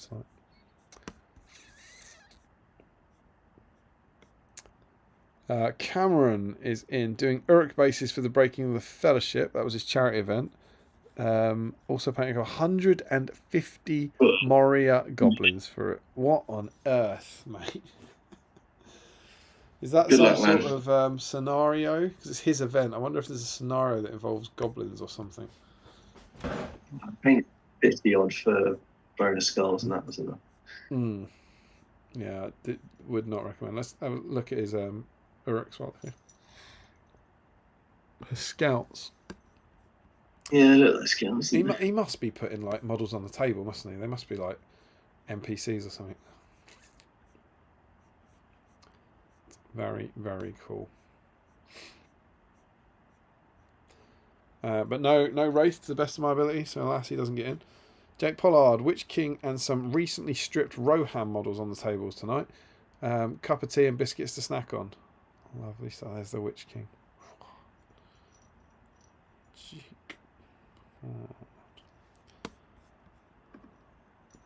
No sign of Crosby or Fisher yet. Will they be coming to challenge for the dice? My money's on Cal to take it on Davey. You reckon? Sean Clark, taking a break from painting green and brown. Long day, so just going to touch up this guy. Lovely to see. I'll tell you what, beyond how many they get, the Nazgul have definitely pulled it out of the bag for a Monday evening. Not a lot of Nazgul love going on tonight. Christopher Cooper, Roof's painting the Witch King at Weathertop. I'm repairing this broken sword on the Dark Marshal, if I recall correctly. So that is a Chris Cooper and a Roof Cooper. Yep.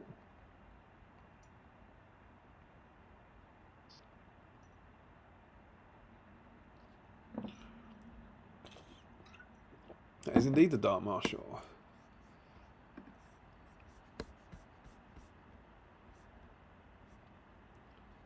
Roof enjoying some birthday cake. There you go.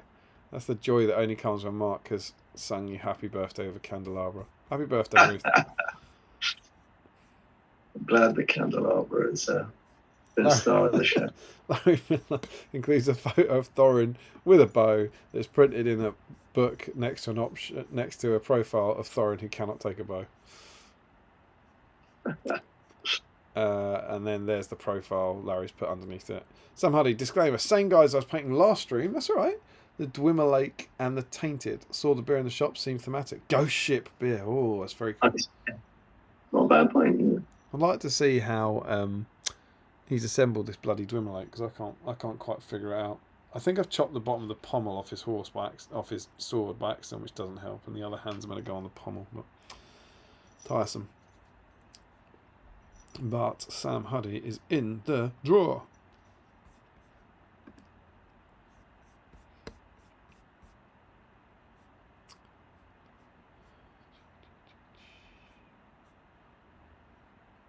Larry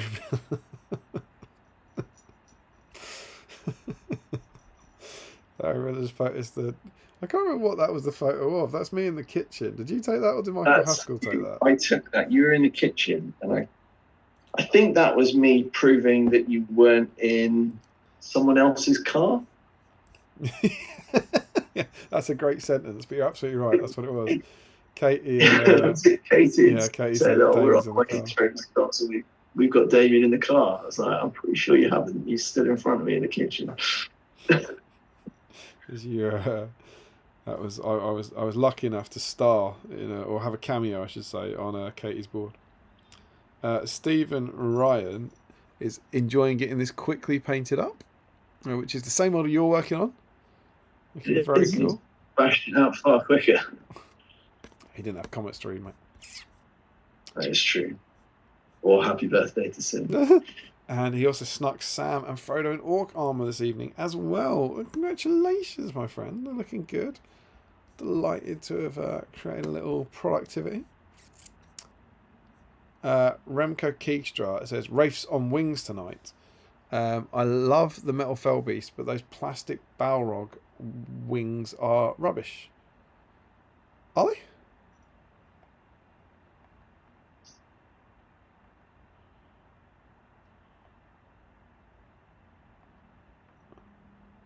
Are they different wings? Are they? I don't know. I think I've never really thought about it. Are the wings that you get on the plastic fell beast different to the Balrog? Are they different to the wings that you get on the metal fell beast though? I don't know. I've not got metal fells.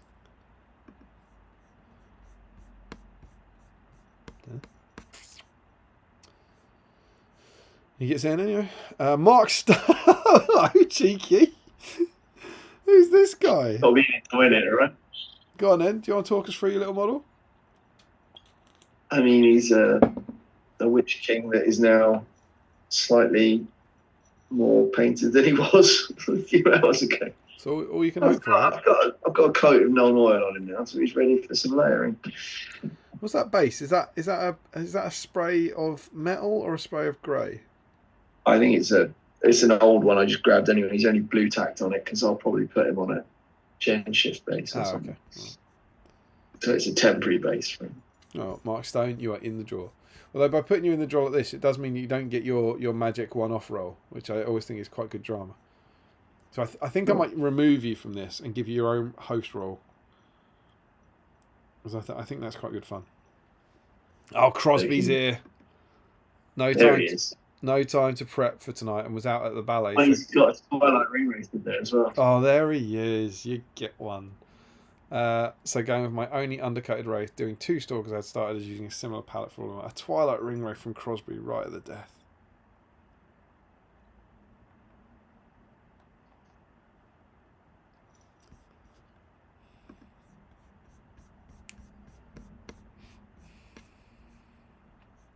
Harry Parkill is in.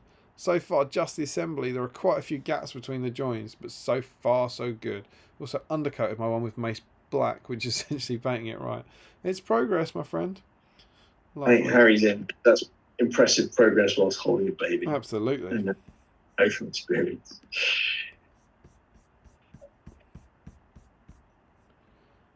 Oh, is this an update? Filled in some gaps with green stuff. Accidentally ate some green stuff and based it. That'll do for tonight. One day I'll get it done. It's a lovely model. I need to move them to the side for the project for this weekend. Good stuff, man. It is a lovely model. And what certainly seems to me to be finally Larry Miller was planning to get the 5 race assembled, maybe primed and potentially some paint on them, but then Damien inspired me to dig out the Kings at the start, all assembled and ready to point. They look awesome, mate. Straight out the start of Fellowship. It's really, really cool. Progress. That's what? Strong progress. Yeah, looks awesome.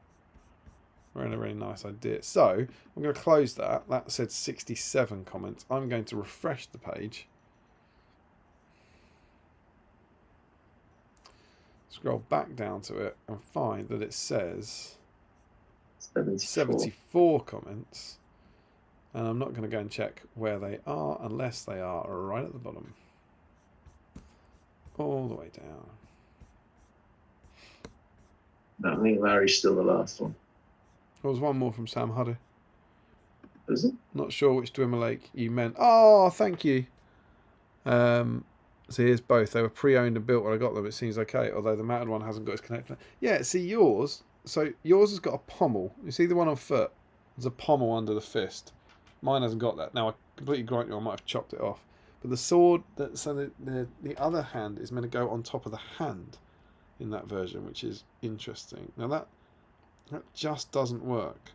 So I'm gonna have to bend something here. The stupid old metal. So this would never happen with fine cast. Fine cast, you just push it in place. Metal's awful. Boo. It's just really hard to know where it goes. But yeah, I think I need to bend that arm down a bit or something. Thanks, Sam. That's genuinely really helpful, mate. Sweet. So that is done. I'm going to go back over here. I am going to check your emails. I'm now going to go and check my emails.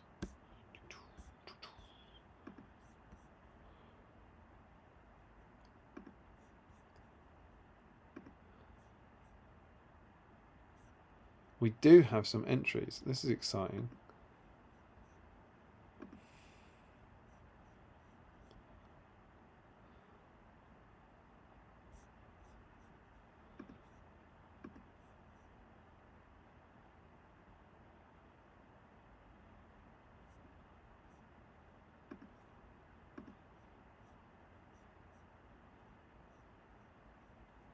Right, okay, I'm going to need to do this. Wow, this is cool.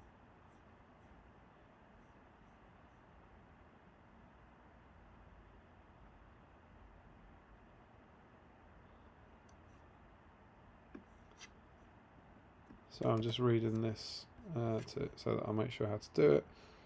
I would have put this on the thread if I'd have noticed. Put into that.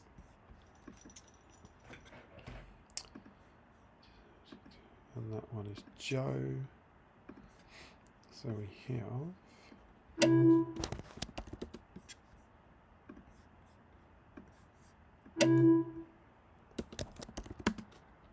by all means, just while I sort this out, if you want to read a couple of comments.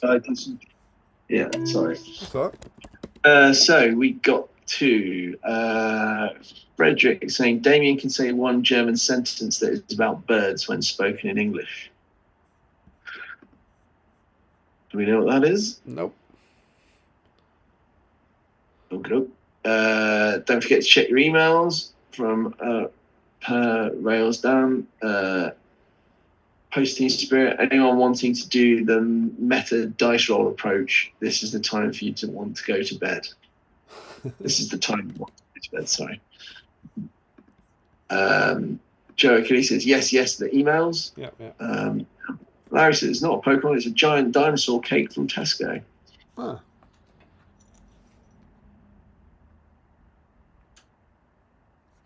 Simon Glazer, is Pokemon or dinosaur a new game? It could be, right?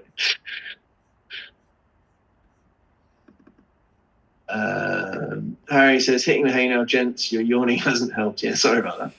Great to have some wholesome. You're tired. Yeah. Jan Ingvargard, I remember The Hobbit a long time ago. Frederick says, Dark Marshes. First picture to discuss. It should be on the interwebs now. I've got a first picture up. So this is from Mr. Joe Achilles, who says, yes, I know there are no ring wraiths pictured here, but surely an American painting a selection of Monty Python models would qualify for me for some special consideration. Perhaps an old school Joe Achilles dice roll. So Joe always used to get his roll on his own because we always used to forget to check the emails. I'll grab some Dairy Milk chocolate and make a cup of tea and see if my case holds water here. Joe, I don't think I can give you a roll of your own just for not being on theme. I think the people would riot. It's very cool. I haven't seen these models. Like, are you familiar with like Monty Python models? No, I didn't realise Monty Python models existed. I mean, that's insane. I think he's got some upper class twits of the year in there. That's very cool. Yeah. Yeah, that's from Joe. Thank you very much, Joe. And then I'm going to change this.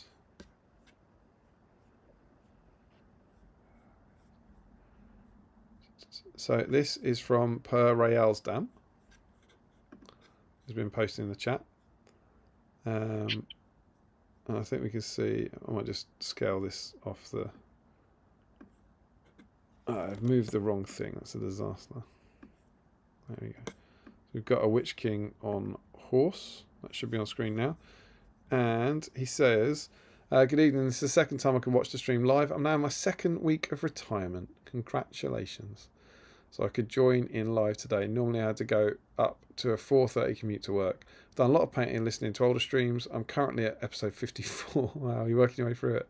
Thank you for doing this time after time, year after year. I enjoy it a lot. That's very kind. So here's what I painted up tonight. The model was hidden at the back of my shelves and very dusted down. It's the Witch King, but I hope he still counts as a Nazgul. Of course he does. So I can join the draw. If not, I've cleared one more model from the backlog that I did not plan to paint. The first picture is at the start of the stream. I've done some editing to remove the little guy from the picture. The second is the model at its current state, still with some work to do. So I'm now going to pop the second one on.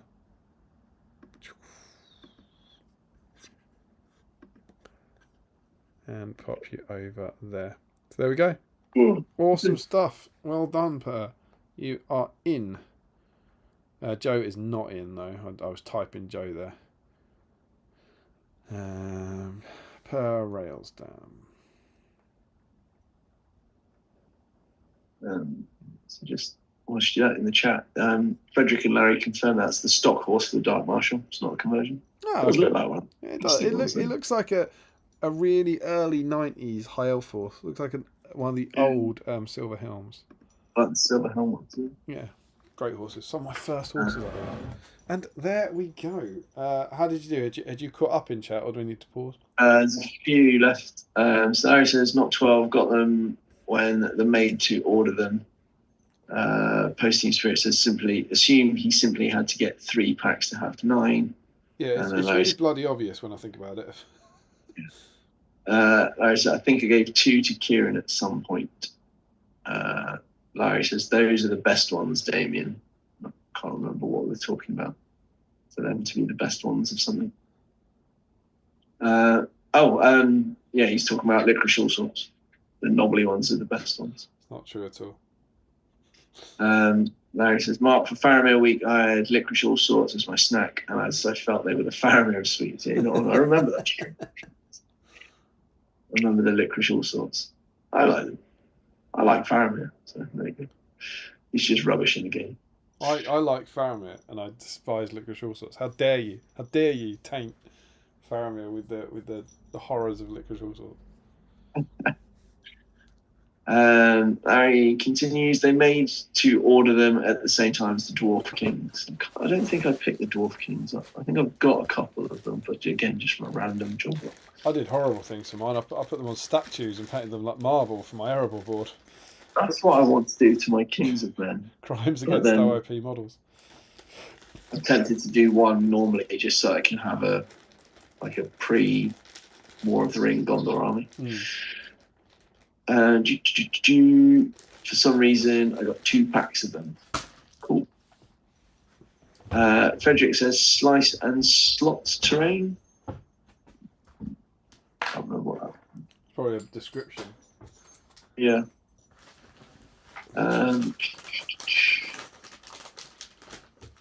Okay, I think this is talking about the scenery picture from the chat. Simon Glacier says, I can't remember the name of it, but it's the 3D printed arch kit to build the walls out of foam to make Gondor buildings.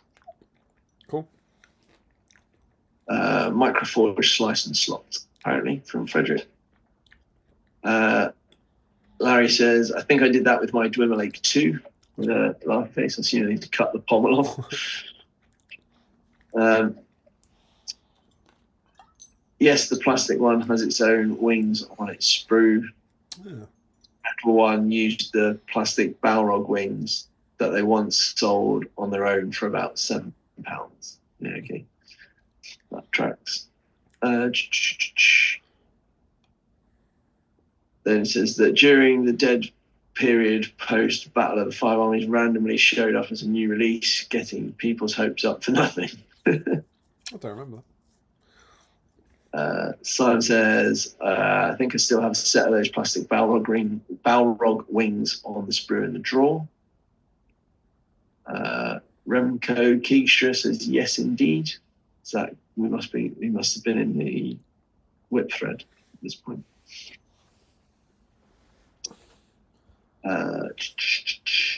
Richard Clemens says, Damien dressed as Bilbo reminds me of the professor from Talarian Community College.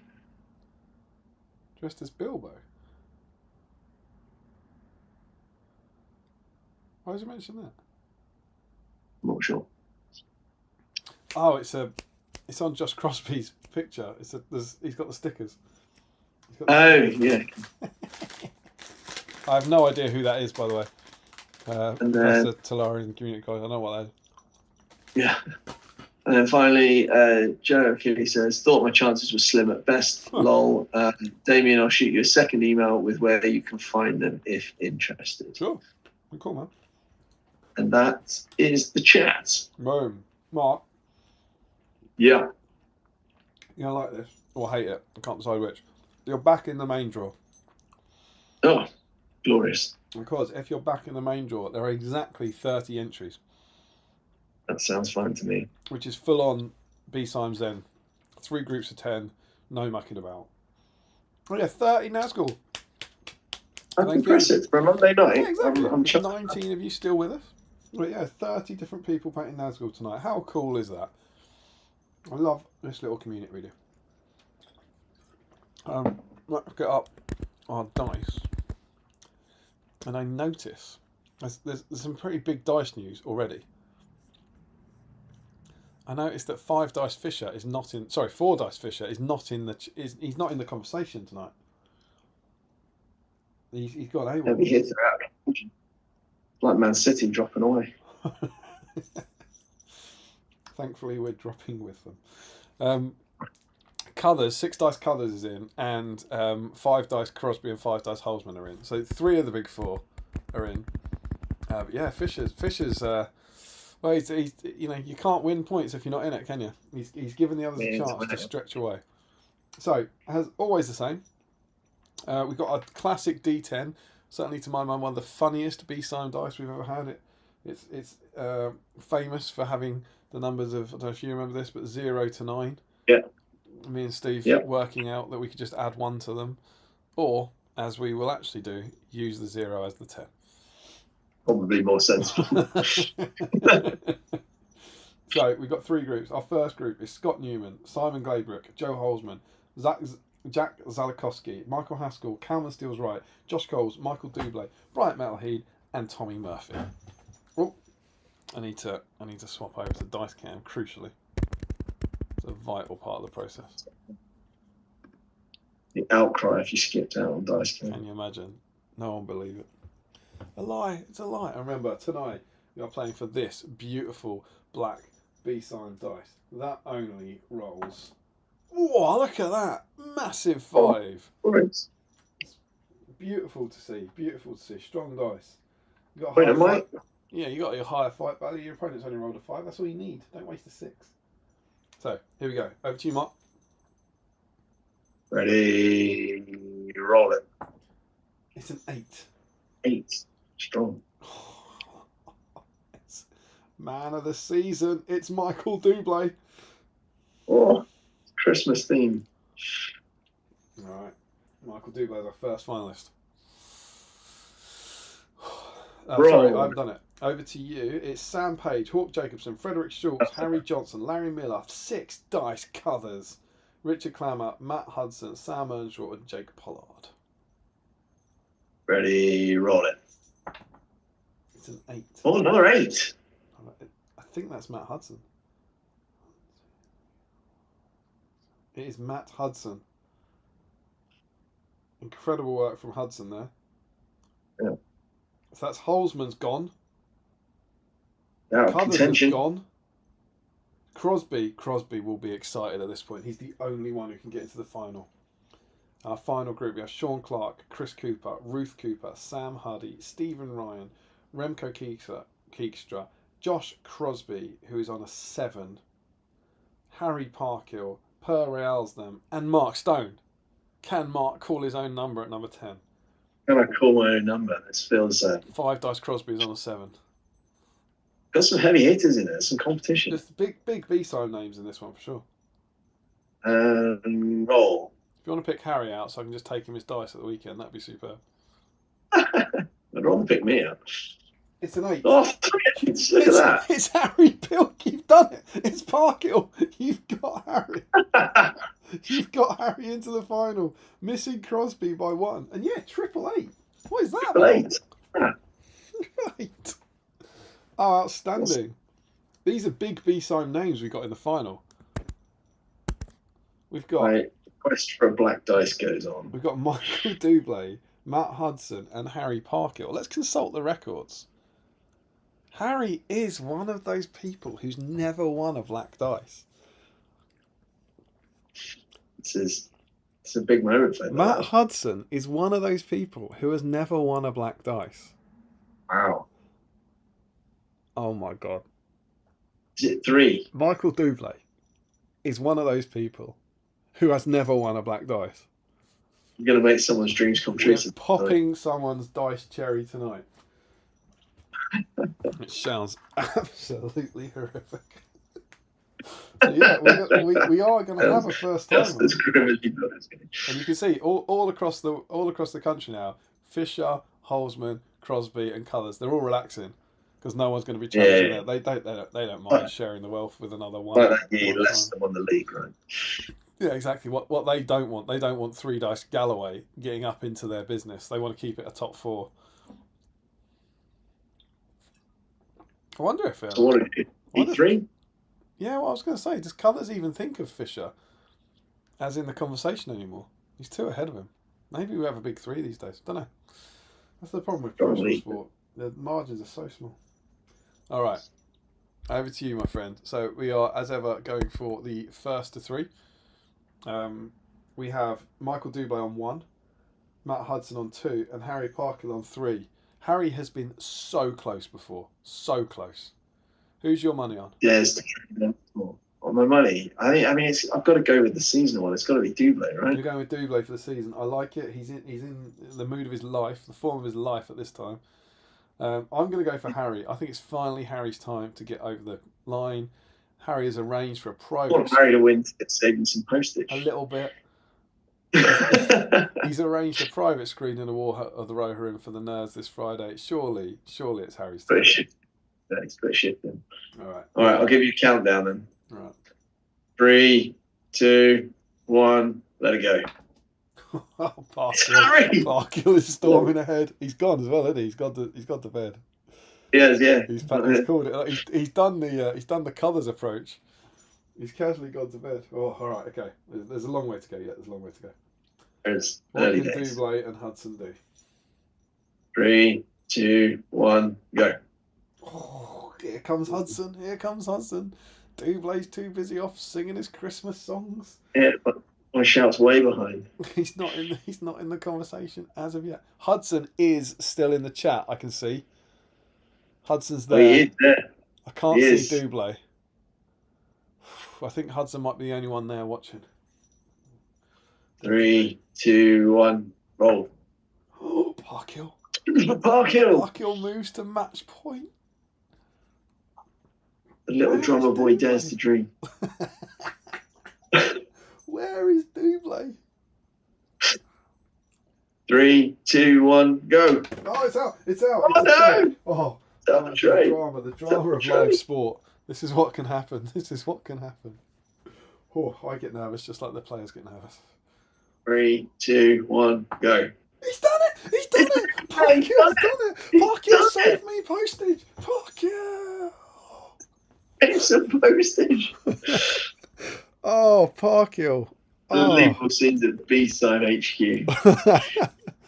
I am genuinely, absolutely delighted for Harry. Well done, Harry. I feel like he's got very, very close a few times before. But Harry, you're over the line. Devastating for Hudson.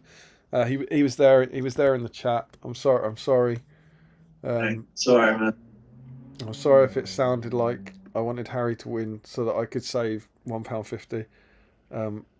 That's just You because cursed by being backed by me. that's just because I did. Harry Parkhill. Oh, he joined. He's going to be delighted. He's going to be devastated he went to bed. Stream number 107, I believe. Is that correct? Yep, it is indeed. And let's have a look. Oh, I've got a load of dice to post out still, actually. Well, yeah, I'm racking them up, actually. Oh dear. Get those sent out over Christmas. I got, what's that? 2, 3, 4, 5, 6. I've got 8 to send out. Christ. And the stream. Yeah. Apologies to anyone to the last 8. So it's the 9th, wasn't it? 9th, 12th, 24. Parkhill saves Rob Brydon. You what? Comments in the chat. Parkhill saves Rob Brydon. No, these ones get walked to the post box. These are just in envelopes. These are very, very minimal effort to post, which makes the fact that I haven't done the last 8 even worse. Crispin won a dice. I was sitting next to him at the weekend. I could have given it to him. £1.50. I don't think he. I had the dice with me. I'd always take him to events. I don't think he knows he's won. Oh, devastating scenes for Far Brother. Unbelievable. If you ever think I owe you some dice of any kind and we're at an event together, ask me because I will have the dice and I will forget to give them to you. The theme was Nazgul. And I assembled wreaths. And we had 30 entries. Sweet. I'm impressed with 30 Nazgul being painted on a Monday night. Brilliant. That's strong. It's brilliant. It's the power of BSIME, my friend. It's what our lovely community does. Absolutely. And not too many people like watch it. Do you know what I mean? There was only about sort of 40, 50. So to get then 30 of them painting on theme is amazing. Yeah, I believe we were caught up on the chat before. Yeah, there's a few people that are caught up. So It was I think we're Simon Glazebrook, Solarian Community Colleges and Magic, the Gathering YouTube channel. And then in comes the dice. Yes, Matt, bring it home. Matt Hudson's excited. That's 2 big names out by Matt's hand. He's played so well to get to the final.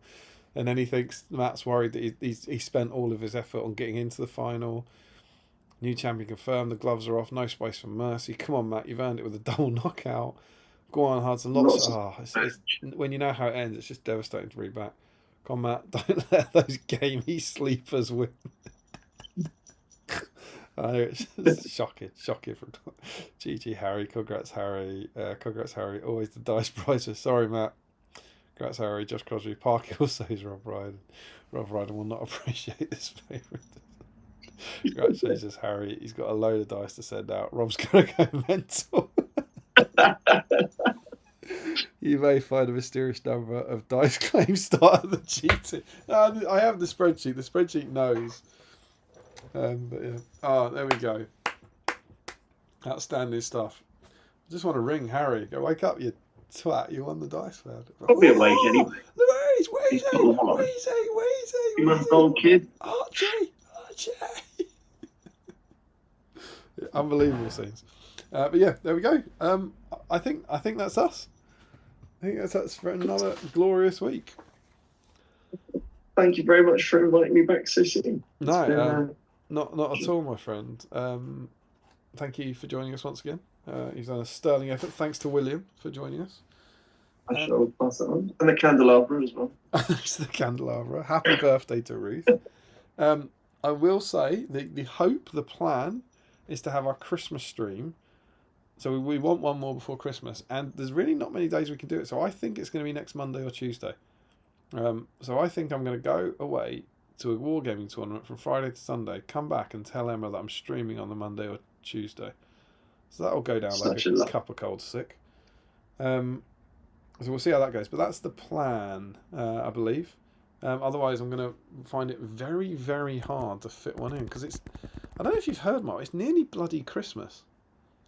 Nearly Christmas. I haven't finished my shopping yet either. I don't think I've really started my shopping. I'm woefully behind on life at the moment. But yeah, I'm just looking at the schedule. There's a potential. Is there a potential for Friday the 20th? Actually, that would be better if we can. I'll have to run things by Emma. I think we might be able to do Friday the 20th, and if we can, we'll do that because a Christmas party at the weekend would be better. So, I would suggest. What'd you say? You go proper late with that one. No fear of the repercussions. It'd be good to have a big party, big Christmas party. I would suggest that the 16th, 17th, or 20th will be our BSIME Christmas fest. So keep those dates as clear as possible for now, and as soon as I know, and I'll probably know quite quick, we'll confirm it with you guys. So yeah. Matt Hudson says you wouldn't be saving any P&P to my house anyway. What does that mean? Postage and packaging. I know what P&P is. I mean, Jesus Christ. What are you doing? It's late. It's 1:45 in the morning. Why would I be saving it to his house? Hello. Thanks for streaming. Good night, everyone. Hope to catch the next stream. Joe says another excellent stream. Fine work, Mark, once again. And Larry says got it 24. Yeah, so thank you. Thanks to Mark. Thanks to Issue 74. Thanks to Nazgul. Thanks to everyone who's joined us on this Monday night. We hope you've enjoyed it. You're all beautiful. There'll be new hobby vlogs from me coming very, very soon. I'm going to keep packing out December with Throwing a Skulls vlogs. Mark will be back, I'm sure, on a future stream in the new year. And yeah, I think that's our lot. Beyond that, thank you all for joining us, and I will see you again. So I'm not going to say Merry Christmas. I hope to see some people at the league finale. It'd be cool to come and catch up. And then yeah, anything for you, Mark? No, I will say Merry Christmas because I doubt I'll be back on before the new year. But no, glad to be here for the last 2 streams with you. It's been great fun. It's been a pleasure. I'll tell you what I haven't done. I haven't shown you my progress. There's my Tainted. He's cleaned up and assembled. Typical, I like it. He's very cool. Here's the Dwimmer Lake, who's fully cleaned up. He's still in 2 pots. And here's Gurrits. Sure. So I'll be painting Gurrits on the stream in the new year. And I'm oddly excited about painting a worse version of a hero that I already have, because that is the BSIME way. So yeah, thank you to everyone. It's been awesome. It's been such fun as ever, and we will see you very soon here on Battle Streams.